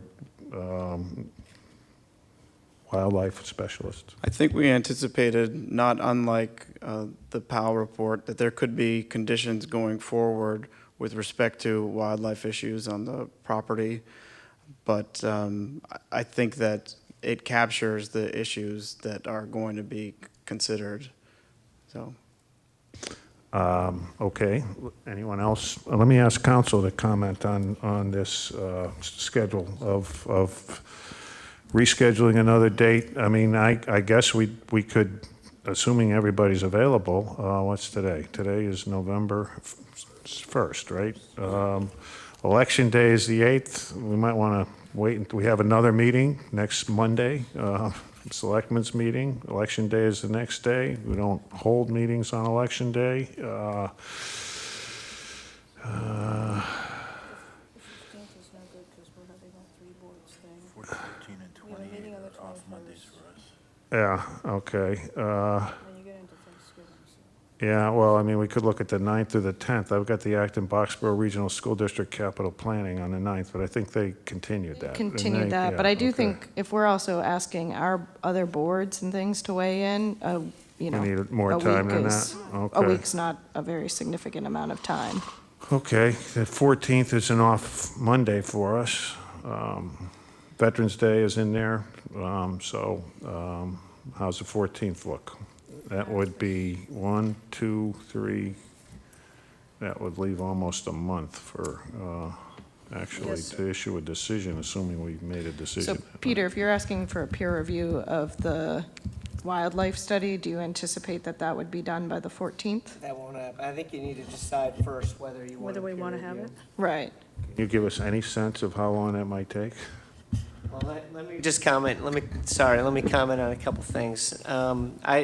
I would be reluctant to committing to closing the hearing before you see what's been provided in writing. So I would not advise the board that you commit now to allowing written comments and decide before seeing those comments whether to preclude further comments. So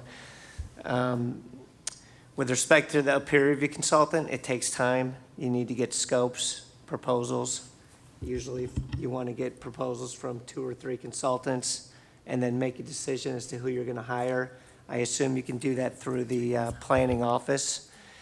But you're probably talking about a month to get somebody on board and out coordinating with Concord folks and out onto the property, if the board decides they want to hire a peer review consultant. So I think you should make that decision first, and then let's continue the discussion about the timing of the process. Okay, and I'm also, let me ask this question. If Concord doesn't agree to continue the deadline, and we decide we need a peer review and we can't get it done in that period of time, can we deny the permit because we don't have inadequate submittals? And then can Concord just reapply then? How's that work? I think it gets very complicated, and I think Congress should just think about giving this board a little leeway on the time. Number one, I question whether that December 11th deadline is actually a deadline, and there may be some twists at the local level, but under state law, the time period, the deadline for writing the decision stems from the close of the public hearing. I don't know if Concord interprets the local regs to be different than how it's normally done under the state law, so we could get into that debate if we have to. We've sort of been proceeding along the lines of just agreeing to deadline extensions, so there's no debate on that point. The burden of proof in these applications is on the applicant, so if you don't have the information you need to evaluate the project against the standards of the bylaw, then I think you've got a basis for denying the project. Okay, so we're dealing with the issue of whether we would ask for a peer review on the wildlife study. That probably takes a vote. I'm a little unclear, I'm a little unclear what a peer, whether we're talking about a peer review or another more elaborate study. That seems like 2 different things.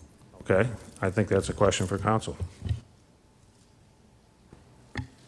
Well, I think it's up to the board, actually, and you could ask the applicant to provide a more detailed report, either a more detailed assessment and a more detailed report. You would need to provide some guidance then as to what you wanted, or you can go the peer review route, and that consultant would then advise you as to whether or not the scope of work that was done, whether the assessment that was done, given the nature of the project, was appropriate. And if more is required to be done, you could then ask the peer review consultant to do it, or based upon their input, ask the applicant's consultant to proceed with a more detailed analysis with the guidance of your consultant. So there are a lot of different ways you could proceed on this.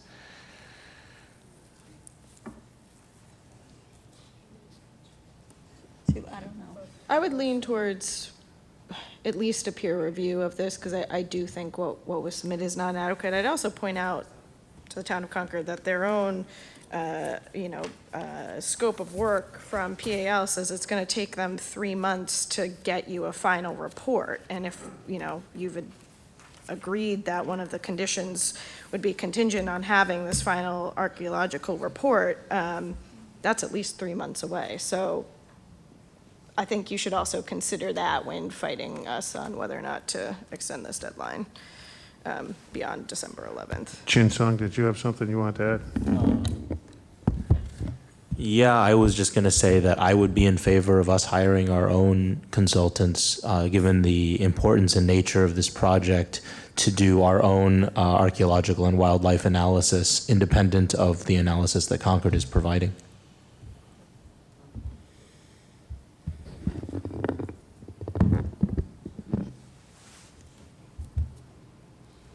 Yeah, Go ahead. no, I'm waiting for the light to go on. It seems to be blocky. But I would agree. If we're going the peer review route, I think it would be cleaner for us to just control the peer review, the person doing the peer review from beginning to end, and not sort of take the advice and then try to turn it over to the Concord consultant. Sort of, I think that we'd have more control if we just hired the person. But yeah, given that the whole wildlife corridor issue is a fairly big one that a number of people have raised, including our own open space committee, I think it would be worth our having that clarity, so.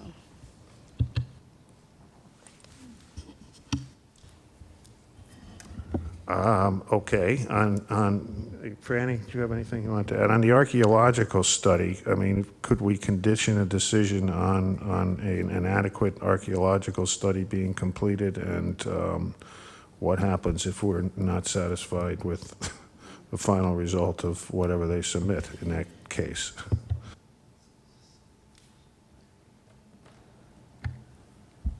Well, if it's a topic that you're willing to defer to another agency on as the agency with the expertise, then I think it's appropriate to include a condition, and as long as it's clear as to what the process needs to be to accomplish the objectives of preserving these assets.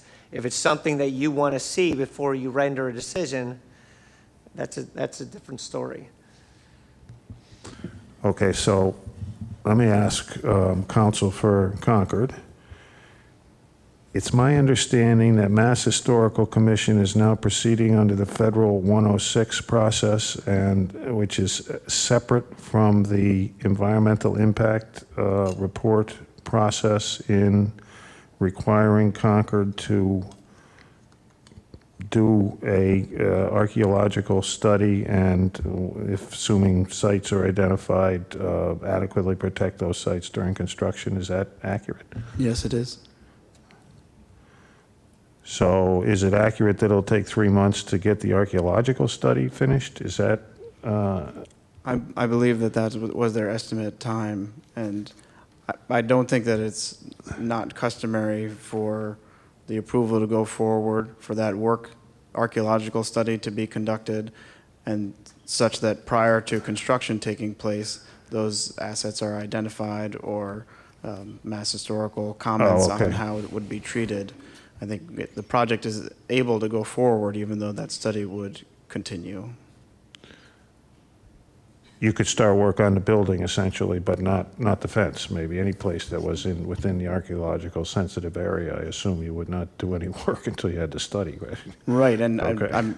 that's correct, and I don't Yeah. anticipate that would be happening Okay. at this site anyway. And this process that Mass Historical follows under the federal, in my experience, they would contact the Acton Historical Committee, and there's been some complaints that in the past PAL studies, they didn't really, it looked like in '94 they talked to a number of local historians, but in the more recent ones, the complaint was they didn't really talk to people who have, local people who have been studying all these issues for a long time. Is there some way we could ensure that would happen? I mean, I suppose we could will Mass Historical automatically make that happen, or how did that not happen as part of February and I guess it was it 2002 or whatever? With respect to those prior assessments, I don't know the extent of them, but I do believe that PAL enjoys quite a good reputation. You have their scope of work. I think it is very comprehensive. It's informed by the Mass Historical Commission letter that we just received earlier this week, and I think that they will endeavor to undertake a comprehensive archaeological study. I mean, I hesitate to say that the assessment is going to involve, yes, the scope of the fence is large, but the intrusion is fence posts Right. 10 feet apart. But as part of this process under the federal thing, I'm assuming Mass Historic, I know they contact the Acton Historical Commission, and there is a comment period as part of that process? Yes, that's correct. Informs them about what they ought to ask of you folks before Right. they give you the permit? Okay. Chairman, may I ask a question? Sure. So I've been hearing a lot of things swarming around, and the question is about the drafting of a decision and the closing of the hearing. And my question is this decision drafted before you deliberate? No, we Okay. close the hearing, we deliberate, we make a decision, and council writes it up based on our decision. So then, does that mean that we, the public, cannot comment on the draft decision? No, that exactly is that. Once the hearing is closed, there is no further public comment, no further information we take. We deliberate on a decision, we vote on a decision, we write the decision, and we sign it. Okay, so last question would be, if you say no, what happens then? If we say no, Yes, if you say no to the... we issue the decision, and Concord has the right to appeal it to Superior to Court, appeal, okay. And so then, does that which mean... is a complete de novo hearing, and it's the same kind of, I assume all citizens have a right to go to court and testify. It's not a review of our decision. It is a de novo. If there's an appeal in court, all of the facts are found de novo based upon new evidence, new testimony. It's not a public hearing in court, though, so the residents would not have an opportunity to present their own evidence unless they were allowed to intervene in the action. Okay, do you know enough from what you've heard today to be able to defend a no decision? Do you feel like we have enough to say no? That's a question that we need to answer. I don't think that's appropriate for a council to answer for you. Those are the issues. I mean, personally, I'm comfortable with the archaeological study and making it contingent on Mass Historical approving it, and we might be able to say that Acton Historical would have to approve it too, but that's a fairly rigorous process in my experience, so that's what I'm relying on. Again, I have the issues with the wildlife study, and I agree that probably it's better for us to hire our own consultant and have them do an entire new study and inform us that way. Since it sounds, there we go. Since it sounds like the board in general would like to have an independent wildlife study done, and that is not going to happen within the time period of getting a decision by December 11th, then I'm going to ask Concord's council again if you're willing to extend the time period for a decision beyond December 11th, knowing this information that we're sort Let me of... just add to that, based on the fact that it looks like it'll take us a month to get results of this study back, and we're going to be into December. I'm suggesting we'd be looking at sometime early in January after the first of the year. One thing that I do want to mention for clarification, the LEC materials that were included was a summary. It was not a full study. So I would ask, although you can go through the process if you're going to get a peer review in the time that you're taking to identify that person, that LEC would submit additional material to substantiate the summary that is provided.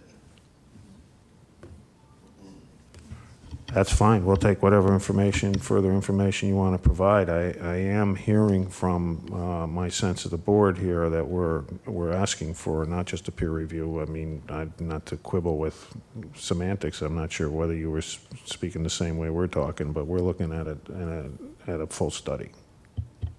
I understand.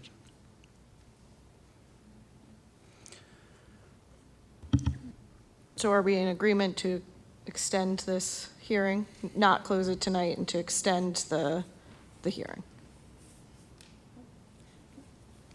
I'm confused about, is December 11th a real deadline or not? I mean, because I gather from what council said, maybe it's, I'm wondering if we need to decide well, the extension now? Or If maybe the I'm- two councils can sort of figure out where the absolute deadline is, and I don't know.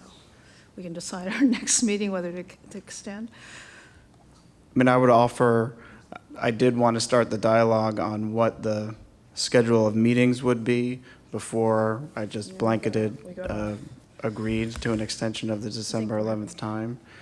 I'm encouraged by Mr. Berry's suggestion that it would be resolved early in January. I think that is palatable to Concord. So we have a specific date. Can I ask a question? Sure. What is the rush for you? I mean, when this is like 4 or 6% of your thing, and you want to rest your wells, and then you're going to get more water, is there a big rush to rest the wells? Is there, what's the rush? It is not that there is a rush. I think that we've provided quite a lot of information. I understand that it has been supplemented since the prior meeting, and the board requires time to digest that, but we are ready to move forward. We think that we've provided sufficient information to do that, and we're anxious to get a final decision on this matter. If I might just suggest, why don't we look at possible continued hearing dates?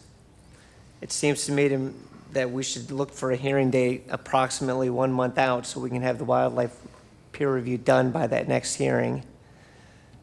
And then once we identify a date, we can talk about the decision deadline. That's not an unreasonable approach.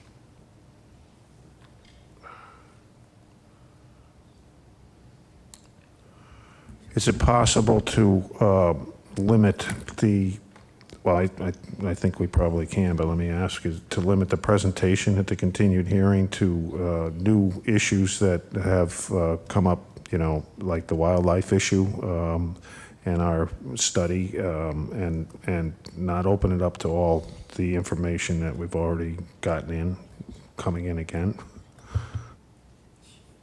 Yeah, I think it's appropriate to request that people provide comments on new information and not repeat previous comments. Why don't we look at December 12th? It's a Monday. It's a day we don't have it's our Monday off in December, I believe. Is that a problem, Jeff? We could do it another day of the week. Sure. Earlier. I mean, the 6th is, we. I was just thinking if we're going to get the wildlife study in, probably within a month. Oh. Yes. That would also be good for Lisa to weigh in. I think that week of the 12th is about right, timing-wise. Just because then there's time to look at the study once it's come in. You know, Right. I think that gives us a little time. So, Lisa, is it available on December 12th? No. Is it available any day that week? No. I do not. What about the week before then? Well, that's what we were saying with The 6th? getting the study done and having a chance to look at it. But the That- ideal week, there's nothing available, right? Right, so that's not very helpful.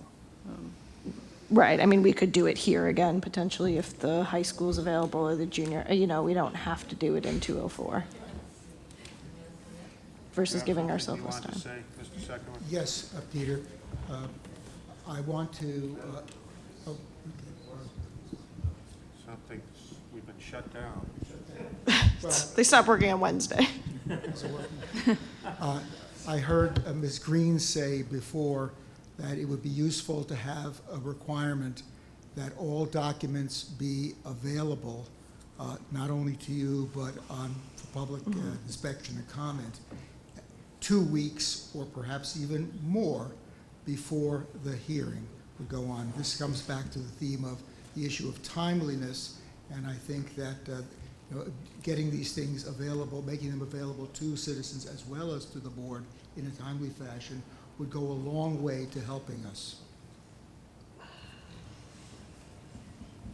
Okay, thank you. That means probably the week of the 12th. If we were to stick with that, and we got right on, starting tomorrow, getting a consultant to do the wildlife study. That might be doable.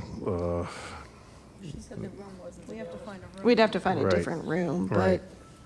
but But doing it the week before might make it difficult to have information out that far ahead of time. I would say 1 week ahead of time is adequate for me to be up to speed on any, this is not hopefully going to be, masses amounts of information. We're talking about a wildlife study, basically, and maybe more information from the Concord's consultants on that issue, but. How about the 14th? And find another room. so December 14th and find another room? Yeah. Does that sound good? Is it room open? Oh, find another room. 204 is Oh, not okay. open that Yeah, week well, is the problem, so. Yeah, the library, I suppose. We need a room that's big enough to hold a number, We could look lots of people. here, we could look at the junior high library, we could light look at the just went junior high green. That's auditorium. We Yep. could look at our, Or- I mean, I think or- there's other options Or within PSF Acton. is- PSF, yeah. PSF is, the public safety facility is an option, and it's. Okay. So, I'm sure if we pick a date, we'll find someplace. There will be a public building in Acton we can use. All right, so we're gonna look at the 14th and ask Concord to agree to continue the deadline. I think we have to take a vote on that, Peter. Oh, okay. just some, Well, we need a vote on Can- retaining the consultant, I would say. It's probably a good idea. Right. Take a vote on that. Right. So I'll entertain a motion on that subject. I move that we retain a peer review consultant on the wildlife fencing Habitat study. issue. Okay, and I'm understanding the scope is for a complete study, not just a review of the Complete, Concord yeah, study. an Okay. exhaustive study, whatever they do. Right, okay. Second, we can only have like 2 on it, sorry. All in favor, please say aye. Aye. Any opposed? Motion carries unanimously. And so you're saying we need a vote to continue the hearing again, or continue the hearing until the 14th. We haven't closed it, Is so. it at 7? I move that we continue the Nagog Pond hearing to December 14th at 7 PM. Second. Location Okay, may- well, now that we're in discussion, let me make sure that Concord's willing to put this off until January, because we're not doing the 14th if we need to do something by the 11th of December, I guess. Right, based on the proposed next meeting being December 14th at 7 PM, we would be willing to agree to extend the time for the decision. I would offer 1 month to January 11th. January 11th. It is a Wednesday. Okay, that appears to be a Wednesday, okay? Usually we just agree to a time extension for the hearing. Do we also agree to the decision date extension? Do we have to do that too? Well, because they're in tandem. So January 11th. Well, like I said, I actually don't think there's a decision deadline that even starts running until the public hearing is over, but in this process previously, and I thought it was based on this board's previous protocol, you've been extending a decision deadline. So I think for right now, let's stick with that. Yeah. And in the Yeah. meantime, I'll have discussions with Concord's counsel about straightening out the question as to whether there actually is a decision deadline or if we're just talking about a hearing date. Sorry, so you're saying we should vote on On extending the decision deadline. We- Well, you've already voted to continue. Yeah. Have you I not move that voted? we extend the decision deadline Should do both. January 11th. Wait, didn't we vote? We didn't vote? Right. All right, we're back to the original motion. Okay, I'll reiterate my motion to extend the hearing to December 14th at 7 o'clock. Location to be arranged. We have a second, we have a motion and a second on that. Okay, all in favor, say aye. Aye. Any opposed? Motion carries. Now, the decision deadline. Okay, I move that we extend the decision deadline to January 11th, which is a Wednesday. All in favor? Aye. Any opposed? That motion carries unanimously. All right, there being no further business tonight, can we adjourn for tonight? Move to adjourn. Jeff, do we Okay. need to establish the location for that meeting? Yeah, certainly. Yeah. No, do we need to do It's that going to now? have to be posted, but We're gonna- look, we can't establish the location tonight. I don't think we have to. Okay. Do you? I'm concerned about it. I think we're okay with with that being open as long as we post it. Post it. People know we're going to be posting it beforehand. Okay. We just need to find out tomorrow where it'll be held. We'll let you know as soon as we find out. The problem is the room at Town Hall is occupied, so we just need to, we don't have the schedule for all the other rooms right now. I understand. Peter, can we vote the motion to adjourn? Sure, I thought we did. We did Yeah. not. No, we didn't. We moved and seconded. Okay, all in favor? Aye. Any opposed?